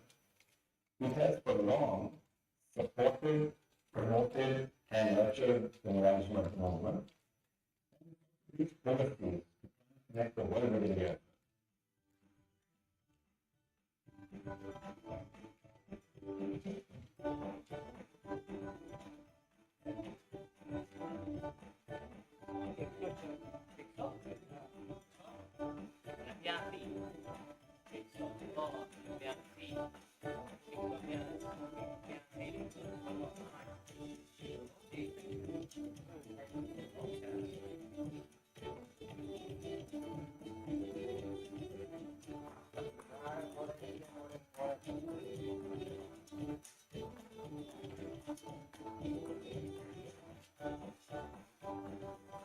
So whether you are a young student out there, or whether you are practicing professional, I think being a member of AIMA will give you a huge network, will give you a huge range of new concepts, and it Needs to be updated in terms of the latest techniques, the latest thinking, the latest direction.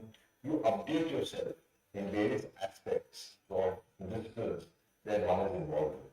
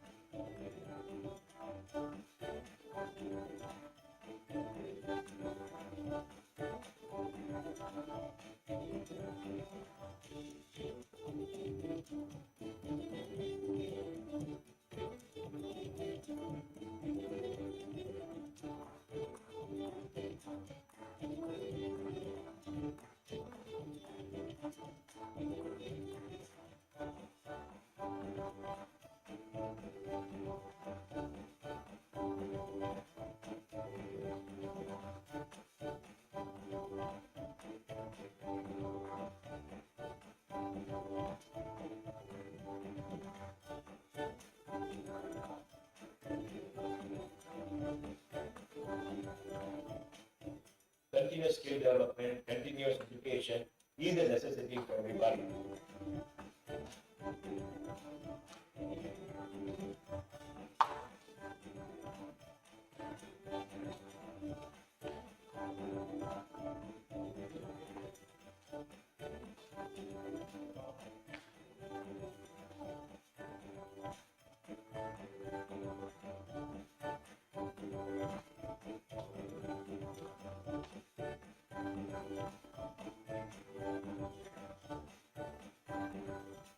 AIMA has been known for its testing services.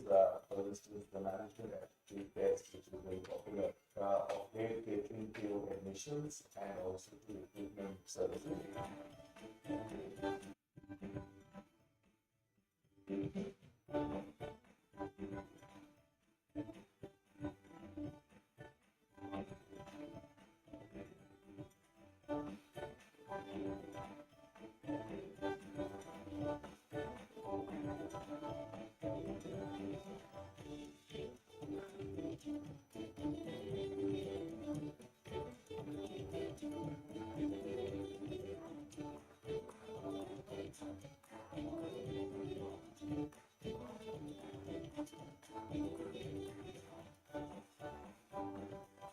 So whether you are a young student out there, or whether you are a practicing professional, I think being a member of AIMA will give you a huge network, will give you a huge range of new concepts, and it gives you access to events where you really get to meet some of the best and the finest thinkers in the country from whom you can learn.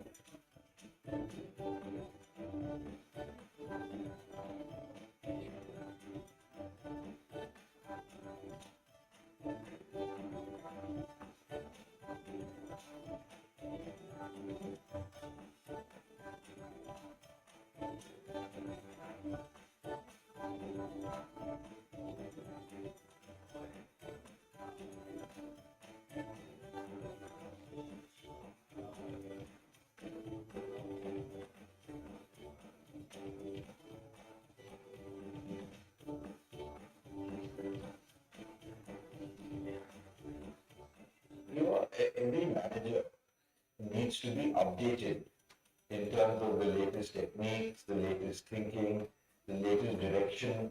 You update yourself in various aspects of disciplines that one is involved in.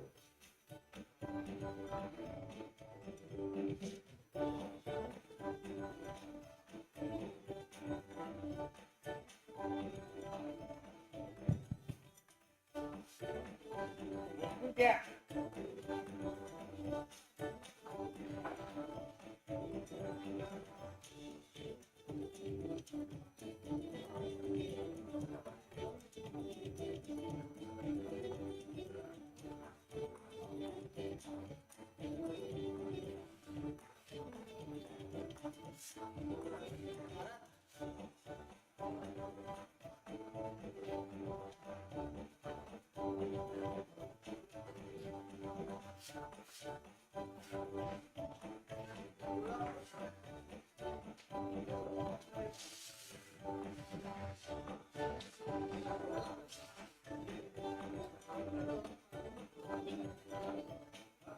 Continuous skill development, continuous education is a necessity for everybody.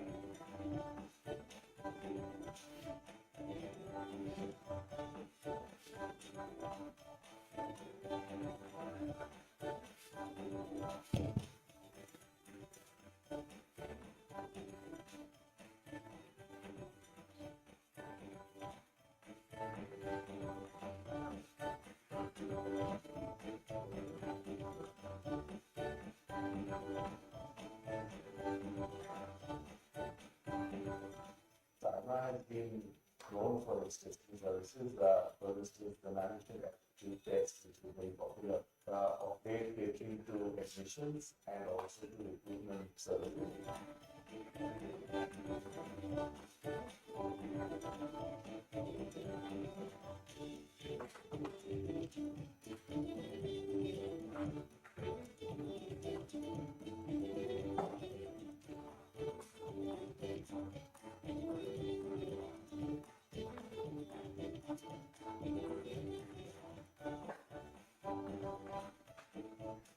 is not just a desire for success, but a fear of failure.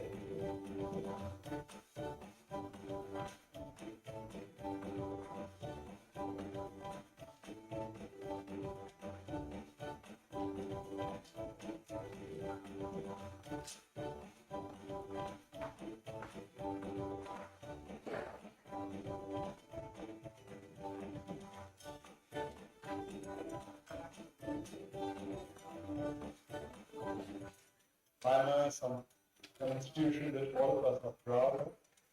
We are proud of its legacy, and we are proud of the role that AIMA plays in society.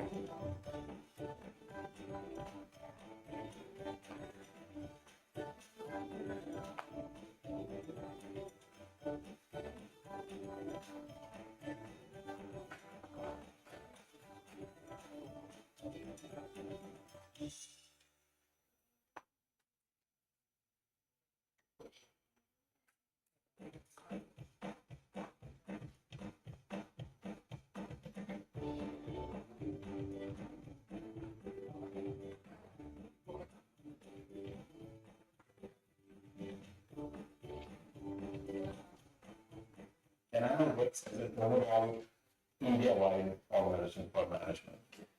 It has for long supported, promoted, and nurtured the management movement. And it also reached overseas to try and connect the world together.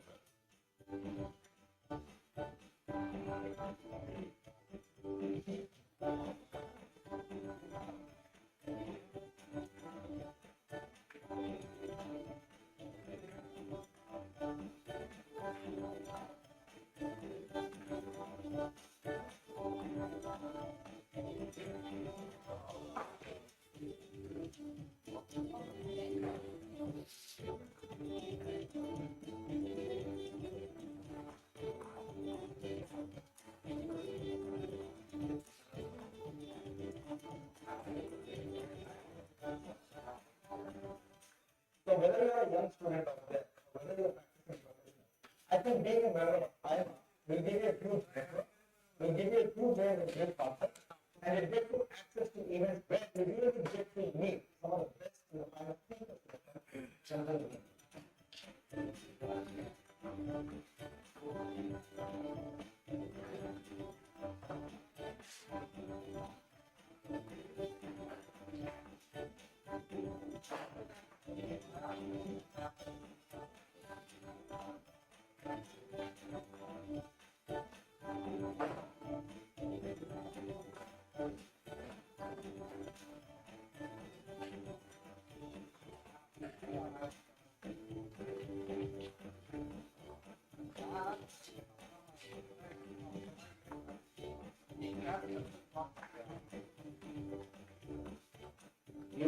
Every manager needs to be updated in terms of the latest techniques, the latest thinking, the latest direction. You update yourself in various aspects or disciplines that one is involved in.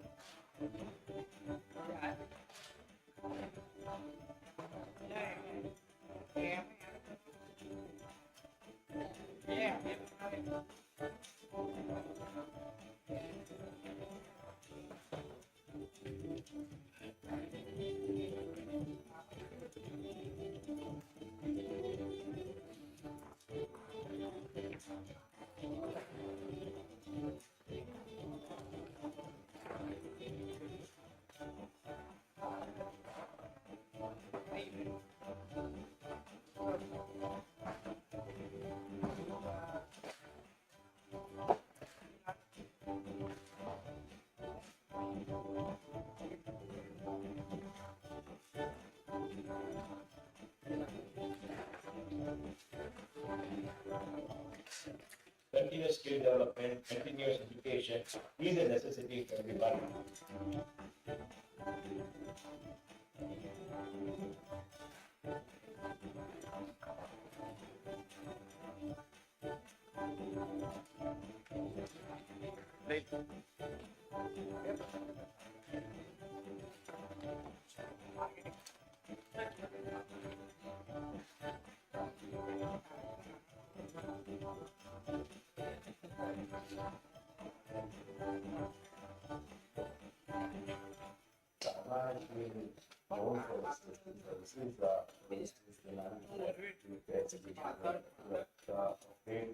to admissions and also to the treatment services.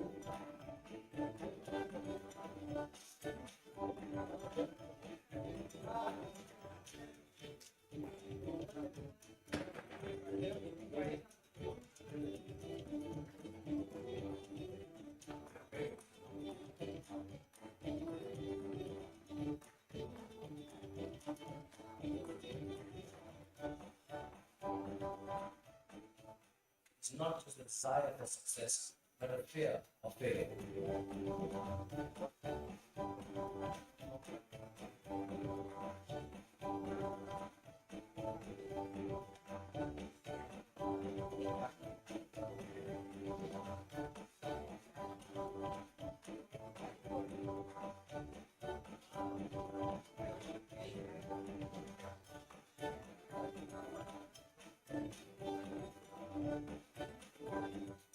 AIMA is an institution that all of us are proud of.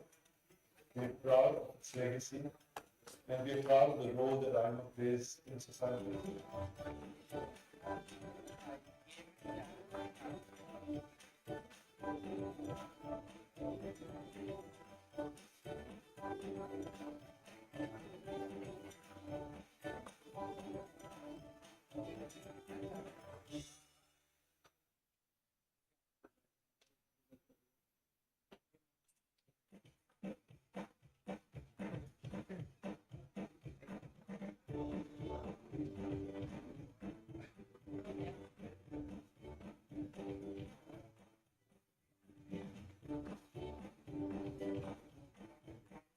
And it's an overall India-wide organization for management. It has for long supported, promoted, and nurtured the management movement. And it also reached overseas to try and connect the world with India.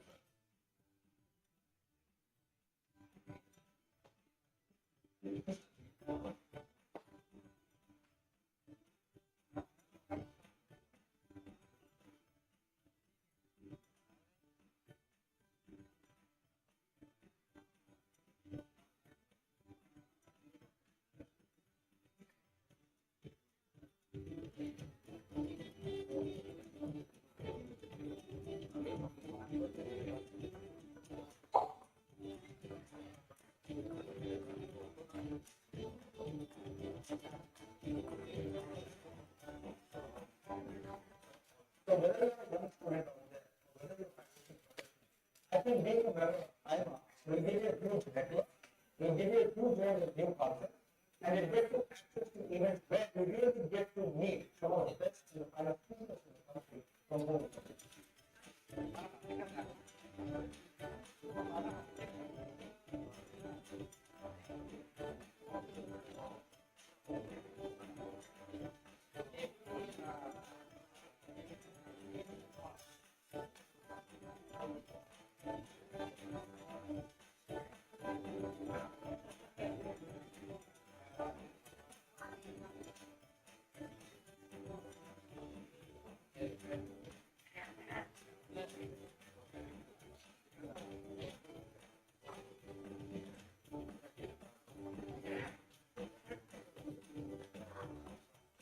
You know, every manager needs to be updated in terms of the latest techniques, the latest thinking, the latest direction. You update yourself in various aspects of business that one is involved in.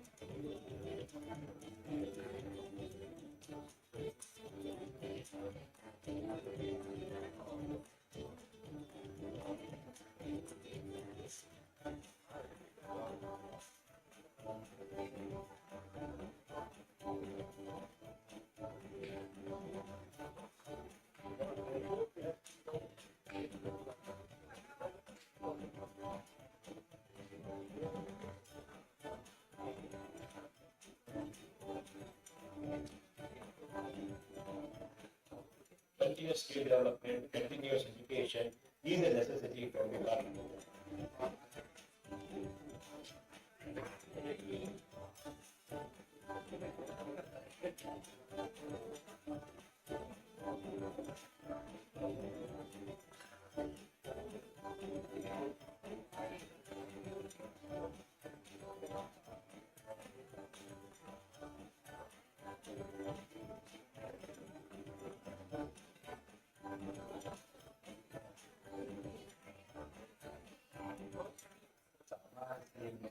Known for its testing services, service for management of tests, of great able to machines and services.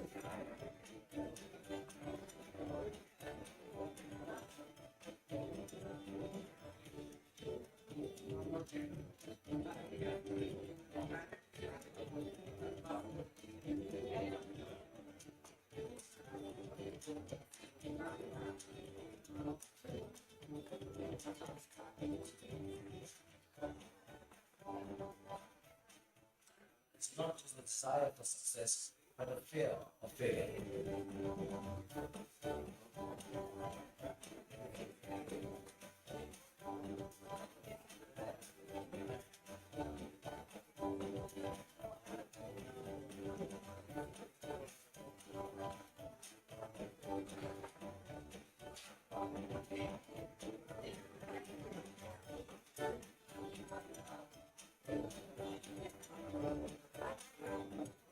AIMA is an institution that all of us are proud of.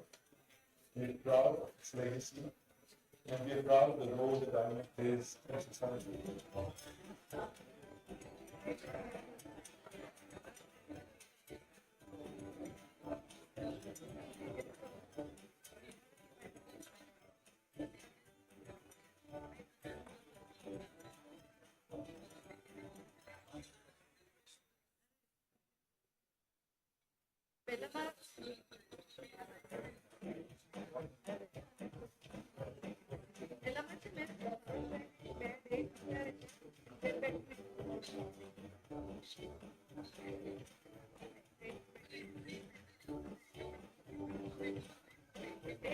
AIMA works as an overall India-wide organization for management. It has for long supported, promoted, and nurtured the management movement, and it's also been overseas to try and connect the world with India.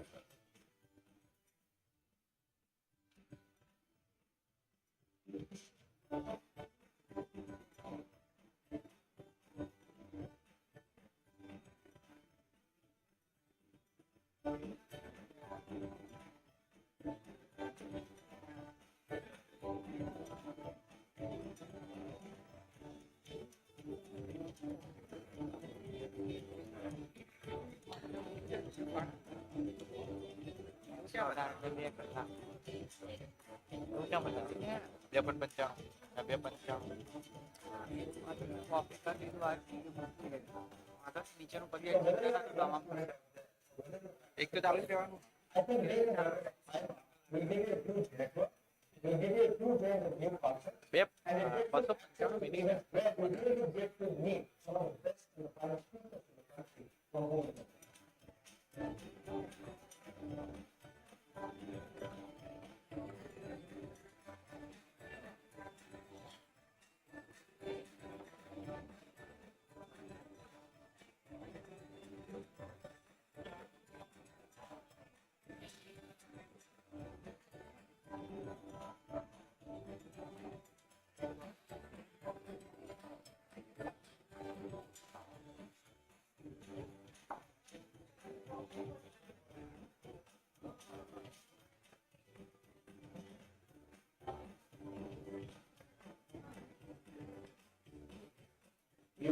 Every manager needs to be updated in terms of the latest techniques, the latest thinking, the latest direction.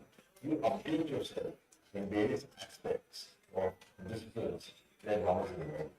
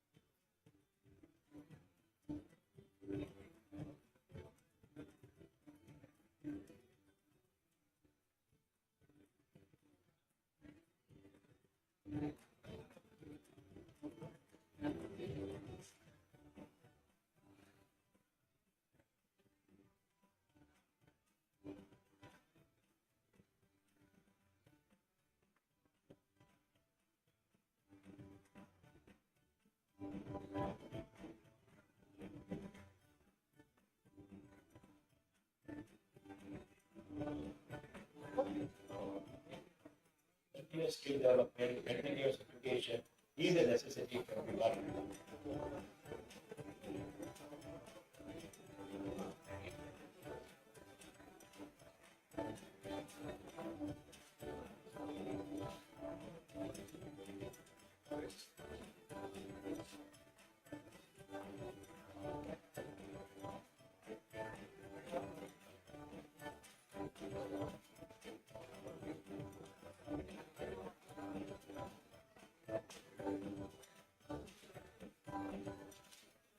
Has been known for this services, for instance, when I'm looking at the test, into admissions and services.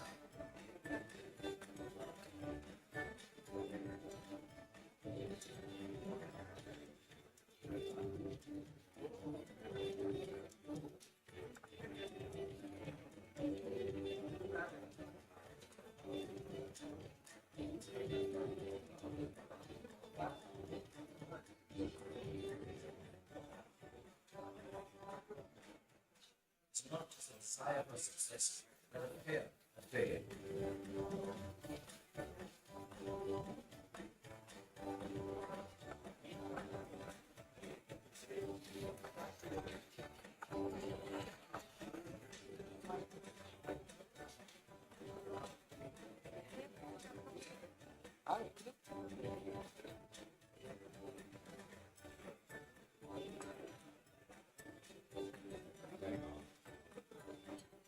Analyze the constitution of the proud, be proud of its legacy, and be proud of the role that it is.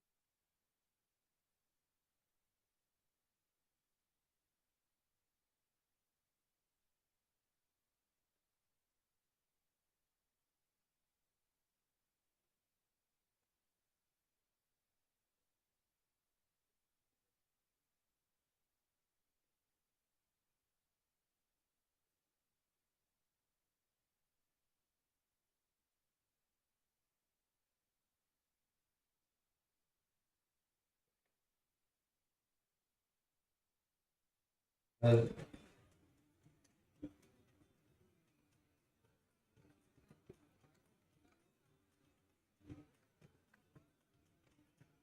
Copy करना है?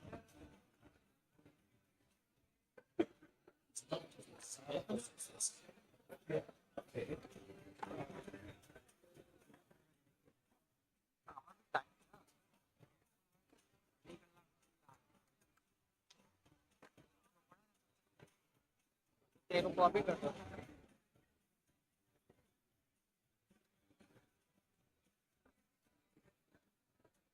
Good afternoon, everyone. We are about to start with the thought plenary session. Please take your seats quickly.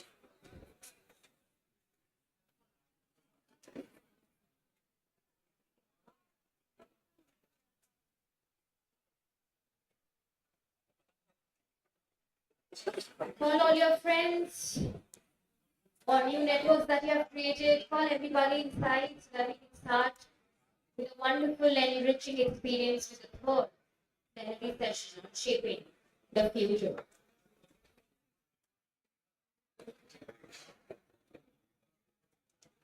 Okay, let's welcome with a huge round of applause two speakers for the third session, Mr. Richard Rekhi, Vice Chair, Run Thornton, India, and Mr. Yash Shah, founder the address as the speakers, and of course, Mr. Yatinder Sharma, co-founder of KHS Machinery Private Limited and past president of AIMA as the session chair. Thank you very much, dignitaries. Leadership is an action, not just a position. Effective leadership inspire change, make bold decisions, and create opportunities for people to thrive.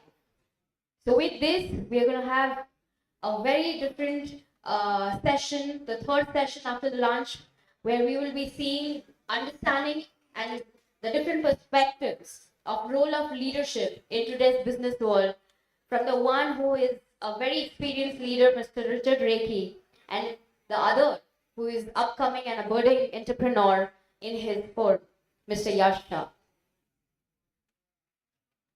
The session chair is Mr. Yatinder Sharma. Mr. Yatinder Sharma, past president of AIMA, co-founder of KHS Machinery Private Limited, managing partner at Invesco Fiscal Services LLP. Under his leadership, KHS India was recognized as Manufacturer of the Year by Times Magazine and McKinsey in the year 2017. Actively engaged in industrial policy and development, he has also collaborations with AIMA, GCCI, CII, Western Region, and the government of Gujarat. So with this, I request the session chair, Mr. Yatinder Sharma, to please take forward the session and introduce the two speakers for the session Shaping India's Future, Role of Leadership. Thank you.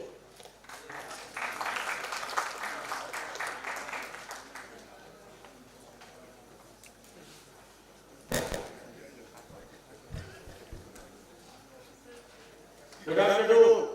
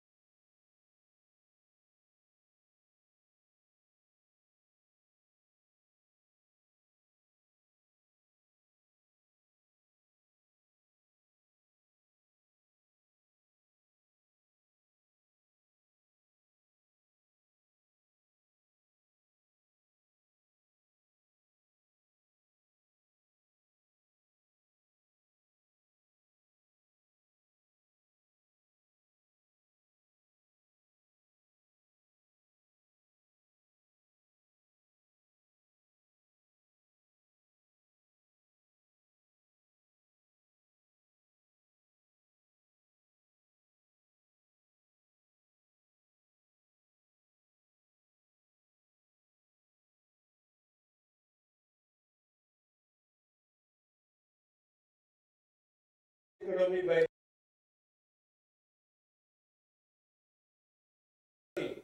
in world economy in a very impressive manner.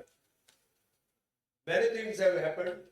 I did not really go into each and every detail, but today we are standing at world's fifth large economy, almost about $4 trillion GDP, and that is something which has happened since 1991, which is in any count quite impressive. Our forays into some of the amazing areas of technology, whether we talk about space research, pharmaceuticals, steel production, manufacturing, many things have happened. But if we talk about dreaming about our future, which was espoused by none other than, I had a privilege to listen to him in a small room in a Fortune landmark hotel. Richard, you will be rather very happy to know that Dr. Abdul Kalam gave his presentation to all of us. There were hardly 30 people in the room. It was 1994-95. And he talked about India being a developed economy by 2020. I think being in industry and also we can say that we are a generation of baby boomers for this country. This was really heartening to see that somebody was presenting a dream for the nation. Similarly, many thoughts started emerging, and one of the lead project which was taken up by CIA under leadership of Dr. C.K. Prahlad, India at 75. And this was something which was brought out in a very, very lucid and I should say convincing manner, where there were certain challenges posed and certain aspirational goals were presented. Likewise, one of the challenges was to reach out at the bottom of the pyramid and evolve their well-being, their happiness, their growth to the next level. After having our Honorable Prime Minister Narendra Modi in 2014, again we as a country, we started dreaming. And the next dream which has been presented to all of us, that is India being a developed country by 2047. Once we complete our 100 years, we want to be a developed country and taking our well-deserved place in the center stage of world happenings and having people, prosperity, well-being, and also health. The point is that what is the role of leadership now onwards? And what do we really need to look forward to? When we talk about leadership, I think the leader has to dream, leader has to think, and has to execute. But the point is that the dream, what leader thinks, it has to become people's dream. Then only it can happen. One single-handed person cannot do beyond his thought, ideas, unless there is a mission which is taken to the hearts of people of country. And that what is being done by our Honorable Prime Minister. One of the remarkable things which was seen while Chandrayaan-2 mission failed, he went and encouraged the entire team of our ISRO scientists that there is a next level to be achieved. Don't be disappointed. I think that was a huge support to our scientist community. And what we saw a success in our Chandrayaan-3 project. For the first time in the world, there was moon landing on the south pole of moon. So point is that extraordinary things can be achieved with ordinary people, with a dynamic visionary leader. That's it. Period. Now, for next decades to come, what kind of leadership we are looking at? Are we looking at leaders only in politics? Or we are looking at leaders in business? We are looking at leaders in education? health sector, everywhere. And that is what we are going to delve upon in next 1 hour. And I'm really happy to share with you that we have two eminent panelists who are going to share their thoughts, which are going to be very, very useful and excellent takeaways for us. I would like to introduce my friend, Mr. Richard Reiki, who is Vice Chairman of Grant Thornton. Welcome, Richard.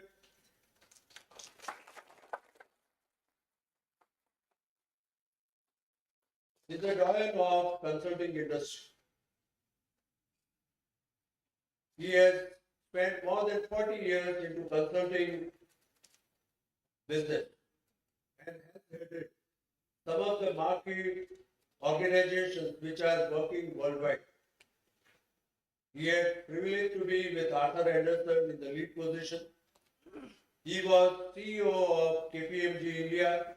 At the same time, he was on board of KPMG Middle East and also KPMG Global, and also advising KPMG Middle East for strategic initiatives. Right now, he is Vice Chairman of Grant Thornton, which is again one of the leading consulting organizations in the world. Apart from his own professional career, he has been engaged with many of the boards of companies, advising them on strategic initiatives.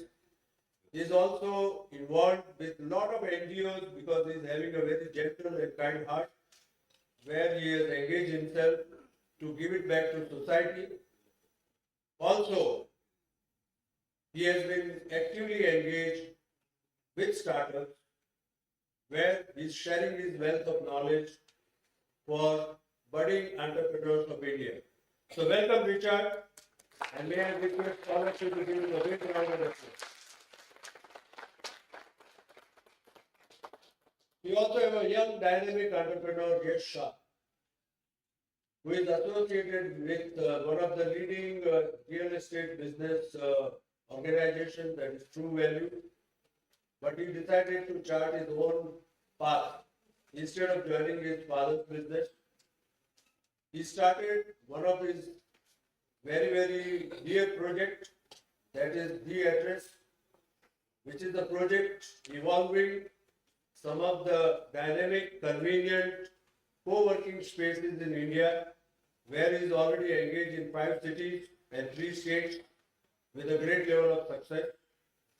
Another project where he is actively involved as investor, mentor, that is Disruptium, which is a platform talking about pains and pleasures of startups, solving their issues, problems, and taking them to the level of wealth generation. I think it's a huge initiative from his part, and I think he deserves a very deep appreciation from all of us. He is also engaged with some of the leading real estate organizations of countries like Canada. So with that, let me welcome Yash Shah. Welcome, Yash.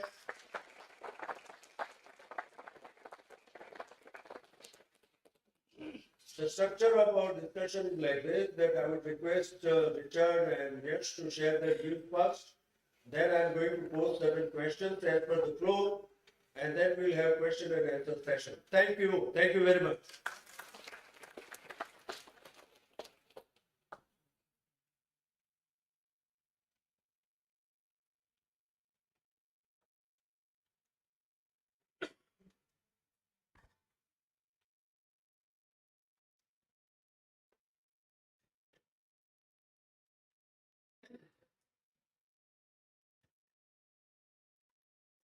You can see me holding a presentation. Actually, I prepared a presentation, then I got a filing at lunchtime.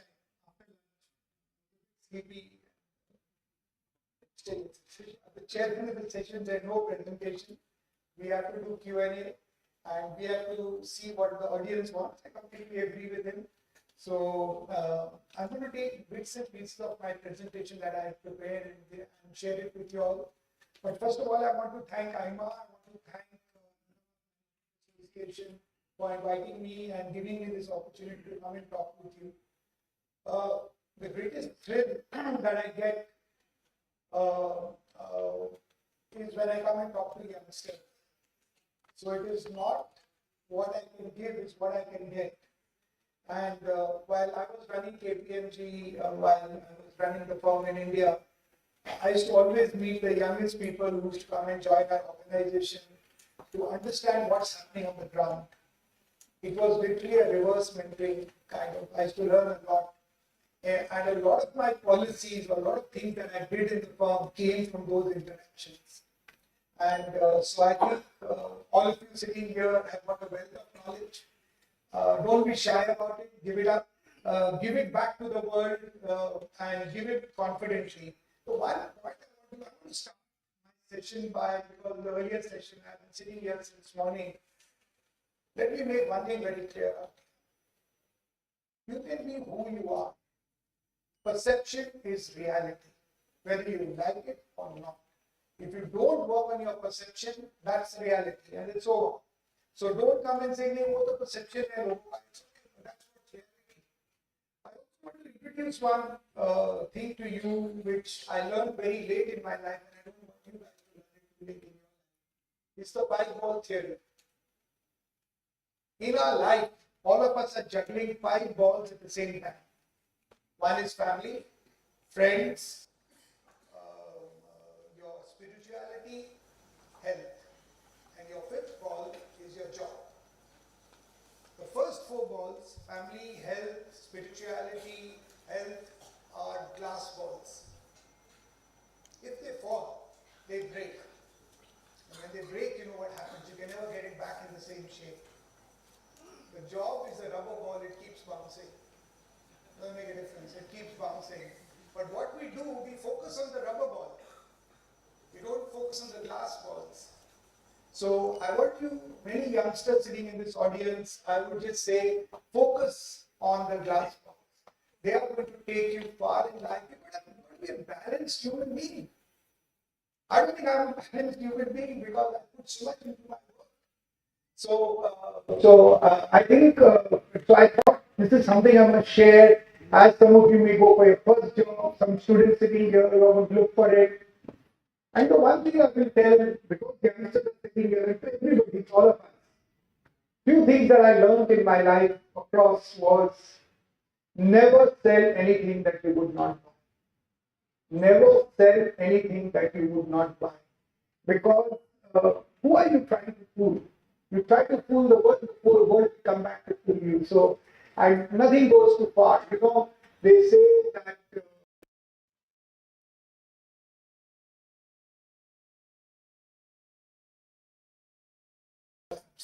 the second thing I learned was life is a circle. Everything that goes up comes down. If you respect the people on the way up, they will respect you on your way down. You want to know the respect you have of people? Strip your titles and go back to that organization. You know this, but it'll be too late at that time. So I'm telling you now, when you lead your life, as you're going up always look behind your shoulders. Somebody is left behind because you're smarter, you moved ahead. You never know. In another organization, they may be your boss. They won't forget what you did to them. So how are treating people well with a lot of respect, giving them their due. And the other point I would like to put is, I remember when I took over as you and appointed somebody in a leadership role, he came and said, "They're not listening to me." I only have one line answer for it. Titles are given, respect is earned. I said, I cannot tell people to listen to you. You have to earn that respect. And you earn respect through your work. So if you find people are not respecting, not giving you needs, there's something going wrong with you. We don't look at ourselves. We won't try to blame the whole world for everything that is there. Look at yourself. I tell you, the biggest learnings that I've got in my life is a series of failures. Completely. And I learned the maximum in that. I never knew the reservoir of talent that was there within me. Once I was put on a stage without even knowing the topic, and I was told to speak in front of a large audience. That's the time I could speak. Till then I didn't know that I could even talk to an audience and be able to motivate, or So these are talents. My biggest failure came when I did not make it to a partner in Arthur Andersen. And when somebody doesn't get promoted, what happens? They abuse, they hit the system. I did exactly that for 15 days. After that, I said, maybe there's something wrong with me. Let me go back to my drawing board and work so hard. And I decided in my mind that I'm going to make it to partner next year, and I'll resign on the next day. But I will make it to partner. That's the determination I had. And I worked so hard. I didn't know when it was morning, when it was night, what it was. But to be fair to that firm, they made me a partner, and 1 year later, they gave me 5 times the promotion. People who made it 6 years back, they put me back on that same level. And they wrote a note to me saying, we hope we repose the faith in you. So the point is, we shouldn't go looking for rewards. The point is to tell you there'll be times when things are not going to work. Let it be, let it move on. But I think we need to see how we deal with these situations and challenges we get. And when I look at somebody with the one thought came up in the earlier sessions, global mindset.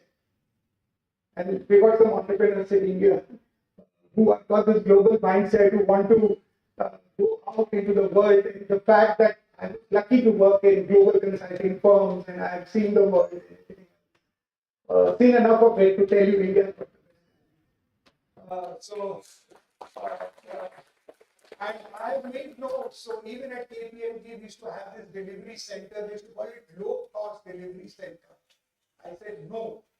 It is the talent hub which you're going to give for KPMG. It's not a low-cost delivery center. We've got the best talent here. In fact, if you don't use this talent, it's your own talent. So you decide what you want to do. So we should be proud of who we are. Man to man, I was just on a board of an Australian company, the biggest bank of Australia, Commonwealth Bank of Australia, and the global CEO had come down. I told him, so I said, what do you think of the talent in India? He's saying, person to person, they are better than the Australians. And I would rather use this talent than the talent. This is coming from an Australian, not coming from an Indian. So if you go around the world, you will keep hearing all this. So I don't want to this thing. But there were 4 leaders. 4 leaders. The CEO of Arthur Andersen, Leo Spasik, Gus Levy, the CEO of Goldman Sachs, David Ogilvy of the famous Ogilvy, and who was the Marvin Bauer, who was the CEO of McKinsey. Marvin Bauer did not form McKinsey. McKinsey was formed by Mr. McKinsey. It was not a consulting firm, it was an accounting firm. Marvin Bauer came and changed it. Leo Spasik did not form Mr. Arthur Andersen. And it was a small firm. He was very clear that he used to be losing more clients than he got because he was so strict. And he was so strict on his values and everything else. Anybody did wrong, out of the office. So, he was no more a client. So, Leo Spasik is the guy who built. These 4 people in the 1950s used to meet at the Constitutional Club. 4 of the biggest leaders of the biggest services firm in the world. Even today, each of these, Andersen collapsed and died. But if you take Goldman Sachs, you take Ogilvy, Nathan, as it's called, and this one, McKinsey, they are still top of the consulting line. And so these people used to meet and say, how do we become global? They were not competitive in that sense, and they learned from each other who was going to become global, how to become global, what are the things you are doing, and they learned. So I'm just saying, leaders can meet, and this one picture of them sitting on a bench in that club was worth $1 million for me, because I'm from the profession. When I saw that picture, I said, this is the picture which is going to remain with me for a lifetime. But I just thought I'd share with you to tell you how leaders, how great organizations get built, and how do they, move on. So the other big thing on leadership, which in today's time, leaders need to be passionate. And as leaders, you need to put out a message to your people. Somebody asked a question, how do you motivate your team? The team is not working. I don't know whether the gentleman is still here there. How the team is not working. I will give you one answer to this. Leaders, people do not know the difference between a leader, a boss, and a manager. Manager executes what you tell him. Him means, when I say him, please, it's everybody. So manager executes the job given to them. A leader inspires. He motivates and he carries the team to the vision which they have. Whoever they are looking with. And they need to put that vision out. And a lot of it comes from how you lead your own life. And what is the message you give up? When you go on that stage, and I keep saying, and if I keep saying that, oh, may I believe in, see, the guy who says he believes in values, he's got no values. I'm sorry. I'm making a statement, but it's not for everybody. And we have people who have values, we talk about it. So if you got values, live it. What do you tell somebody? If you love your mother and you take a camera and go take a picture. So what you do, you just do it for the sake, because what you believe in. And I think giving the values, people think values are put on screensavers. We've got these big cafeterias in KPMG, Mahada. What difference? Nothing happens. I remember when we launched Higher Purpose in KPMG, I was part of the global team which put together the Higher Purpose for KPMG. Do you know what Higher Purpose is? Anybody knows what Higher Purpose is? So Higher Purpose is just when we went to stop, always pura session chala. So please tell me. So the higher purpose is when you find out what is the why of your life. Why do I go to office? Why do I do this work? Why am I studying in this college? Why am I coming to this meeting? Why am I wasting my whole day out here? The question that you ask yourself, tomorrow you or your organization disappears from the face of this earth, will the world miss anything? If your answer is no, then you know you're leading a useless life. Go back to the drawing board and change it. And that can only come if you are in the service of people. And the one example I want to give you, which has ranked in my head so much that it's remained forever with me, it can get a little emotional at times. Today I'm not going to make it emotional, but it is about the attack on the Taj. When the general manager of that hotel, the terrorist attack, Karamveer Singh Khan, can never forget that name in my life. He was out, he enters the hotel, a little while later, somebody taking over the hotel, finds out in some time his entire family is wiped out. His 2 sons and wife dead. Calls up his mother and says, lost family. You know what she tells him? Stay on, save as many lives as possible. That day in the Taj Hotel, what happened and what Karamveer Singh Khan did was a higher purpose, a purpose beyond what. When so many people gave their lives for guests, they didn't know. They stood as shields, took the bullets on themselves, and let the guests escape. In the history of the world, whenever such tragedy has hit anybody, only one kind of hero emerges or 2 emerge. Here, multiple heroes emerge that day. The receptionist who goes back to the hotel saying, you have to guide the guest. So I think the point which I'm trying to make out here is that higher purpose is something that we need to have with us and take it. So I think that is something very important that you should have.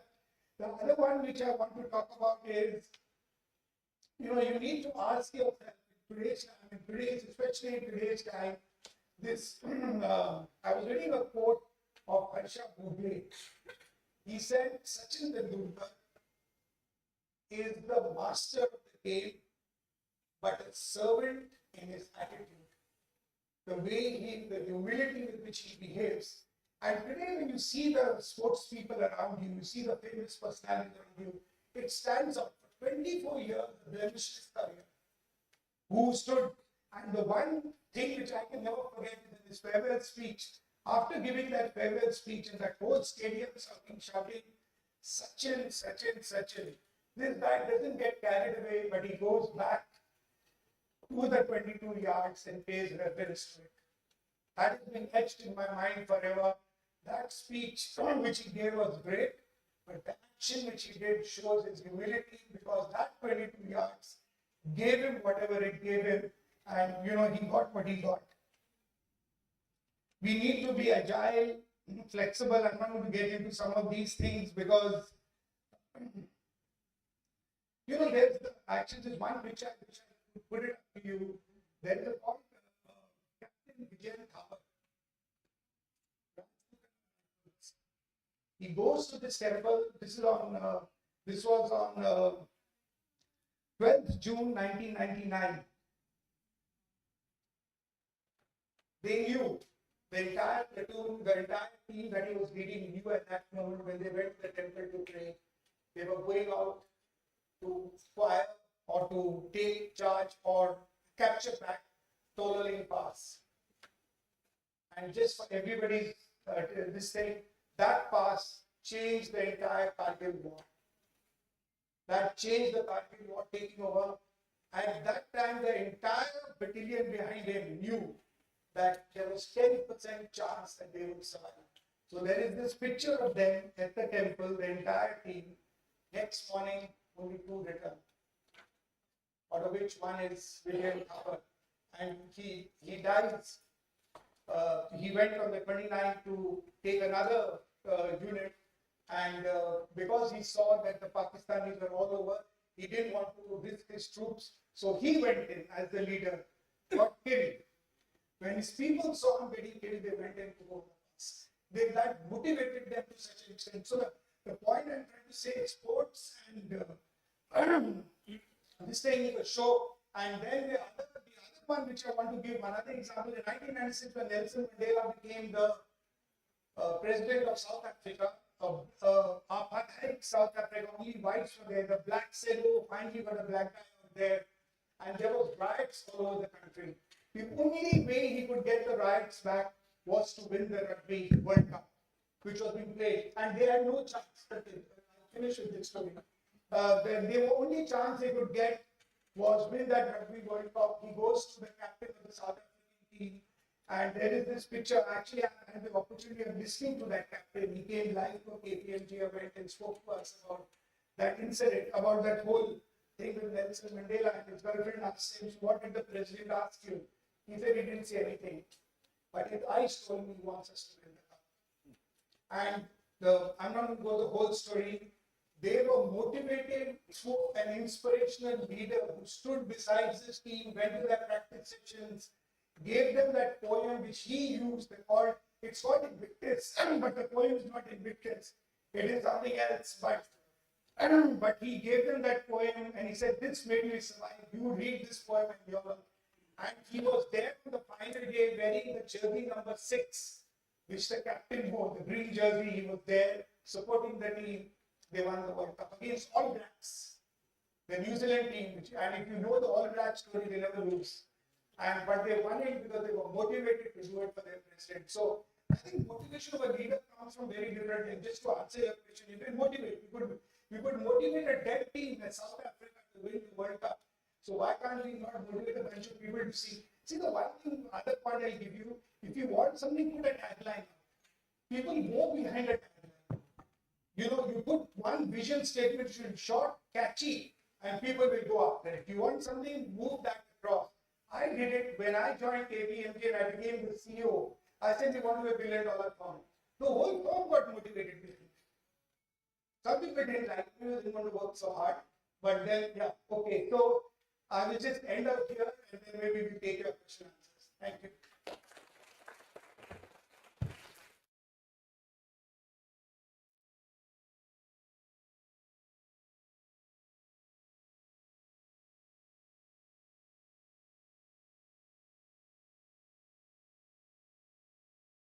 I'll take my sweet 10 minutes. First of all, I'd like to introduce myself. My name is Yash. Mr. Sharma did a great job introducing me, but I run a firm called The Address. We are co-working and managed office space operators running in about 10 cities, about 7 different states. I also run a startup incubation company, which funds as well as mentors various startups.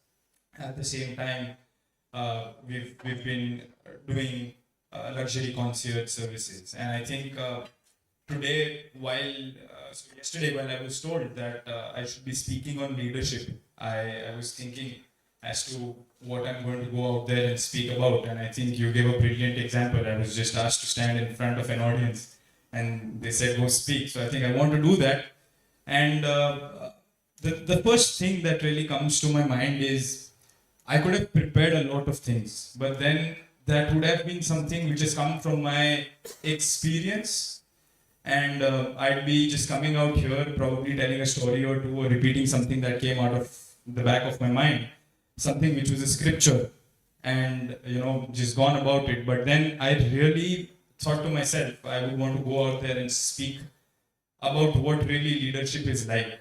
And that was exactly what my frame of mind last night was. And that is, leadership is chaotic. That's one thing. And I think there was a brilliant example which was brought up, is that there's a very clear difference between a manager and a leader. And we did our company retreat very recently, which was last month from 6th to 9th February. And this was the first time when we had almost about 150 people from my organization come together. And they had various questions, because this was the first time somebody from Chennai was meeting somebody from Ahmedabad, and somebody from Ahmedabad was meeting somebody from Indore, so on and so forth. And they were as excited as they were. They said that, sir, you are 29 years old, and why should we be listening to you, or why should we be following anything that you say? And I said, this is probably the best question I've ever gotten till date, is because there is only one answer to this, and that answer has really led me to starting an organization of my own, is that I do not wish on intending you as to what you need to do. The salary that you get, or the amount that you get, is for everything that I'm telling you what needs to be done for. The effort and your mind space that you invest beyond what has been told to you is where you bring in your leadership. And I'm going to repeat this one more time, is that no matter anybody over here being employed or salaried, or you're doing something of your own, the biggest part is that we all get paid in some way or the other, and we get paid for something that we know we have to do. What we really learn is after putting our head into it, after what's been told as to what needs to be done. And this, to continue on this example, I've never been a very, any professors out here, or anybody who's with the education background, I have a brilliant story. I was in IIM Bangalore, and there was a great lecture which was going on, and I absolutely loved every bit of it. Right? It was Professor Subramaniam who was giving me one of the best lectures I've learned in my life in economics. And as soon as the lecture was over, I went down to him. I said, "Sir, I've become a fan of you." And then the next lecture, I got back to him and I said, "Sir, I've not been able to sleep since 2 days because I had a question for you." And he's like, "Please go ahead, Yash." And I said, "Sir, you know so much. I cannot even imagine. Why are you not doing it, and why are you not executing yourself?" At that point of time, I don't think he slept for another 2 days. And post that, he got back to me and said that this is what I can do. I can probably give you my knowledge, but I don't have it in me to execute that. I don't have it in me to take that risk to get where I have to. I don't have it in me to not get my sleep at night. And this is a very honest conversation that I had. And that's the day when I realized at 22 years old that I just want to give up. I want to give up my sleepless nights to what we call leadership. And I think leadership for everybody is very different. A sports person, but again, going to that, there were two people that we mentioned about. I had the opportunity before 2 months to spend 2 days with the other person who came back, and that was Colonel Lalit Rai. He's the Gurkha rifle that went in first in the 1999 Kargil War. And I think I've never cried as much as I did when I spent 2 days with him is because he came as a speaker in one of our organizations, and I was talking to him and I said, sir, I've had Virat Kohli over here as a speaker, and there's people that fill up the room, and Virat Kohli comes in, sits on the stage. There's so much that he does, and Virat Kohli has a Bharat Ratna, and so he goes on to say, is that yes, I don't know if I spoke for 2.5 hours in the room. There were so many people that were laughing. There were so many people that were crying. But there was one part of it that you did not realize, is that when Virat Kohli probably walks in, there's so many people that there's an entourage that comes alongside him. When I was done over here, sure, people wanted to take pictures with me because they see me as a real life hero, so on and so forth. But they probably won't remember me tomorrow. I was right here packing my own laptop, taking my own chargers, and just headed back home. And he then, to the room, gave an example of the movie LOC, where his role has been reprised by, I think, Ajay Devgan. There's a whole speech that he gives under his name, so on and so forth. And he said that there was a time during the movie promotions when Ajay Devgan and me were right next to each other, and nobody really knew who I was. And at that point of time, you were talking about somebody that has not just put his life at risk for the entire country, but so leadership sometimes also becomes a part where you acknowledge that somebody else gets credit for something that they probably have never done, but your role as a leader comes in the part where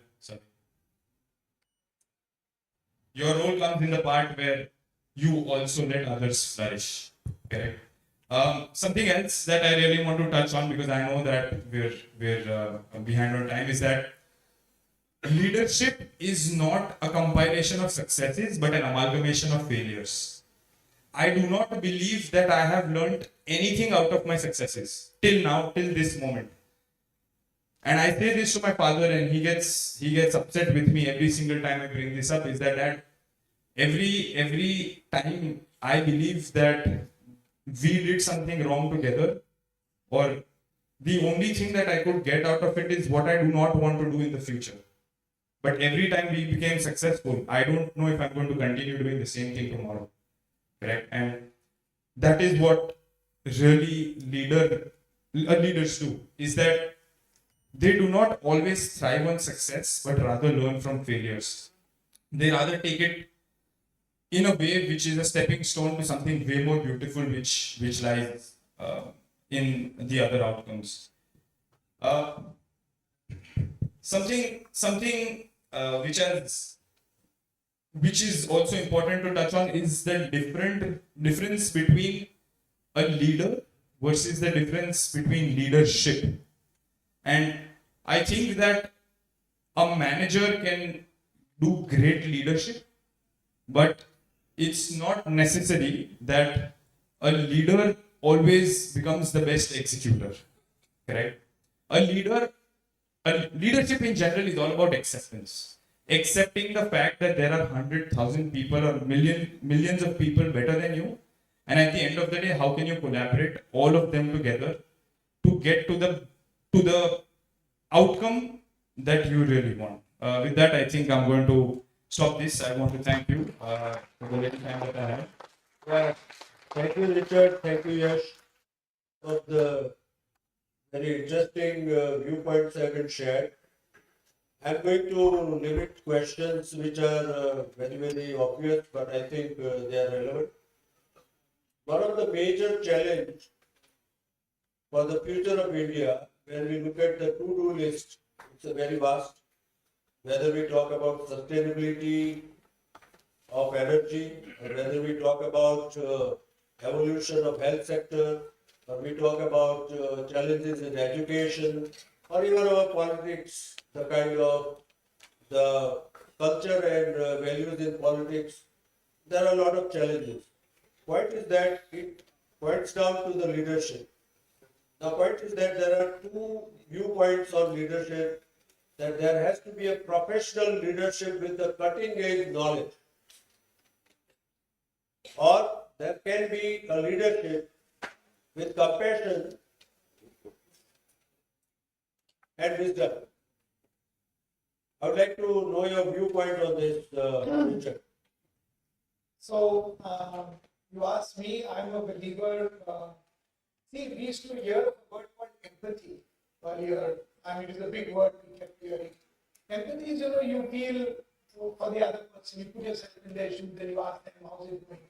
But post-COVID, empathy got into the background and compassion came.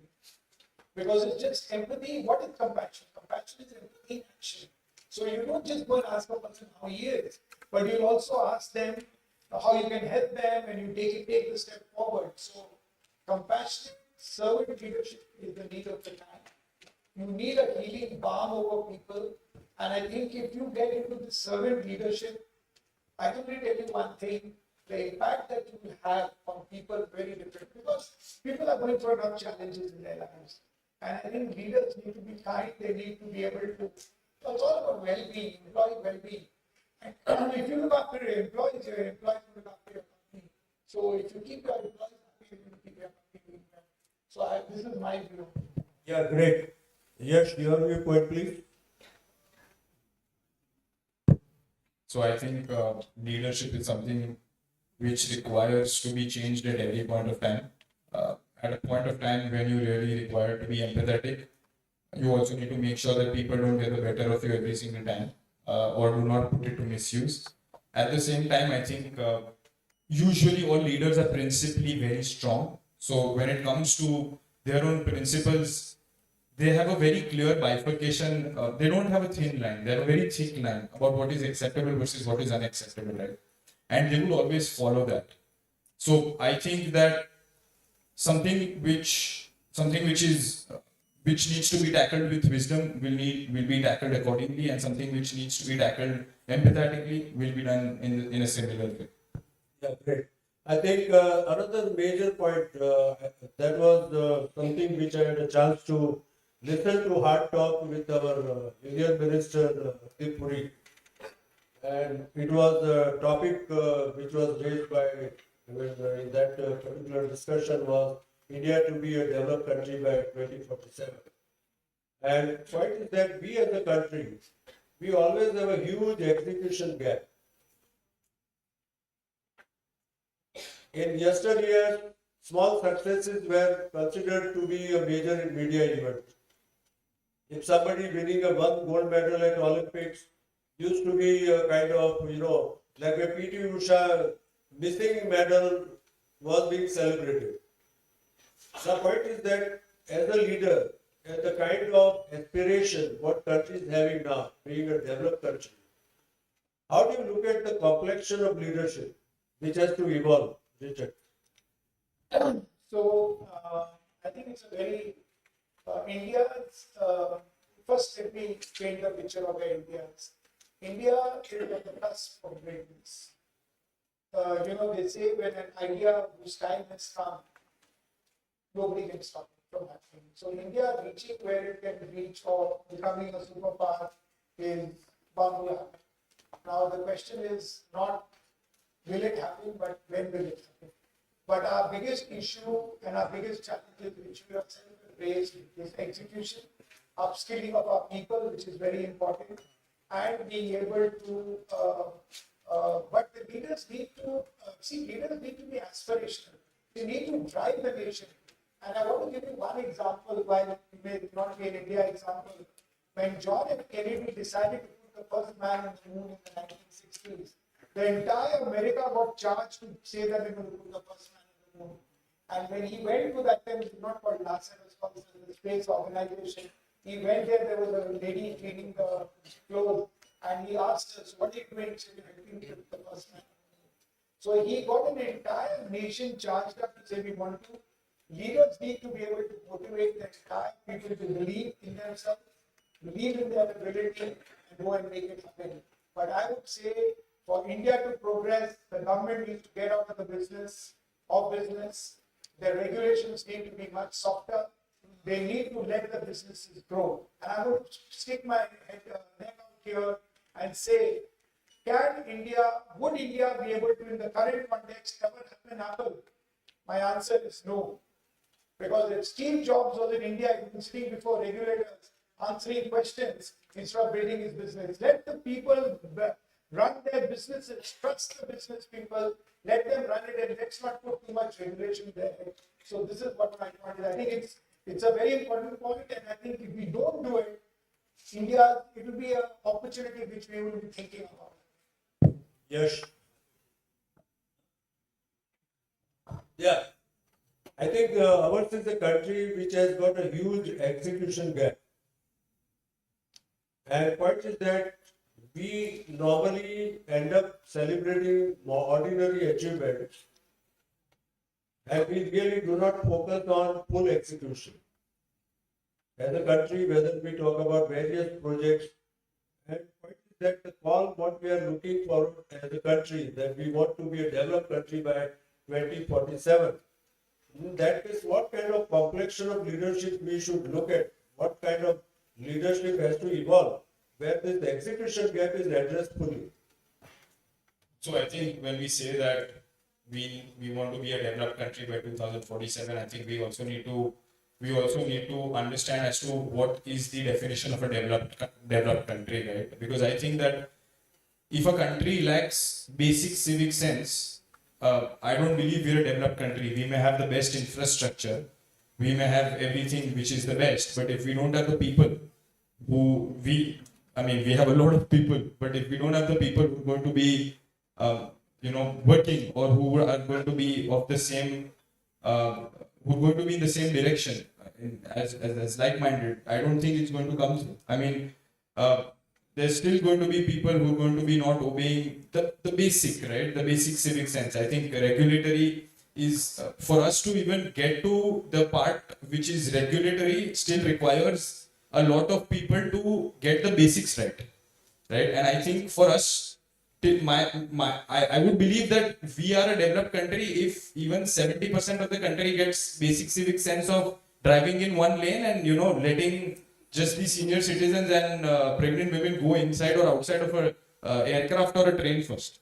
And I think we first as Indians need to understand the fact as to what really, and I think it starts with us. It starts with the people that are sitting in this room.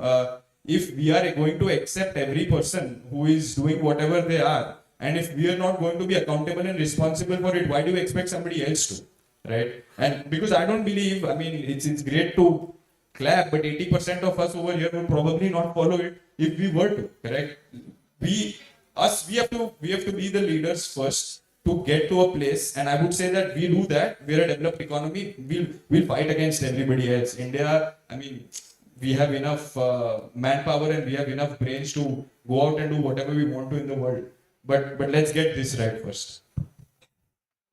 I think another aspirational, I should say, dilemma, while we look at, there are various initiatives which are already going on.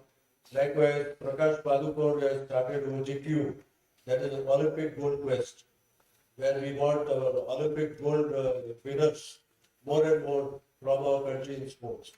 And if we talk about technology leadership, the leadership challenge today is that we need to make global brands.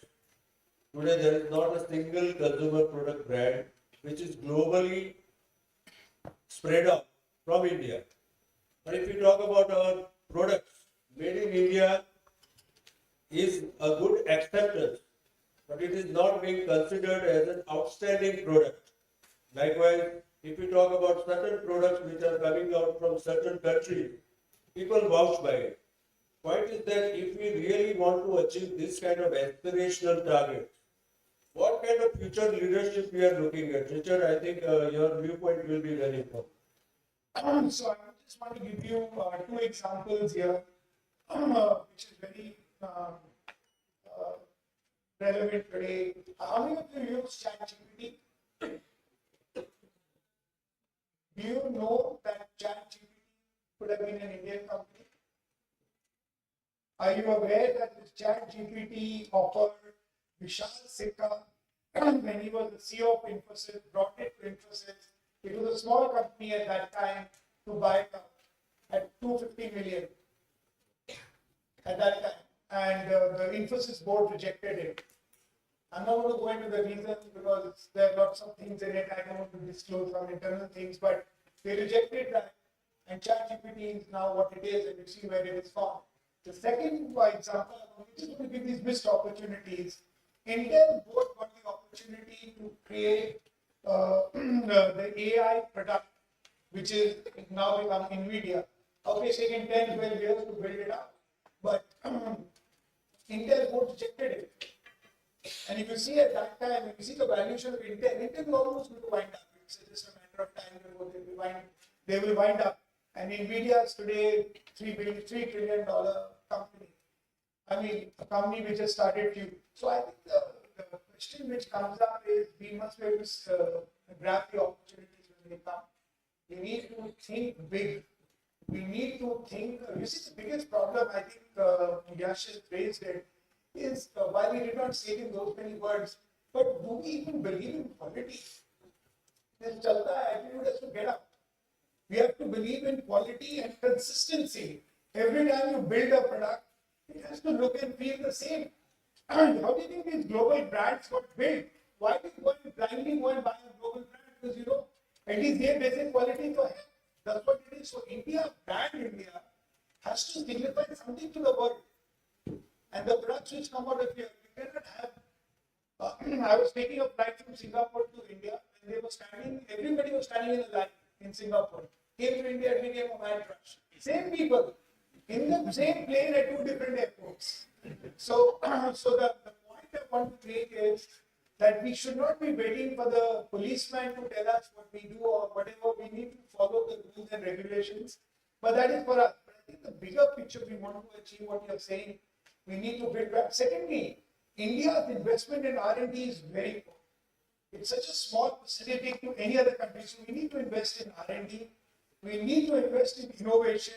We need to believe in it, and we need to take it to the next level. And we need to also, India, we do not celebrate failure, unfortunately. Because we don't celebrate, we be able to learn from it, celebrate, I mean, don't do it. But we should not look down on people who tried and failed. And I think we should be able to learn from it, take those learnings and move forward. I think the more we start learning, the better kind of company we're going to create. And we need to allow the young entrepreneurs. India is a land of a billion entrepreneurs. I think India is actually a job problem shouldn't be there. I don't know why there is a job problem. But India is a land of a billion entrepreneurs, and all these young students sitting here. I'm sure many of you are young and thinking, I'll become an entrepreneur. But I think we need to create the ecosystem for them to flourish. We need to create the ecosystem where they will, and these ecosystems have been well built in the Western world, where the colleges encourage them and do it. So I think we need to move forward.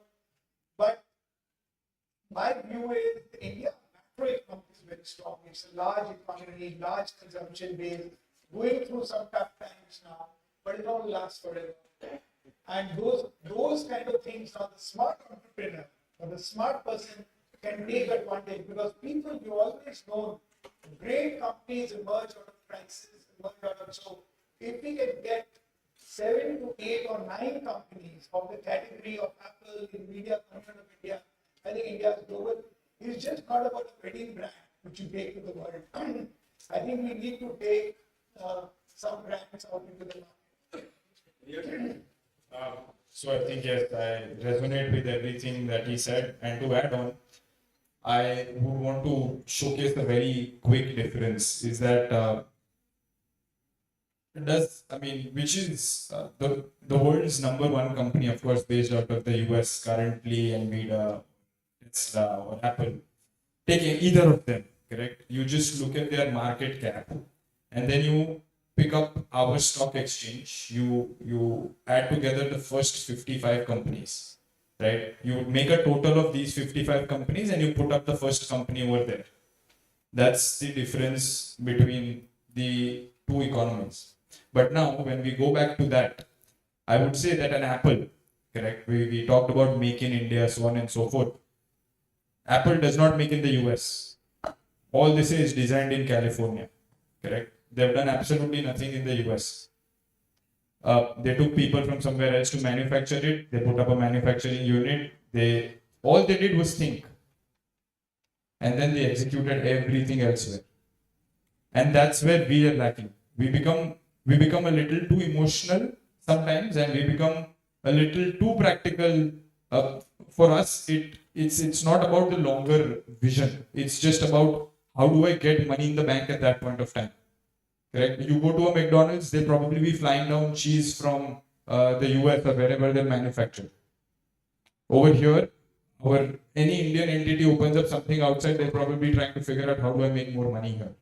So I think when we go beyond just the idea of pure profits or pure revenue, there's a lot more that is underlying. There are various underlying things such as R&D, so on and so forth, which is clearly lacked, and that's what we need to touch upon. Excellent. I think we are well in time. We have 5 minutes for question and answer, so we can take few questions.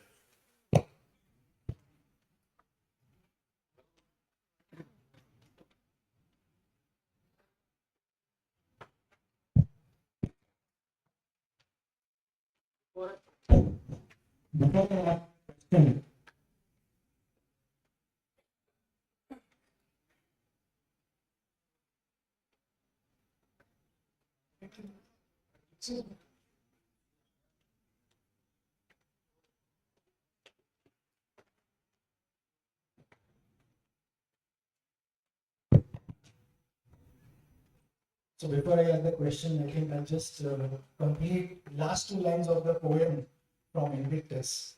I'm the captain of my ship and I'm the master of my soul. Thank you. So I think you touched upon quite a few topics on leadership and they were very pertinent. In fact, two things which came out of your discussion. One was risk taking, and the other is delivery. You yourself said we don't celebrate failure. How does a leader balance between innovation and delivery? I think the first point where the leader needs to focus on is where he's going to get the maximum value for the company. And I will go with Yash's point, and I don't think it's been reiterated 20 times. We should not look at short-term profits. The problem with all of us is we look at short-term gains, pick up at someone, cut corners. Every time we think, oh, we do it like this, we can make more profit. I think we need to get out of that mindset. We should say there has to be a profit, there needs to be a purpose. And the one better example than Tata for this, how they have built their empire, brought all the regulations today that we follow. They were first put in Tata when there was no laws in this country. And I think that kind of, if we are able to put a higher purpose together, like when I say higher purpose, it is basically your salary is your current account, your higher purpose is your capital account. And we all go and invest it where you make the money. So I think we have to think long term. We need to, even when we talk about medals, we've spoken about gold. When UK got 2 medals in the Olympics, they put Sebastian Coe to run 20-year program, and then they won 65 gold. And consistently they have been winning the 60. I think we need to put a 20-year program out there. So even for our companies, we need to put a long-term program and not look at what we did in the short term. And also let's understand, we live in a world of corporate governance. We live in a world of ESG. We live in a world of sustainability. All this will get you valuations. If we say sustainability mein ka paisa chala jayega. Paul Pullman, just to share with you, he put the sustainability agenda for Unilever, the shared tank. For 2 years, in fact, they were an acquisition target. They almost got acquired, but Paul Pullman and that venture are not going to sell. And he held on to his company, and today is one of the most profitable companies. And that same policy that he put in helped him get money. We heard Sanjay Kirloskar in the morning say that because of the policy he put in, they made a lot of money. Because they were able to bring efficiency, productivity, going for the, if you take IKEA as a company, and you know IKEA is a private limited company, how many of you know that there is not a single shareholder in that company other than the family?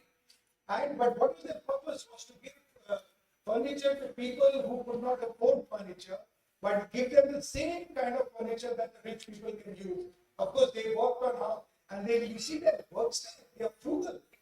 None of them travel business class.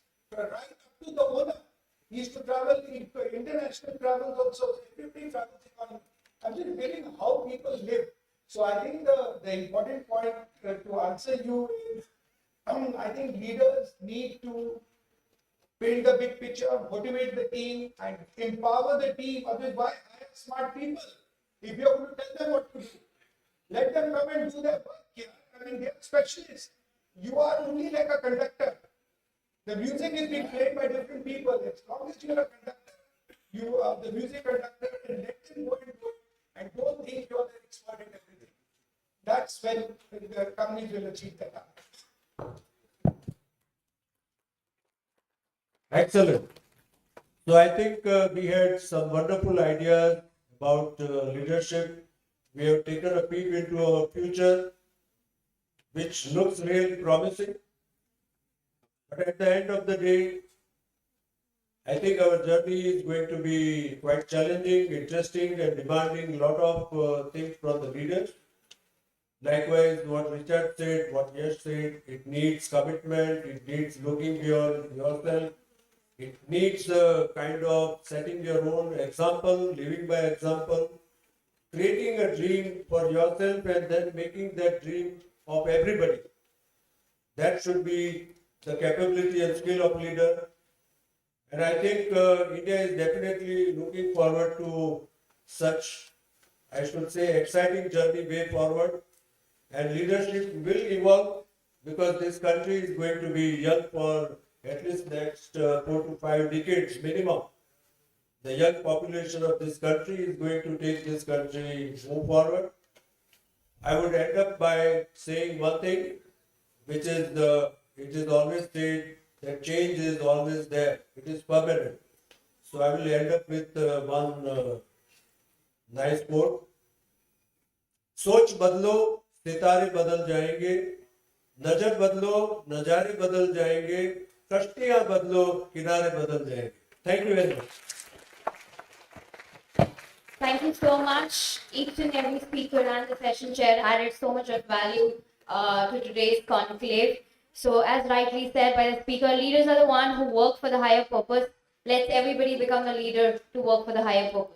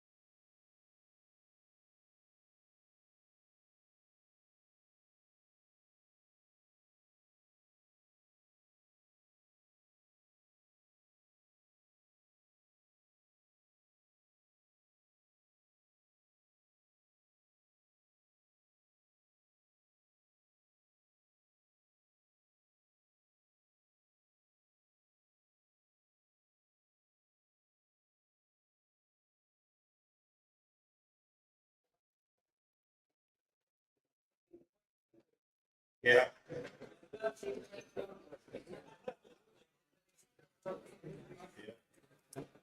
Please, anyone who wants to come, there are no seats. I'll wait a few minutes if anyone wants to change, otherwise we can start. Some people.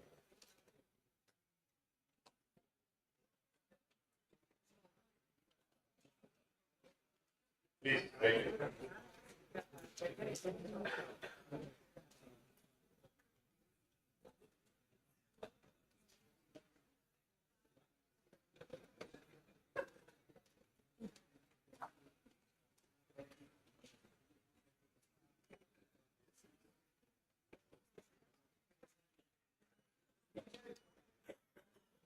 Okay, so good afternoon, everyone.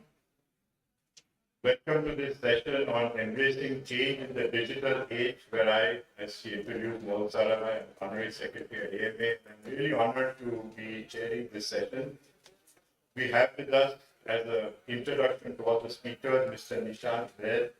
He is the founder of Expand My Business, EMB Global, which is a fast-growing platform for digital services. He's a visionary in digital transformation, AI, and IT. And all of them are going to speak a little bit and introduce a little bit more of themselves. We have with us Mr. Rajat Muna, Professor, Director, Indian Institute of Technology, Gandhinagar. Professor Muna played a key role in smart card-based driving licenses, e-passports, and in shaping India's technological landscape. Professor Muna is a renowned academician and technologist and author. Welcome, sir. We have with us Mr. Abhishek Desai, founder of Cricket Heroes, which is India's first mobile platform of cricket using technologies to empower grassroots cricketers to showcase their talent. Welcome, Mr. Abhishek. I'm really honored because digital transformation is really one of the hottest topics, and I'm honored that I'm chairing this session. And I want to let's take a view back. We're going to talk a lot on business and everything, but let's take a view back, take like a helicopter view, and go back, let's say, 300,000 years, when humans, the first humans appeared in Africa. And if you look at all the history, when initially we started with Homo sapiens, right? They became the part of a lot of genuses of Homos. And if you look at history, what is the most unifying? This world has always been fragmented. 300,000 years ago, the Homo sapiens became really powerful. All the other species that were there were not there. And they did that by accepting technology, and they did that by accepting change. Those were the two huge things that Homo sapiens then became a dominant species. All of us came from there. Everyone else was out. Take that back to 6,000 years when civilization started. Even then, the world remained fragmented. We are different culturally. We are different religiously. We are different in what we eat, how we look. But if you look at all of that, come back to this year, what is the single most unifying factor amongst all our species? And I say species because humans, after all, biological, but I'm from the pharmaceutical side, are a species. It's digital age. We are all on the same platform. That's like the most powerful thing. Anything can change. We're all on the same platform, regardless of whatever we believe in or whatever our habits are. We are all on the same digital platform, and that is very powerful.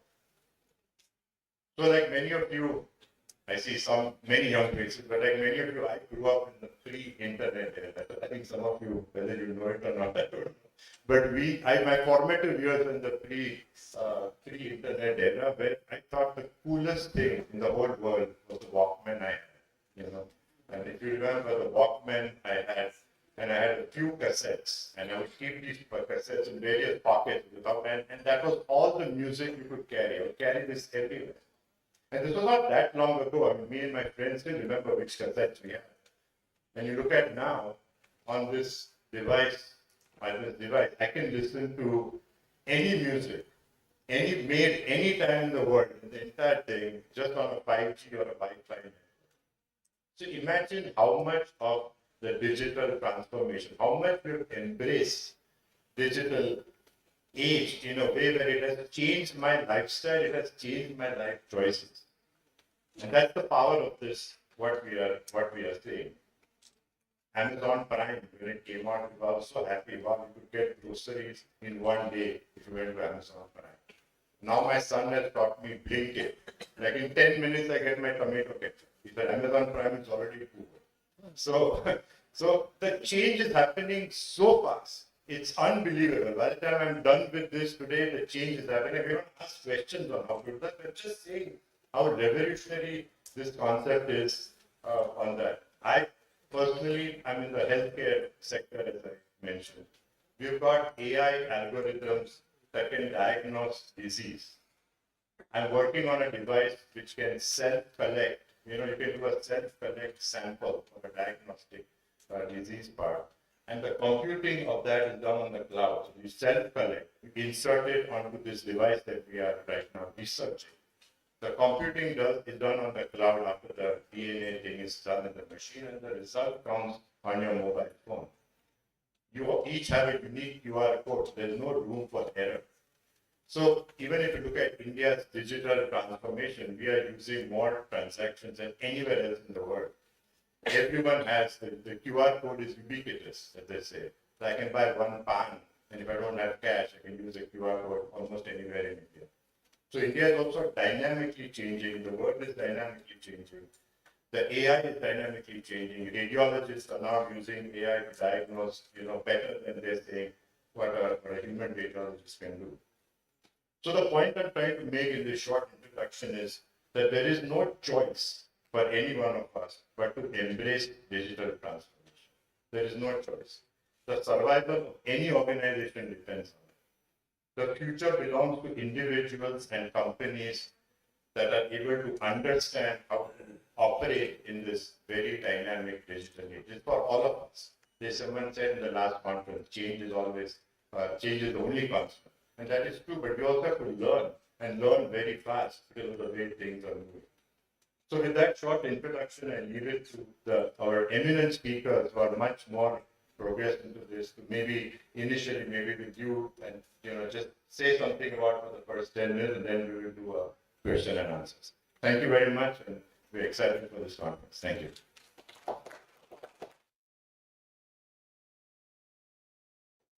First of all, a very good afternoon to all present, and wanted to thank AIMA, Ahmedabad Management Association, for having me over. Right? So, now friends, I think this topic is of strong interest to me. I think with digital transformation, AI right now, I think AI has become synonymous with digital transformation. Having the honor of leading EMB Global to over 4,000 odd clients across 22 countries, setting up business in 7 countries in the last 5 years, I think very, very close to the subject, and personally very inspired to be speaking about what I feel or what people inside the EMB group feel right now. So before I get on to who I am and what impact will AI have on our lives, let me start with some very interesting facts and figures. Right? Any guesses how much time did the internet take to reach 100 million users? Any guesses from the audience? Yeah, you are close. So it took almost 7 years for the internet to reach 100 million users. Any idea on how much time did OpenAI's ChatGPT take to reach 100 million users? 2 months. Now the problem with the entire document right now is people are saying this is growth, this is some shift. I think it's a paradigm shift, right? If you ask me, these are not some exponential growth curve or some incremental changes we are seeing in the ecosystem. This is a paradigm shift of how we look at technology and how we perceive technology. So, I tell you something I heard from my mother a few months back. She mentioned that, when people were mentioning that there are going to be mobile phones which are going to come in, people could not agree because they were so focused on the fact that, we have landline phones. For people in that era, I think, moving from a landline to cordless itself was innovation. The problem right now is all the people focusing on building cordless sets are going to run out of business or run out of jobs. That's a very honest reading, because the way mobile phones, that's the analogy which personally I'm able to draw right now. Interestingly enough, I'm sure a bunch of you, spend a lot of time on YouTube, Instagram. So there's a very famous video where back in the days, Bill Gates mentioned this on the stage that, internet is going to change the way business is done, right? A lot of people laughed. There were obviously, criticalities in the way of thinking, skeptics always thought that this could not happen, right? And guess what happens 10 years later, right? Companies like Nokia got it out of business. And I'm not talking about, small business houses. I'm talking about the most evolved companies back in the days, the billion-dollar houses going out of business, right? So, friends, that's the honest view on how technology is shifting. That's the honest view on what AI is doing. And the problem, what I personally see is internet took decades to create changes, right? Like even if you look at from an economic standpoint, even if you look at from a geography standpoint, it took decades to create impact. With AI, it is literally happening in months, right? And of course, like for me personally, I was speaking to Richard sir earlier as well, right? He mentioned that you should spend time in the Bay Area. I do it a lot. I visit US, I visit the Bay Area every 3 months. And I'm telling you, every 3 months I'm going to Bay Area and seeing that the world is shifting. Like what we were seeing last time, it is no longer existent, right? So even for people like us, again, as entrepreneurs, the good thing is if we look at opportunities in this game, right? Like that is the only positive we take out. That yes, what business we were doing 3 years back, that might not be even relevant right now. But that actually poses us the biggest opportunity to make a breakthrough. So I give you more context about this, but before that I give you the rationale about why probably you should skip some uneasiness after lunch and pay attention. So personally, I started my career with PwC India, which is a large consulting group. Spent 2 years as one of India's youngest consultant in government sector consulting. Before AI and data was very, very popular in the Indian government ecosystem, that is the time when PwC was working on it, and I had the privilege of executing some of the top of the line projects there. After that, built a business, sold it all. That's another story. But now it's been about 5 years we have been building EMV Global. We have seen closely how digital transformation is happening across the set, across India, across the US, and across Middle East. These are the 3 target geographies where we have spent a bunch of time. Even during running EMB, the interesting factor which we have noticed is, I'll give you some number context here, right? And of course, we have a lot of Gujarati fans, so I'm sure numbers will be more relatable, right? 3 years back, we did roughly about 12 crore of revenue with 200 people, which is a very bad number. Next year, we did about roughly about like last financial year, we did about 32 odd crores with about 300 people. That's an even worse number.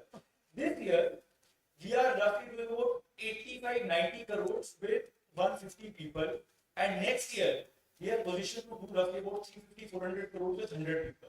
Now, what changed? Right? So, as much as I would love these clubs, for me, the reality is this is all here. Right? What typically happened was, I think like we were investing a lot of money, we were bleeding, right? Our board had speculations, why the hell on this planet are you so bullish on AI, right? When people were not talking about it, we were thinking of building libraries where we do not need humans any longer, right? And I think classic examples of what I've seen in front of my eyes. For one department of scoping and generation where we needed 30 people, right now we need half a person to be doing that, right? So that is the power of technology, and believe me, the scale is just exploding, right? We have not even started, we don't even need people in departments, right? I tell everybody inside EMB right now, be it marketing, be it finance, be it operations, make your jobs redundant, because if you are not trying to do that, AI is anyway going to do that, right? So the smartest people in this curve are emerging to be thought leaders, to be design leaders, who are actually using AI for their advantage versus being fearful of the technology coming in, because the reality is, and this is something I've seen a lot in the non-US part of the world, right? Like I think people are dismissive about technology usually, right?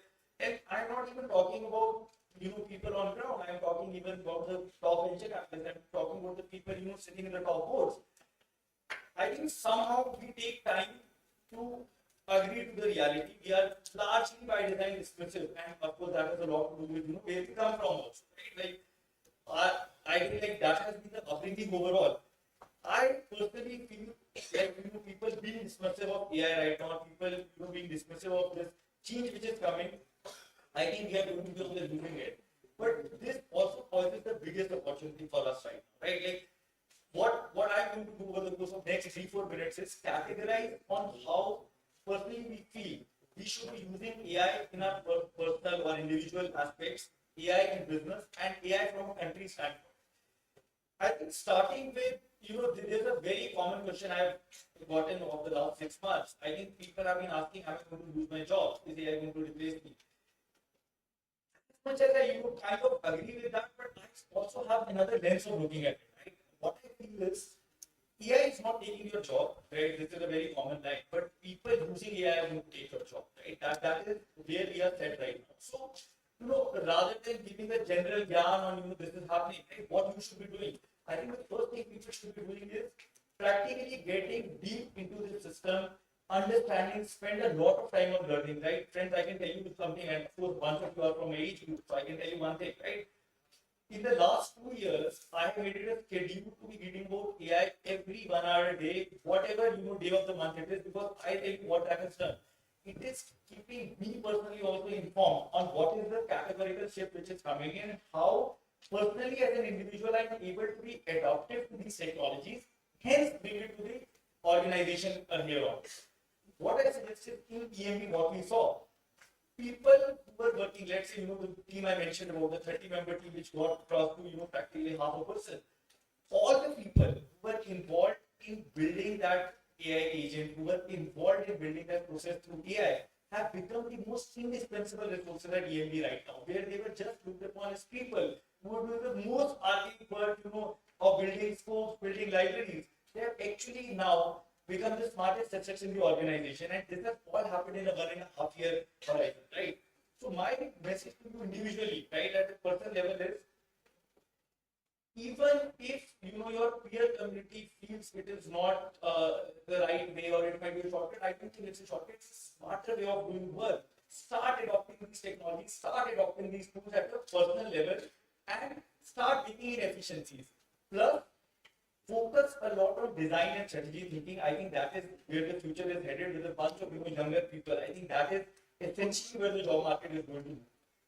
Now, the second topic of how businesses essentially should be leveraging AI. Now, this is obviously a favorite topic. Let me walk you through a couple of very interesting case studies. We happen to work with one of the largest homegrown coffee chains in Saudi Arabia. I met the CEO 2 years back. Now, the very interesting thing is, the CEO is a very forward-looking, visionary person.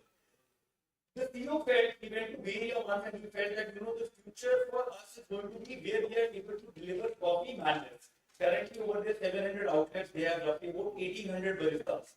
So he asked me, Nishant, what do you think is the best way, for us to take a first step forward in the world of technology? So I heard that computer vision would be the relevant step. I think kudos to the person. He made that bet. Was willing to invest a couple of $1 million to see the results. And friends, not even I think 20 months later, we are going to actually make it the first non-Western brand to have a completely automated coffee system where we had 1,800 baristas. We don't even need even one barista. We might put in people just from an experience point of view, but overall, this is 20 months, and the world has changed right in front of me from a business point of view. There's one large unicorn in India. Of course, I cannot take the name here, right? So the founder happens to be a good friend. It's in an automobile space. So, I was speaking to him about 7-8 months back. The question was again that, how are you looking at AI from a customer experience standpoint? The problem what we are facing in the room right now. Like when he had customer agents, they felt sleepy after lunch, right? Then there were issues, of course, like, there are human limitations on how much you can do. I think with AI, what we have been able to establish is the 60,000 calls they were having in a day. Right now, 15,000 of them are currently being done through AI. That is where we have seen a much higher impact in terms of quality, in terms of customer success, and in terms of overall experience. Not only from the current organization point of view, but even from a customer facing point of view, right? So these are the two classic case studies, and I feel strongly, I think my message to all the business owners is that, of course, bunch of you are elder to me in terms of the experience, but I strongly feel it's time we don't think of AI as an assistant, but we think AI as a core value proposition. I think that is one strong message. Now that also leads to the second point. I think like it is time we start investing in AI from a talent point of view, from an infrastructure point of view, and of course, I think like so many innovations coming in, so much talent springing up. I think it is a message which is I think that we are living in the 90s, right? It's almost 1995 when this .com era is coming in, and people are still fidgety about what is going to happen. I think this is the right time for us to be really innovative in the curve. I think it is time for us to start investing, both from talent and infrastructure point of view, in AI, purely from a business standpoint. And I think the last point, right, from the country instance also. Friends, I think one thing I've realized over time is traveling to different parts of the world. In the last 30 years, a major contribution of our economy has come in from export of services, right? Now there's a good thing and a bad thing to it. We have always been looked upon as a labor arbitrage market, right? That is something we have felt with time. And of course, so you will relate to this. A lot of people in consulting actually relate to this. We are looked upon as a cheaper alternative. My entire contention to this point is that we are the Satya Nadellas of the world, we are the Sundar Pichais of the world. So I don't really see a barrel getting drawn in us being the cheaper talent. But that is where it comes to. I think the perception of what we have built over time is such that the only image we carry whenever we are traveling outside, especially in the developed economies, is that okay, we give work to India, that's the best and cheapest, that is cheapest option, not the best. I think from a country standpoint, with AI coming in, that labor arbitrage is anyway going to go down. I think it is time for us, right, to really put up our hands to be solving at a micro entrepreneurship level and shipping quality business globally. And what I feel is that right now there is no innovation in terms of technology, in terms of getting a business rolling.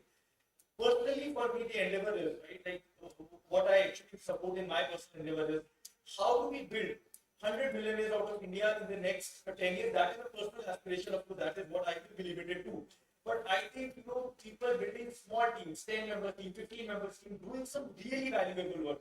And that's also what AIMA is fostering at a global level of giving micro entrepreneurs a shot at working with some of the larger companies. Thanks, Mr. Yeah, okay, last one. Yeah.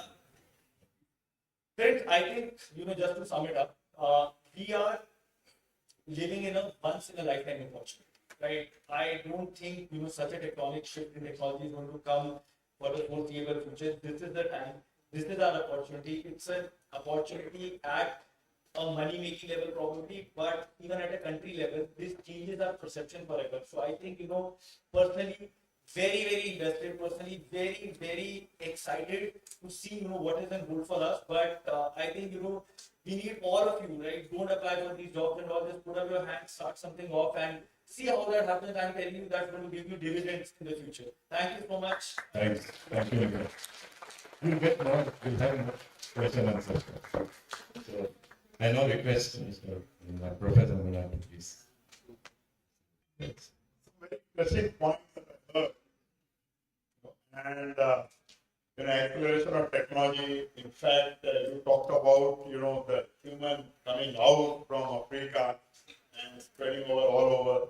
I think technology interventions right from the very first day when man was actually born to now have been always there.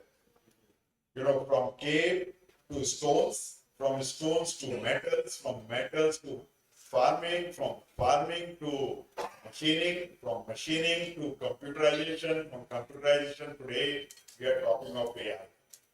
And each one of this technology has been a breakthrough, has been a game changer.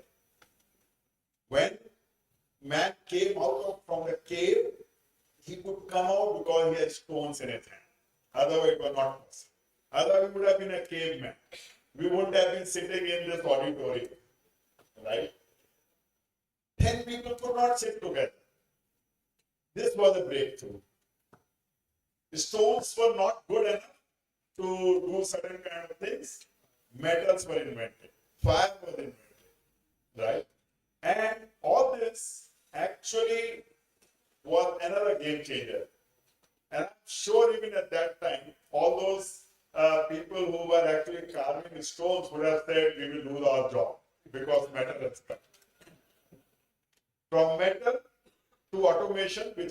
actually in our own times, there has been a huge debate saying people will lose jobs, a lot of jobs will be replaced and all that. Has it happened? The answer is no, if at all. The world population has increased from 1 billion to 8 billion and everybody is being fed, right? However, I want to actually say a few things. See, for example, when from machines, the bits came in, the computerization came in, the communication came in, suddenly there is an acceleration in technology, acceleration in job replacement, accelerations in companies closing down. Anybody, who did not go with the wave, suddenly find that one day they have nothing to do, right? Kodak is a good example. It didn't close down. Companies don't close down so quickly, but Kodak was a well-known film company because they didn't see the writing on the wall that digital cameras are in. They are out from the film business, right? The same thing is true about cash machines. There were famous cash machines. They're completely out. Nobody even talks of it. Okay, today any store without a barcode reader, and in fact now in many advanced stores, you will actually have the entire thing just walk out and using RFID, you can just read all the, do all the billing and all that. I think technology has come in a drastic manner. Today, when we are sitting in this crossroad, AI is actually yet another technology that is round the corner, it is there in everybody's life, and I don't count ChatGPT as an AI technology. That's one AI application. In fact, if you look at our AI applications or AI technology that actually came much earlier, your voice recognition, your modems recognizing your dial such and such digit and therefore giving you service based on dial 1, dial 2, dial 4, whatever. That was also an AI. From there to speech recognition, that is also an AI.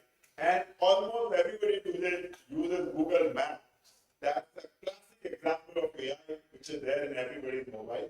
Today we are talking about a different form of AI called generative AI so that you can actually be a communicative person with a computer. But I remember way back in the 80s, I had an access to a program called Alexa, not today's Alexa, the earlier Alexa. It used to run on a machine which is, in today's term, it would be probably just about 4 megabytes of RAM. Okay? And it could actually engage with you on a long conversation without internet. And so you can actually, after some time, you will start pouring out your secrets to it. Right? And, you start, how are you? Right? I don't understand what you mean. Give me a little more thing. And that kind of conversational AI, it actually, today's things, you can actually talk of these things on your mobile phones, on the internet and all that. And I think the biggest thing that internet has actually solved is making the compute and computing resources available as a common utility. You can go on the cloud. If you are a company, take the access of computing. You're going to build your complex data centers and servers. If you are a user, you go and take services like Google Map and every other thing right on the internet. Okay? And today's mobile phone is such a powerful device, mobile phone and internet, that everything and anything that you can think of can start building onto this system. Voice-based activations and all of these things, voice-based, command being given, all of these things are also very common. But let's also understand we are also very, very ingenious people, very, very strong, with this kind of a technology. The second technology that came is digital arrest. So India is a country which is actually a very interesting country. This doesn't exist. And in fact, we are becoming, when all these campaigns are going around saying, no, there's nothing known as digital arrest, knowledge of people became even more innovative. They started digitally arresting people outside the country. Now, I want to say this because this is itself an innovation, right? The point that I'm trying to say is, if we actually don't channelize the innovative energies, we actually will do things in a wrong way. And I must say this, today we talk and say US is a classic role model for the rest of the world. Now I'll give you something very interesting. US technologies are not made by Americans, right? They are all made by immigrants, and the very fact that today people are talking about will the immigrants be allowed or not allowed and all that, I think it is going without saying large number of so-called American intellectuals are actually seeing this, saying that this will be harmful for the country. Why? Because almost every technology that we talk of actually has originated, the roots have been outside of US. In fact, for that matter, the entire US is outside of US.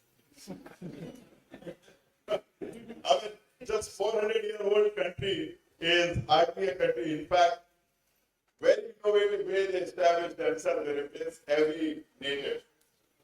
Right?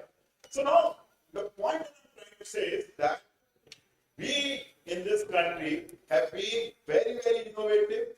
Our technologies, our methods have been exploited by others, not by us. But what has digital computing brought in? It has really brought in uses of our own innovation mind for our own benefits. Right? And that's, I think, a very, very interesting thing. Because today you don't need a complex setup. You don't need, in fact, you don't even need garages to start your business. You can actually do this business right from your bedroom. Okay? You can actually run it, as you rightly talked about, the quantum of businesses going up with lesser and fewer number of people. That's actually a reality because today technology permits you that. All you need to do is just to start your business, take up some cloud computing infrastructure, rent it out, take out some warehouse and all that, and these kind of things. You are within a week, you are actually out on that production. Now, I'll tell you another thing that actually will be good. I mean, one can actually talk about all kind of sectors. This I'm talking about IT and technology, but let me talk about manufacturing and where the technology can help us. We work for Bhilai Steel Plant for some time. Bhilai Steel Plant would actually roll the rail mills. I mean, the rail mill, almost 100-meter long rail mills are rolled. Okay? And then they are shipped all over the country, and then they are kind of, you see the rail tracks. There are various classification of rails and all that. But what was the biggest challenge?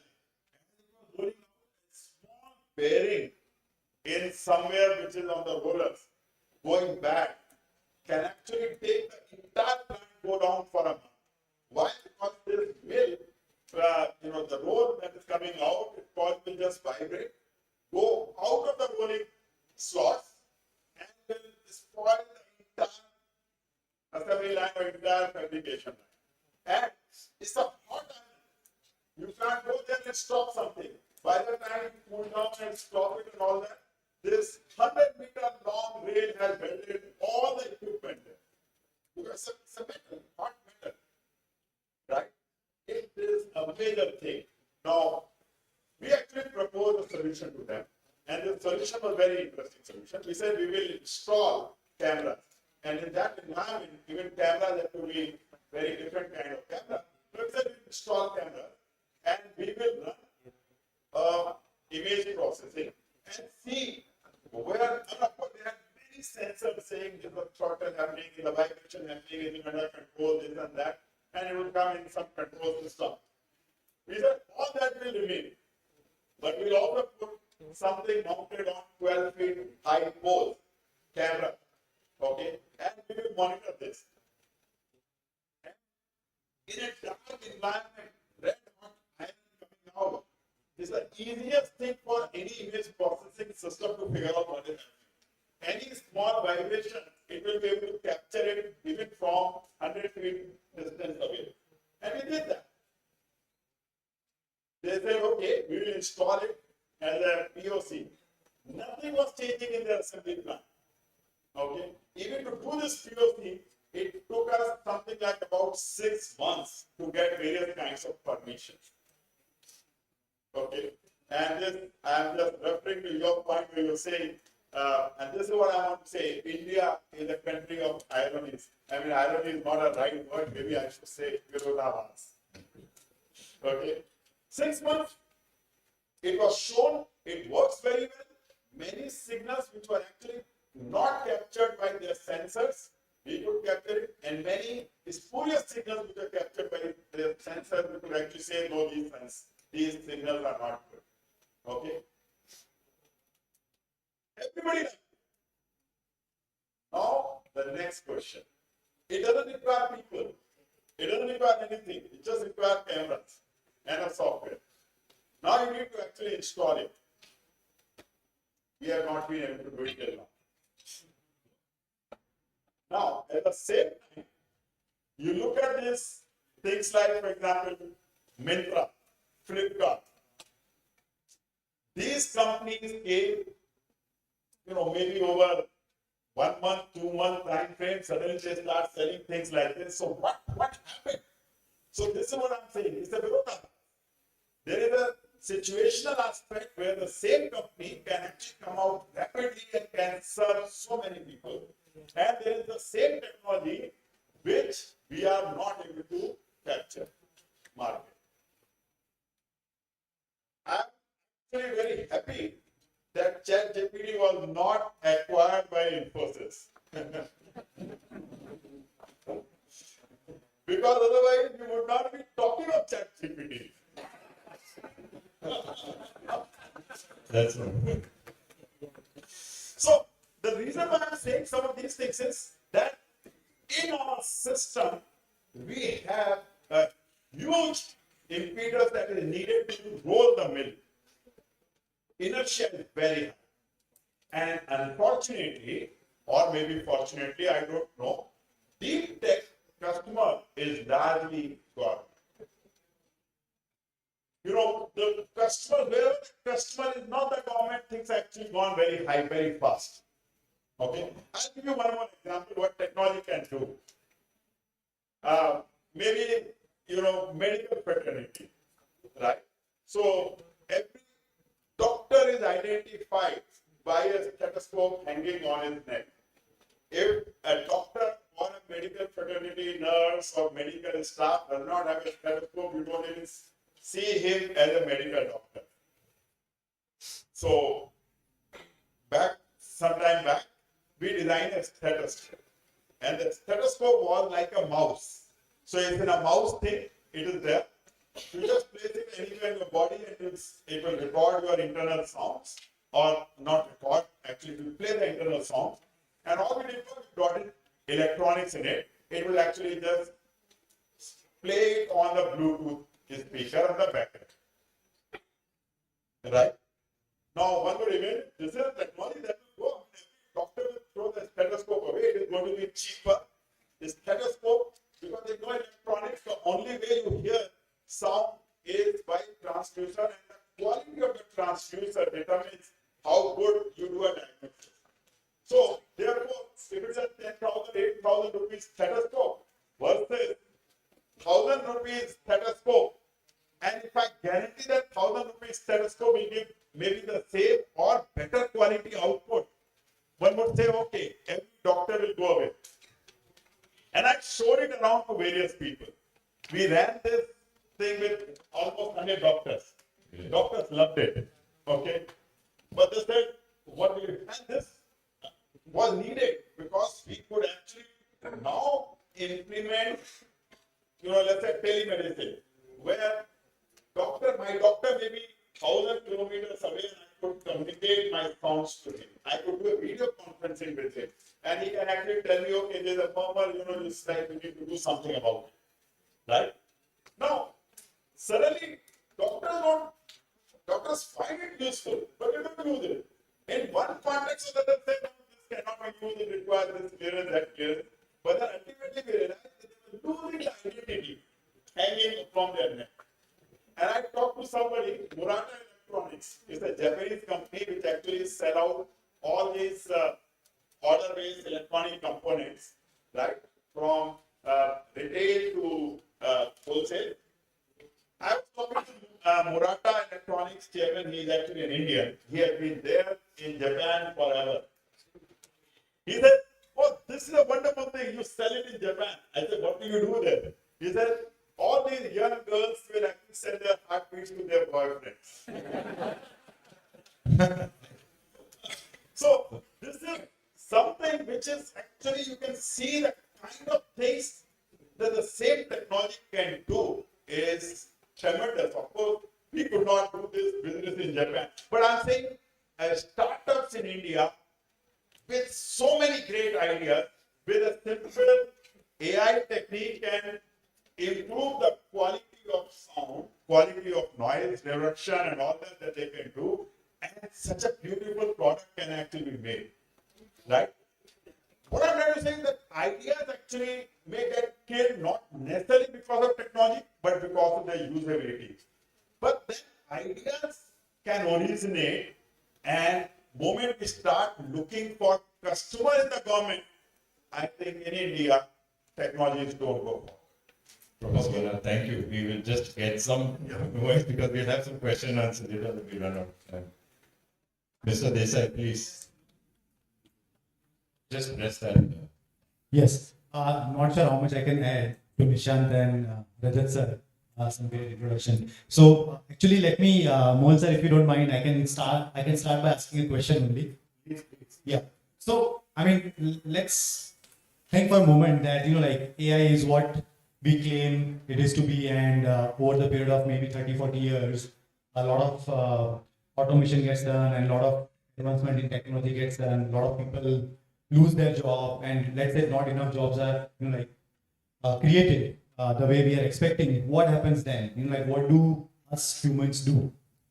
One of the theory is we will probably play games, just the way probably a lot of us are doing right now, and something like universal basic income, which is a thought experiment, and which is also being implemented as an experiment in some countries, can also become possible.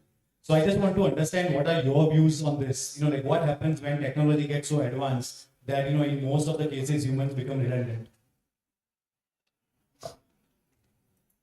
Maybe I'll take that.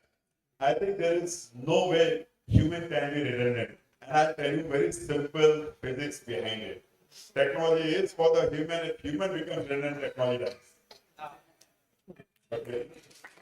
No, so let me just rephrase my question. For example, just the way Nishant said that for a task which required 30 people, maybe he just requires half a person now, right? I understand. See, I have been through the transformation myself. So I have been in fact, at least personally involved in 3 digital transformation. One, the restaurant transformation via paid puja. Another transformation of cricket with the help of my own company, Cricket Heroes. And another transformation I am witnessing right now is the textile industry with the help of a product called Vastara. So I understand the transformation part. I understand the advantages which technologies can bring, etc., etc. But my point is that what if this particular transformation is not the same transformation we have been expecting?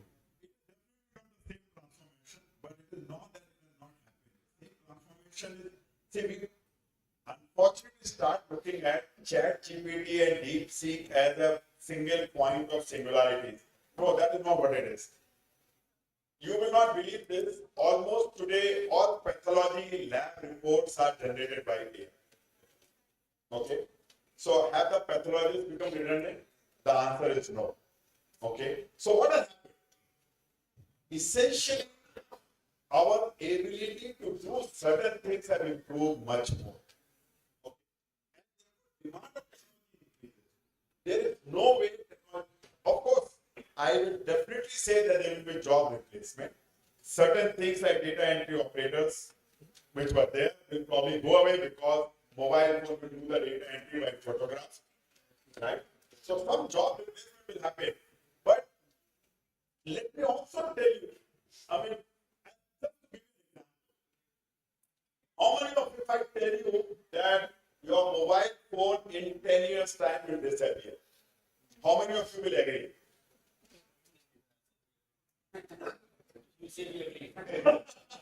It's not my word, but I tell you, in my mobile phone, there is real estate which is all fully covered by display.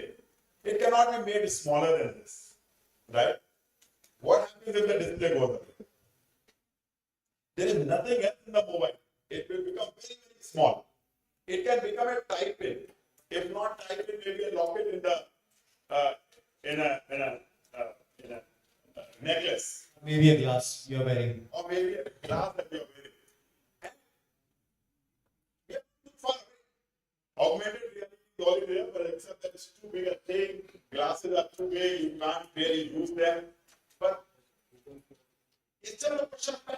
So I think what Nishant, what you said, that people who are using AI, who are learning AI, are going to take your job. I think that is the more of a message.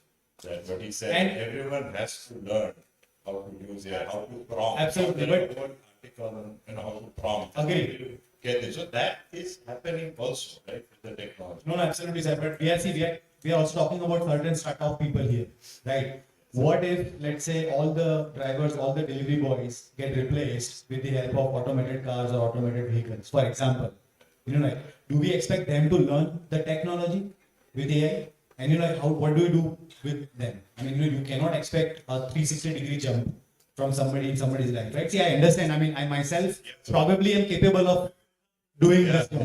What? Yeah. Hello.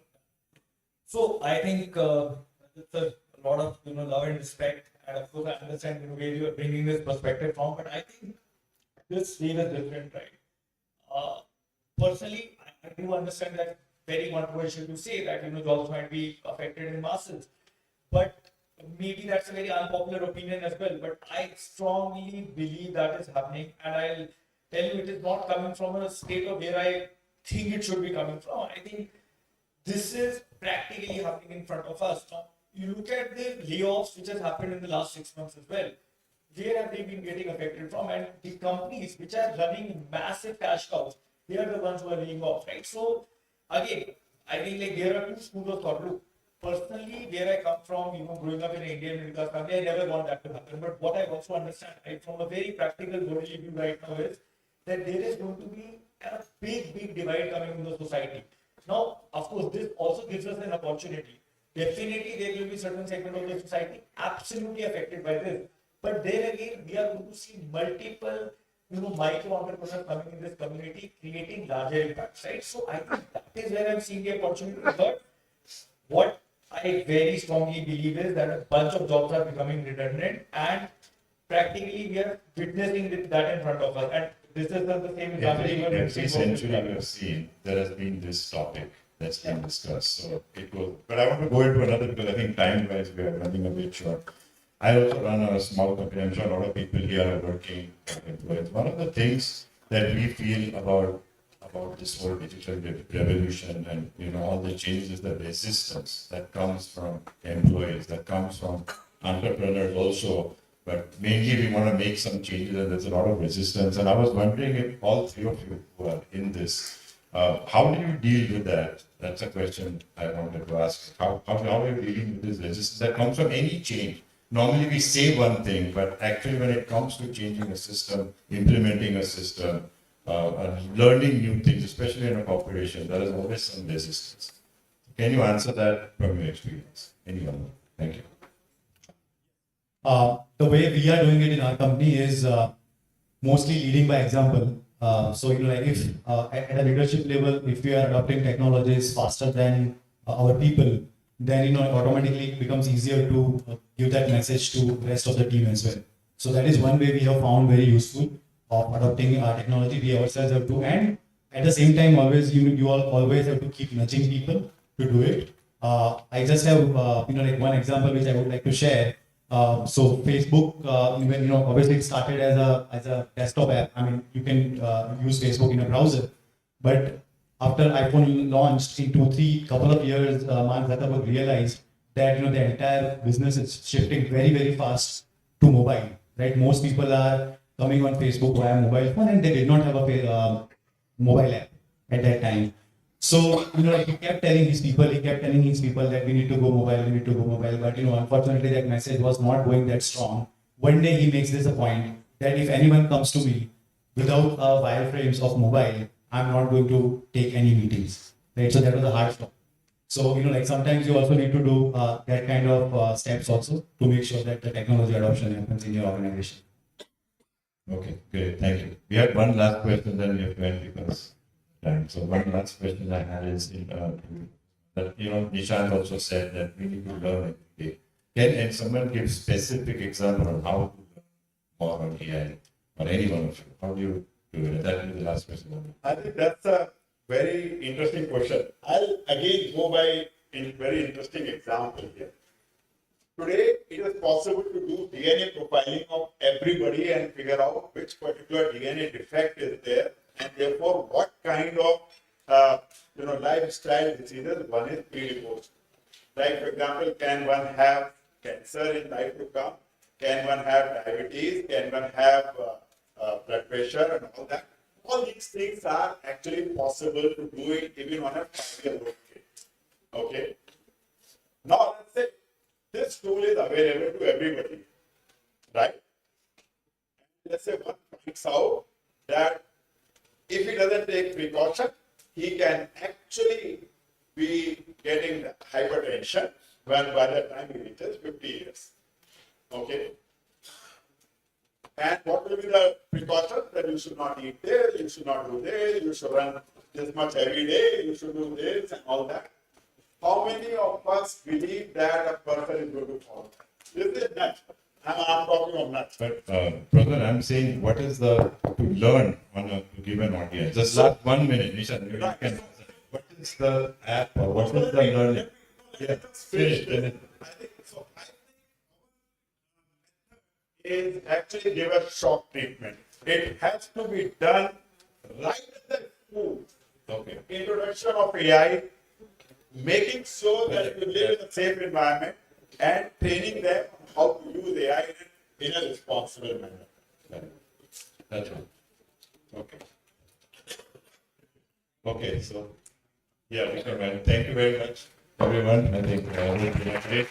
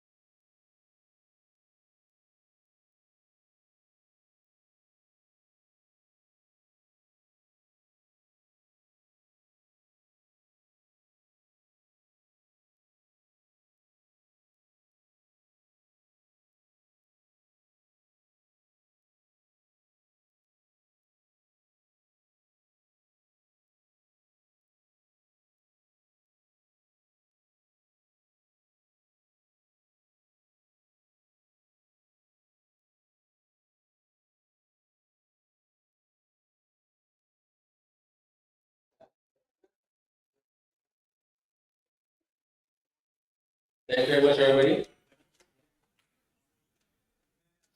Please have your seat.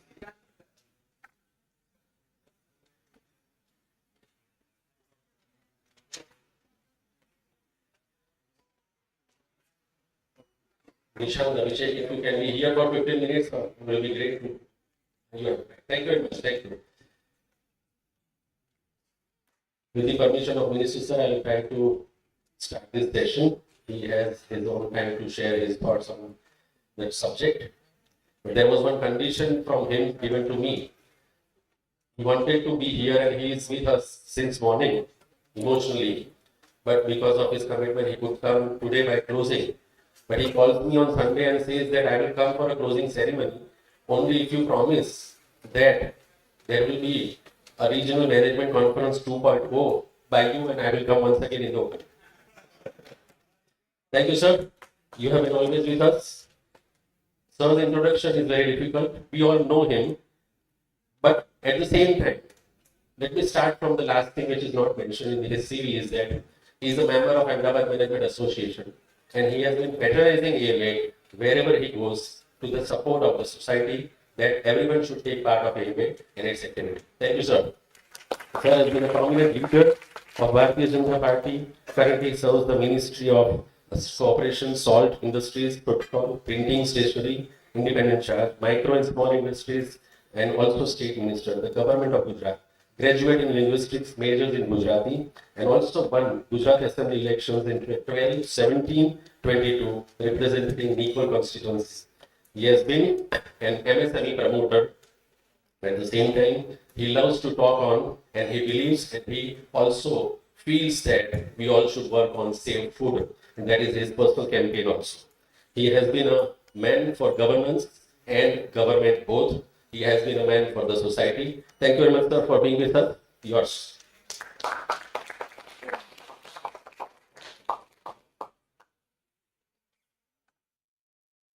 Hello. કેમ છો બધા? સવારના બધા બેઠા છો એટલે આમ થોડા બોર થઈ ગયા છો. મને કીધું ઉમેશભાઈએ કે સવારના બધું બધા જ આવ્યા છે એટલે કદાચ ઘડિયાળથી કદાચ બોર થયા હશે. તો મને હું જ્યારે સાંભળતો હતો મને એવું લાગ્યું કે ભાઈ કયા સબ્જેક્ટ માટે મને બોલાવ્યો છે. એટલે ઉમેશભાઈને સ્પેશિયલી પૂછ્યું છે કાલે એટલે કે તમારે લીડરશીપનું સરસ લેવાનું છે. મારા કરતા એ લીડરો વધારે બેઠા છે. Young generation ઘણું બધું જોઈ રહ્યો છે. What is the leadership? આપણે ટુ વે કરીએ એટલે કોઈને બોર ના લાગે. What is the leadership? Taking responsibility. Then be the example. Be the example. Then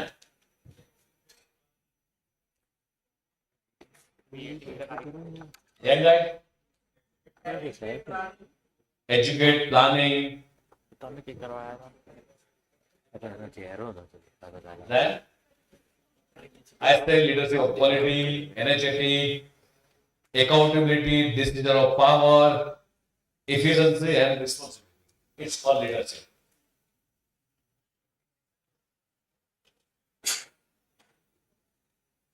How matter to how difficult the goals are once we are the different the no goal in the impossible. Leadership ની અંદર સૌથી important goal એવો છે કે ભાઈ impossible કશું જ નથી. એ જ વ્યક્તિ લીડર બની શકે. Nothing is impossible. અને કેવાય કે લીડર છે આપણા દેશમાં.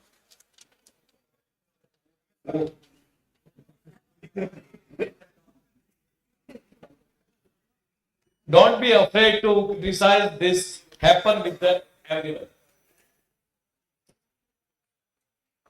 Set your target according to your ability. A quality of leadership. Work hard to live your dreams. અત્યારે 18 કલાક કામ કરે. આપણા લીડર 18 કલાક કામ કરે છે. Politeness is the hallmark of the great leaders. ક્યારે કદાચ કોઈ વ્યક્તિએ કોઈ જ મોટા લીડરને જે હમણાં જ આપણે કદાચ એક ન્યૂઝ મીડિયામાં ચાલ્યું હતું યુક્રેન અને રશિયાના પ્રેસિડેન્ટ ટ્રમ્પ અને એ વ્યક્તિના આપણે ઘણા ઇમોશન પણ જોઈએ છીએ એ સારા લીડરની નિશાની નથી.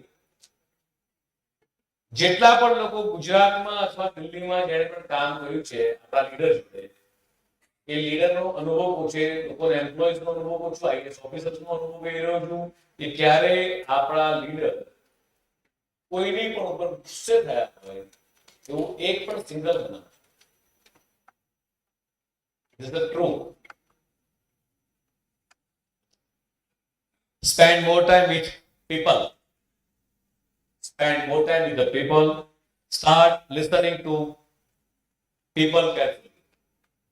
આ બે વસ્તુ કદાચ મેં કોઈનામાંથી શીખ્યો હોય તો એક નરેન્દ્રભાઈ અને એક અમિતભાઈમાંથી કે જ્યારે પણ તમે તમારી વસ્તુ કહેવા માટે જાઓ ત્યારે તમને જેટલું સેટિસ્ફેક્શન થાય એટલું બધું જ શાંતિ સાંભળી લે અને તમને સાંભળ્યા પછી એમનો આન્સર આવે. આપણે લોકો શું કરીએ છીએ, કોઈ આપણા રજૂઆત કરવા માટે આવે અને આપણે એક આખી રજૂઆત થાય કે ના થાય પૂરી એ પહેલા જ આપણે કૂદી પડીએ છીએ કે મને ખબર કદાચ મારી એવી ટેવ છે જ ઘણીવાળાથી. Show your dedication to the team. And last, keep appreciate the team members.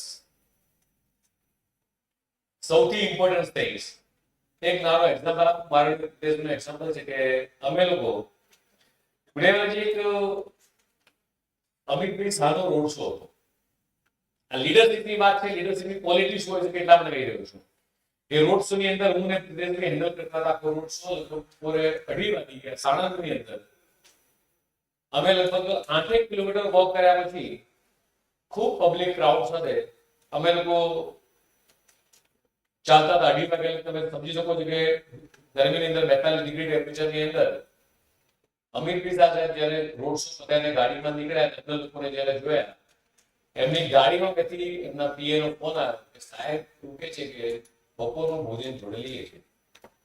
એટલે અમે લોકો સાણંદ હતા, સાહેબની ગાડી ઓબ્વિયસલી પ્રોટોકોલ સાથે પાયલટ સાથે 8:30 મિનિટમાં સાણંદથી પહોંચે. અમને આવતા પોણો કલાક થયો. 3:15 સુધી અમારી ભોજન માટે રાખી. એટલે તમે બિલીવ કરો કે તમારી ટીમને કઈ રીતે તમારે પુસ્તક કરવું એટલે અમારા આખા એટલા બધા દિવસનો થાક એ ક્યાંક ઉતરી જાય એની કલ્પના ન રાખી શકતા. લીડર આપણા લીડર એટલું જ કે ભાઈ આ ચા પીએ કે જમી લે અને જમવાની રાહ, ઇવન જમવા માટેની આપણી રાહ જુએ. આ લીડરની ક્વોલિટી. અને રતન ટાટા સરસ કે વસ્તુ કીધા છે, if you want to walk fast, walk alone. But if you want to walk far, walk together.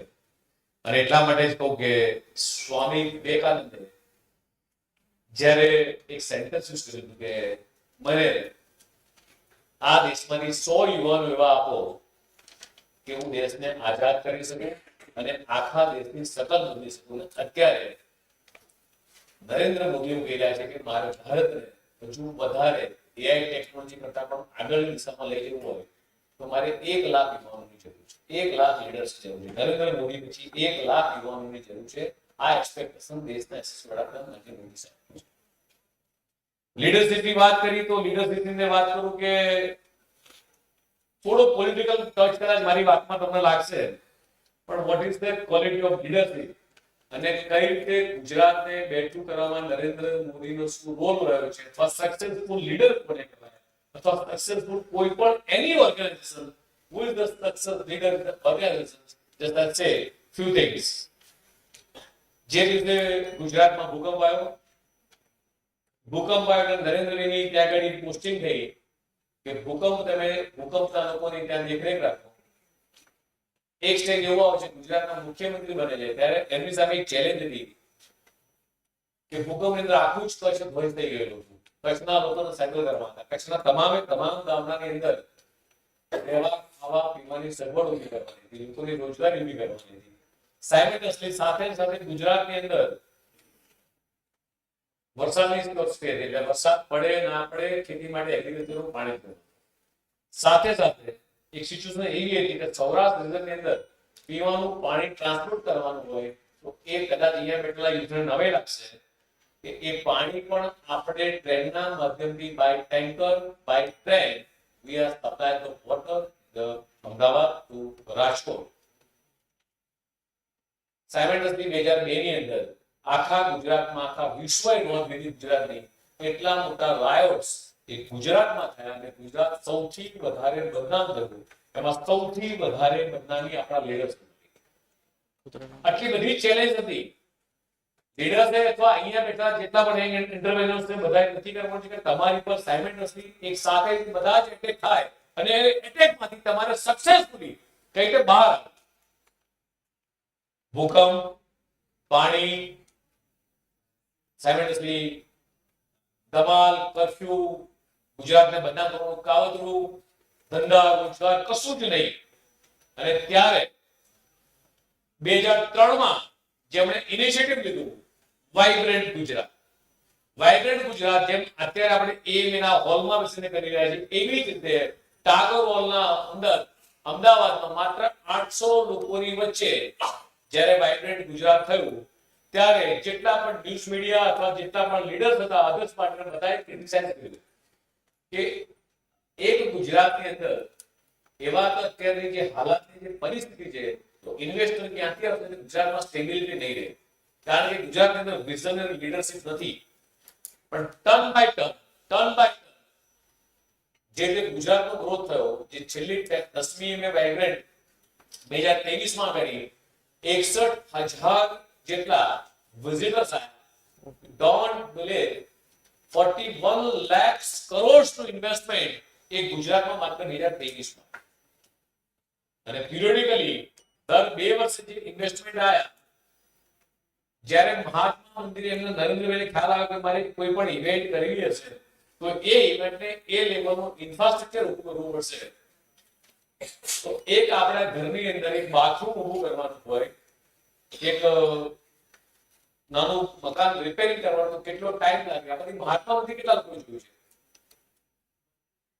જેટલા લોકોએ ના જોયું હોય તો મહાત્મા મંદિરની વિઝિટ હું ઘોડિયાવાલાને કહું છું કે સ્પેશિયલ વિઝિટ કરવી જોઈએ કે સરકારે જે મહાત્મા મંદિર ઊભું કર્યું છે એ મહાત્મા મંદિરનો આખો પ્રોજેક્ટ આખા ભારતમાં અત્યારે ભારત મંડપમાં પછી કદાચ ભારત મંડપ તો હમણાં બન્યું છે આખા ભારતના દરેક રાજ્યમાંથી દરેક ચીફ મિનિસ્ટરની ટીમ એ મહાત્મા મંદિર જોવા માટે આવે છે. મહાત્મા મંદિર એ નરેન્દ્રભાઈનું સપનું હતું અને માત્ર ને માત્ર 10 મહિનાની અંદર કેટલા મહિના 10 મહિનામાં મહાત્મા મંદિર બન્યું. જેટલા લોકો જોયું છે એટલા લોકોને કદાચ ખ્યાલ હશે વિઝ્યુઅલાઇઝ કરી શકતા હશો કે એક મહાત્મા મંદિર જ્યાં લાખો લોકો આવે છે વૈશ્વિક લીડર્સ ત્યાં આવે છે મોટી મોટી કંપનીના એમડી આવે છે જ્યાં મુકેશ અંબાણી અને ગૌતમ અદાણી હોય વર્લ્ડની જે 500 ફોર્ચ્યુન કંપની છે એ બધી જ કંપનીમાંથી મોર ધેન 100 કંપની આજે ઇન્ડિયાની અંદર ગુજરાતમાં ઇન્વેસ્ટમેન્ટ કરી રહી છે અને ઇન્ડિયામાં આજે ગુજરાતમાં એમની કંપનીઓ સ્થાપિત છે. આને કહેવાય સક્સેસ. એક વાઇબ્રન્ટનો વિચાર આને કહેવાય લીડરશિપની ક્વોલિટી આને કહેવાય visionary leadership. Just two believe કે ભાઈ એક વિચાર વાઇબ્રન્ટનો આવ્યો અને ત્યાં ફરી કચ્છમાં લઈ ગયો છું. કચ્છમાં જ્યારે ભૂકંપ આવ્યો એ પહેલા માત્ર 4,000 કરોડનું ઇન્વેસ્ટમેન્ટ હતું અને પિરિયોડિકલી ભૂકંપ પછી અત્યારે 1 લાખ કરોડ કરતા ઇન્વેસ્ટમેન્ટ માત્ર એક ડિસ્ટ્રિક્ટમાં છે. એક ડિસ્ટ્રિક્ટની અંદર ભારતની અંદર પિનથી લઈને પ્લેન સુધીની તમામે તમામ વસ્તુઓ આજે ગુજરાતમાં બની રહી છે. આ છે ક્વોલિટી ઓફ લીડરશિપ. અને તમને બધાને નવાઈ લાગશે જેટલા પણ લોકો અહીંયા બેઠા છે કે ઇન્ડસ્ટ્રીયલ ગ્રોથ કઈ રીતે થાય. કચ્છની અંદર જેટલી પણ ઇન્ડસ્ટ્રીઝ છે એ ઇન્ડસ્ટ્રીઝની અંદર પાણી બનાવવાની પાઇપ, ગેસ લાઇન, ઓઇલની પાઇપલાઇન, પેટ્રોકેમિકલ્સ આ બધી આખા વિશ્વમાં 60% પ્રોડક્શન એક્સપોર્ટ કરીએ એ બધી જ પાઇપો એ માત્ર કચ્છમાં બને. નાની વસ્તુ નથી અને આ બધી જ વસ્તુ વિઝનરી લીડરશિપના કારણે પણ ટીમવર્કના કારણે થઈ છે. પોસિબલ એટલા માટે જેટલા પણ તમે સવારથી લઈને સાંજ સુધી જેટલા પણ તમે લેસન્સ એટેન્ડ કર્યા છે એમાં ક્યાંક ને ક્યાંક તમે તમારી સેલ્ફને મૂકશો કે મારી અંદર કઈ ક્વોલિટી પડી છે, મારી પર લોકો ટ્રસ્ટ શેના માટે કરશે, મારી વાત પર શેના માટે ટ્રસ્ટ કરશે, why people trust on me, મારી અંદર એવી શું ક્વોલિટી છે કે લોકો મને ફોલો કરશે. અત્યારે ભારત એ વિશ્વનું સૌથી વધારે ડિજિટલ પેમેન્ટ કરતું ટ્રાન્ઝેક્શન કરતું કોઈ કન્ટ્રી હોય તો ભારત છે. અને તમને નવાઈ લાગશે કે એઆઈ ટેકનોલોજીને આપણે ક્યાં યુઝ કરી રહ્યા છીએ. નરેન્દ્રભાઈએ શપથ લીધા 2014 ની અંદર આખા દેશમાં એક જનધન એકાઉન્ટ, જનધન નામની સ્કીમ ઓપન કરી. હું પોતે પણ ટ્રાઇબલ વિસ્તારમાં ગયો હતો બેંકના એકાઉન્ટ ખોલવા માટે, ત્યારે બધા જ લોકોએ ક્રિટિસાઇઝ કર્યા કે ગામડાના મજૂર લોકો, લેબર લોકો, ડ્રાઈવર, સ્વીપર્સ આમના બેંક એકાઉન્ટ ખોલીને શું ફાયદો છે. અને ત્યારે લોકોને ખબર હતી, પણ એ ઝુંબેશમાંથી લગભગ 58 કરોડ જેટલા બેંક એકાઉન્ટો એક વર્ષમાં ઓપન થયા. કેટલા? 58 કરોડ એકાઉન્ટ્સ. અને આજે 100% બેંકની અંદર ટ્રાન્ઝેક્શન આ બધા જ લોકો યુપીઆઈ ના માધ્યમથી કરે છે. વર્લ્ડનું લાર્જેસ્ટ ઇકોનોમી ઇકોનોમ જે થઈ રહી છે, નોટ અ સ્મોલ થિંગ્સ. આને વિઝનરી લીડર્સ.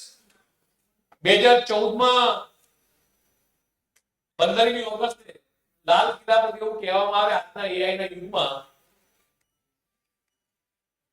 કે ભારતના દરેક ગામડાની અંદર અહીંયા જેટલા પણ છે એવો વિચારે કે without toilet how can we live a life, without toilet possible છે લાઈફ. અને ત્યારે આઝાદીના 75 વર્ષ પછી એમ કહેવામાં આવે કે હું આખા દેશમાં દરેક જગ્યાએ, દરેક ગામમાં, દરેક ઘર સુધી ટોયલેટ પહોંચાડીશ. 91 કરોડ કરતા પણ વધારે ટોયલેટ્સ ભારતમાં બને. Can you believe? Just imagine the things કે ભારતની જરૂરિયાત કેટલી છે. મિત્રો, આ બધી જે સ્કીમ તમને કહી રહ્યો છું, તમને એવું લાગતું હતું કે તમારી લીડરશિપની ક્વોલિટીમાં કઈ જગ્યાએ ઇમ્પ્રુવમેન્ટ કરવાની જરૂર છે. એમને વિચાર આવ્યો કે આખા દેશની અંદર હું માત્ર એક એલઈડી બલ્બ હું જો લોન્ચ કરી દઉં અને જે એલઈડી બલ્બ 700-800 રૂપિયાની કિંમતનો એલઈડી બલ્બ પર હું સબસિડી આપી દઉં તો દેશની કેટલી બધી રેવન્યુ વધશે, દેશનો કેટલો પાવર જનરેશન માટે જે ખર્ચ થાય છે એ ખર્ચ બચશે. એ એલઈડી બલ્બ માત્ર 80 રૂપિયા જેવી નોમિનલ એમાઉન્ટ અંદર એલઈડી બલ્બ લોન્ચ કર્યો. દેશના દરેક ગામમાં અને દરેક ઘર સુધી એલઈડી બલ્બ પહોંચ્યો માત્ર 80 રૂપિયાની અંદર. કેન યુ બિલીવ કે જે 800 રૂપિયાનો એલઈડી બલ્બ ચાઇનાની મેન્યુફેક્ચરિંગ બ્રાન્ડ વાળો મળતો હતો, તો ચાઇનાને કેટલો મોટો ફટકો આપ્યો, કેટલી મોટી રેવન્યુ એ આપણે જતી અટકાવી. આપણા જીડીપી ના જે ગ્રોથ આપણે જોઈ રહ્યા છે એ depend on this things. Urea, हमारी यूरिया पर क्या यूज થાય છે, क्या यूज થાય છે? ફર્ટિલાઇઝર એક ગ્રો કરવા માટે અને બીજું એના જે જીવજંતુ જેને મારવા માટે એનું યુરિયા.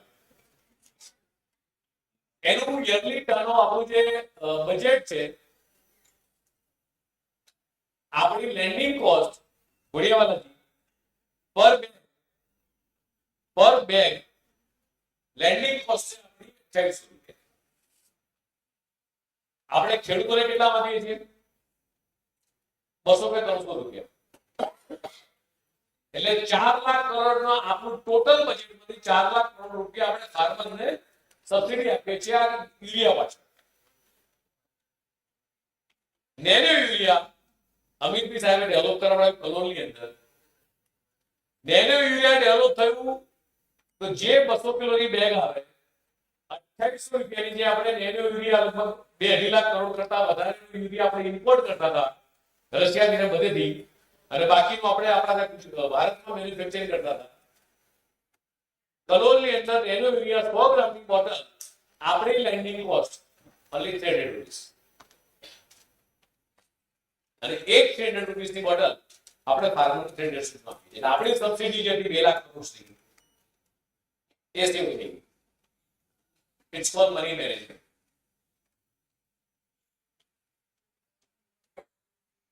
આપણે ક્યાંથી રૂપિયો લાવીએ છીએ, આપણો એક્સપેન્સ કંપનીમાં કેટલો કરીએ છીએ અને કેટલો ખર્ચ કરીએ છીએ. કોઈ કોસ્ટ કટિંગ મેનેજમેન્ટના કાર્યક્રમમાં કોસ્ટ કટિંગ સીએ ના મેનેજમેન્ટના કાર્યક્રમમાં મેં ફર્સ્ટ ટાઈમ સાંભળ્યું હતું કે કોઈ કોસ્ટ કટિંગ ના સીએ હોઈ શકે છે. અહીંયા કોઈ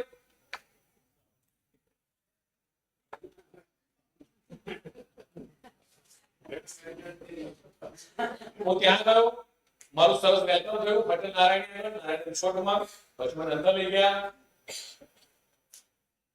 ચા નાસ્તો કરાયો, ડાયસ પર ગયા, મારું સ્વાગત કર્યું, એક સ્વાગત બાદ કર્યું. પછી હું મંચ પર આવ્યો અને જે ઇન્ટરેક્શન કરું ત્યાં ઇન્ટરેક્શન થતો હતો કે ભાઈ what is the cost cutting. એટલે અમને કે ભાઈ હવે કંપનીનો ગ્રોથ વધારી દઈએ, કોઈ કંપનીનું મેન્યુફેક્ચરિંગ કરવું હોય તો એમાં એક્સપેન્સ કઈ રીતે ઘટાડવો એ એને સમજાવી દઈએ. કોઈ પ્રોડક્શન કરે છે તો પ્રોડક્ટ કોસ્ટ કઈ રીતે ઘટે એ સમજાવી દઈએ. એના માટેનું એસેસમેન્ટ કરીએ. મારી પાસે કોઓપરેટિવ ડિપાર્ટમેન્ટ છે તો અમને કોઓપરેટિવ ની અંદર એમ્પેનલ કરો. ફાઇન. બહુ ઇન્ટરેસ્ટિંગ છે વસ્તુ. જ્યારે હું મંચ પર ગયો ત્યારે મેં કીધું કે આ કોસ્ટ કટિંગ ના સીએ ના કાર્યક્રમમાં ફર્સ્ટ ટાઈમ આવ્યો છું. એટલે મને ખબર હતી કે કોસ્ટ કટિંગ જેવા સીએ કોઈ હોય છે. And honestly speak with them. અને મેં કીધું એમ કે હું જેવો આવ્યો ત્યારે તે મારું વેલકમ કર્યું. જેમ ઉમેશભાઈ મને રિસીવ કર્યો મારી રીતે, ત્યારે 800 1000 રૂપિયાનું મૂકી હતું. સ્ટેજ ઉપર આવ્યો એટલે ફરીથી 800 1200 રૂપિયાના હેવી બુકેથી મારું વેલકમ કર્યું. અગેન મને ઘોડિયાવાલાજી સરસ સાલ ઉગાડી. ફરીથી સાહેબે મને ચાંદીનો મોમેન્ટો આપ્યો. એટલે 4 વખત મારા સ્વાગત. એટલે મેં કીધું કોસ્ટ કટિંગ ક્યાં કર્યો? જો તમે તમારા કરીને હા ઇવન ચા નાસ્તો કરવા ગયા ત્યારે મેં એકલા ચા પીધી. આપણા બધા જ માટે ચા અને કોફીનો નાસ્તો આવ્યો, તમે કોઈએ પીધી નથી. એટલે તમારી એક લિસ્ટના 700-800 રૂપિયા. એટલે તમે ખાલી હું આવું છું ને જઉં છું એમાં તમે 4-5 હજાર ખર્ચ કરી નાખો છો તો તમે કંપનીનું કોસ્ટ કઈ રીતે કરશો? એના પછી મને થેન્ક્સ કરે નથી.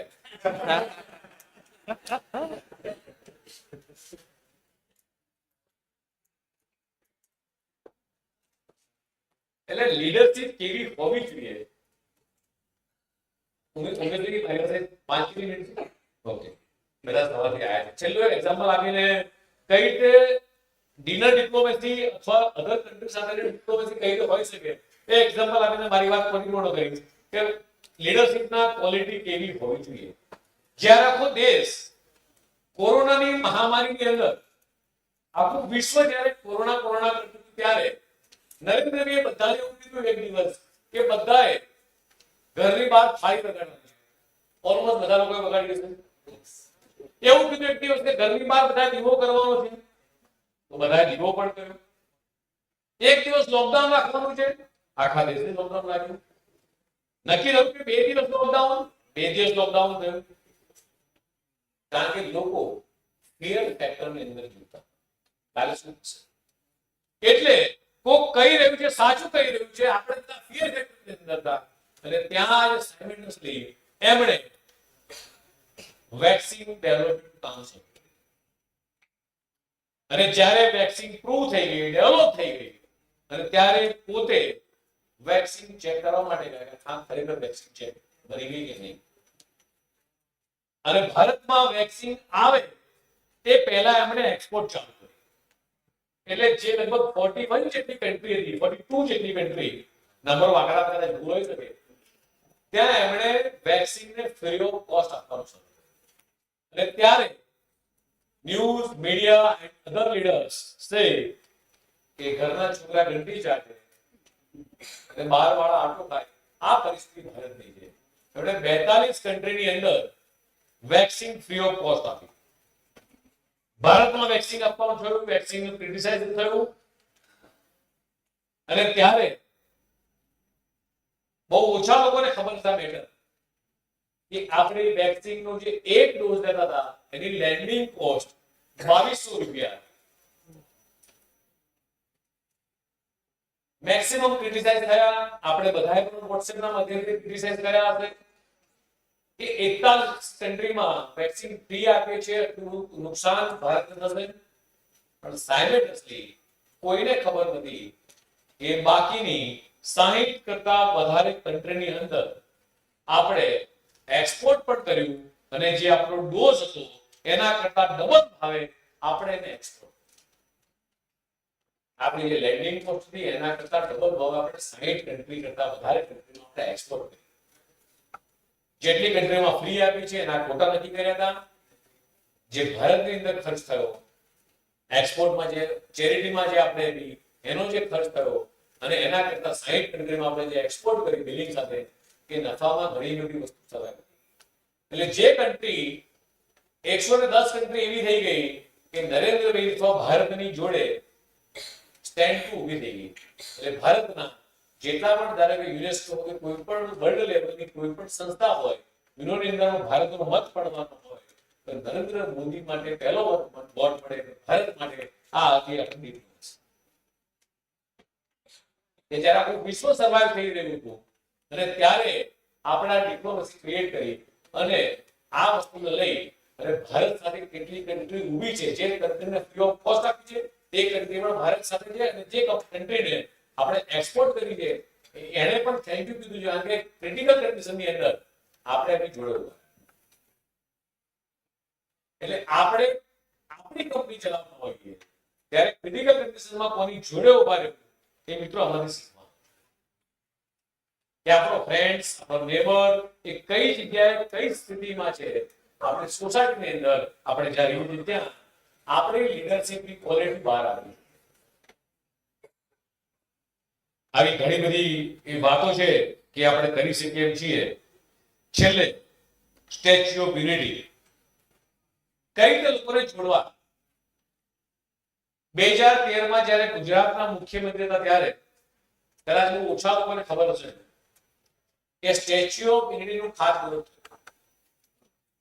અને જે બેટ છે, બેટ ઉપર કહ્યું કે આ આખો જે એકદમ રોક છે, અને કદાચ અમે લોકો ફર્સ્ટ ટાઈમ ગયા તો ત્યાં સિંગલ ગાડી છે કે ટ્રેક, અમે પોતે 4-5 કિલોમીટર ચાલ્યા હતા, ગાડી દૂર મૂકીને ગયા. ત્યાર પછી કાર્યક્રમ બન્યો કે ભારતના તમામ ગામડામાંથી ફાર્મરે યુઝ કરેલું લોખંડ મારે વાપરવું છે, અને એ લોખંડમાંથી આયર્ન મેનનું મારે સ્ટેચ્યુ બનાવવું છે. એની અંશે કે કેટલા ગામની અંદરથી લોખંડ કલેક્ટ કર્યું છે દેશના 1,38,000 ગામડાની અંદર લોકો ગયા અને ત્યાંથી લોખંડ કલેક્ટ કર્યું. 1,38,000 કરતા વધારે ગામડામાં, ત્યારે હું પોતે સિમલા ગયો, મારી સાથે બીજા 8 લોકો હતા, તો કલ્પના કરો કે 1,38,000 ગામની અંદર કોઈ જગ્યાએ 5-10 ગયા હશે, તો આ સ્ટેચ્યુ બનાવવા માટે લગભગ 70 થી 80 લાખ કે કરોડ જેવા લોકોની ખાલી મોમેન્ટથી લોખંડ કલેક્ટ કર્યું. બીજો એક કાર્યક્રમ થયો, દેશના દરેક ગામમાંથી એક મુઠ્ઠી ભર માટી. આનો કોન્સેપ્ટ તમને કોન્સેપ્ટ શું છે? સ્ટેચ્યુ માંથી કેટલા લોકો ગયા છે? એનું વિઝિટ સ્ટેચ્યુ, એક સ્ટેચ્યુ ની વિઝિટ કરવું હું ઘરે ગયા છે, બહુ ઓછા લોકો ગયા છે.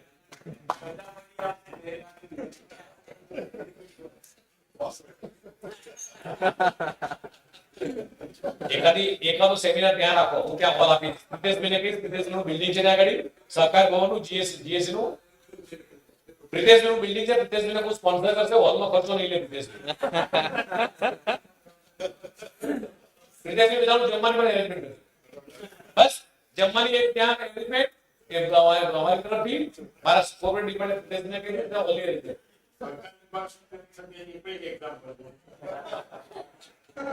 એક એકતા વોલ બની છે, ત્યાં એકતા વોલ બની છે. આ એકતા વોલ ની અંદર ભારતના 1.5 લાખ કરતા વધારે ગામમાંથી એક મુઠ્ઠીભર માટી.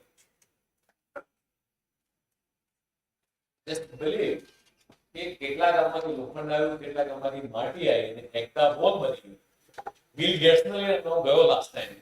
બિલ ગેટ્સ જ્યારે ઇન્ડિયા આવ્યા, શિક્ષક અહીંયા આવ્યા, મારે એની સાથે રહેવાનું થયું.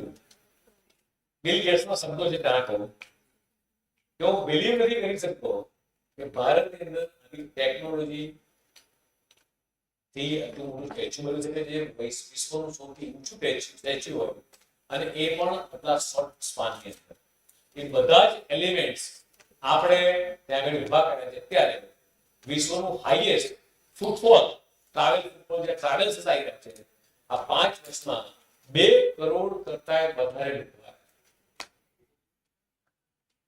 દેશની ઇકોનોમી કઈ રીતે ચેન્જ થઈ તો દેશની જીડીપીમાં જેમ ઇન્ડસ્ટ્રીઝનો હાથ છે એવી જ રીતે ટુરિઝમનો હાથ છે, એવી રીતે મેડિકલ ટુરિઝમ, એવી જ રીતે સ્પિરિચ્યુઅલ ટુરિઝમ. ઉજ્જૈનમાં ગયો તો ઉજ્જૈનના લોકોને મળ્યો તો ઉજ્જૈનના લોકો મને કે મારે 1 મહિનો ઉજ્જૈન રોકાવાનું થયું લાસ્ટ વીક્સમાં મોહરિયા ઋષિનો 1 મહિનો હતો. ત્યારે મને કીધું ત્યાંથી કે મંદિરમાં પહેલા 10 કે 12 યોજના આવતા હતા. ઉજ્જૈન આખો કોરિડોર ડેવલપ થયા પછી યોજના 2 થી 2.5 લાખ આવે છે. પ્રયાગરાજ એટલે ઇટ્સ કોલ્ડ મેનેજમેન્ટ. આપણી અંદર આ ક્વોલિટી હોય તો આ બધી વસ્તુ કરી શકીએ છીએ. લાસ્ટ એક્ઝામ્પલ, સ્ટેપલરની પિનની પ્રાઇસ કેટલી હોય છે? એનીવન નોઝ સ્ટેપલરની પ્રાઇસ? Anyone know? 10 રૂપિયા. 10 રૂપિયા. 10 રૂપિયા. 0.001 પૈસા. એક પિનની વાત. એક પિનની વાત કરું. પણ એ એક પિન આપણા પેપર પર ના હોય તો શું થાય? એ એક પિન મિસ થઈ જાય ડોક્યુમેન્ટ્સમાં તો શું થાય? એટલે આપણી ટીમમાં નાનામાં નાની પિન હોય, નાનામાં નાનો એમ્પ્લોય હોય, આપણો ડ્રાઈવર હોય, ચપરાસી હોય, એની કોઈ પણ વ્યક્તિનું ઇમ્પોર્ટન્સ એક સ્ટેપલર પિન જેવું છે. સવારે અહીંયા આવવા માટે સુરેશભાઈ નીકળે, ઘોડિયાવાળા નીકળે, ડ્રાઈવર ના આવ્યો હોય તો સવારે કામવાળી બાઈ આવે, ના આવે, ચા ના મુકાય તો સવારે દૂધ ના નાખી જાય તો ન્યૂઝપેપર ના નાખી જાય તો કેટલા બધા સ્કેડ્યુલ્સ તમારા ડિસ્ટર્બ થઈ જાય. Just amazing. Thank you.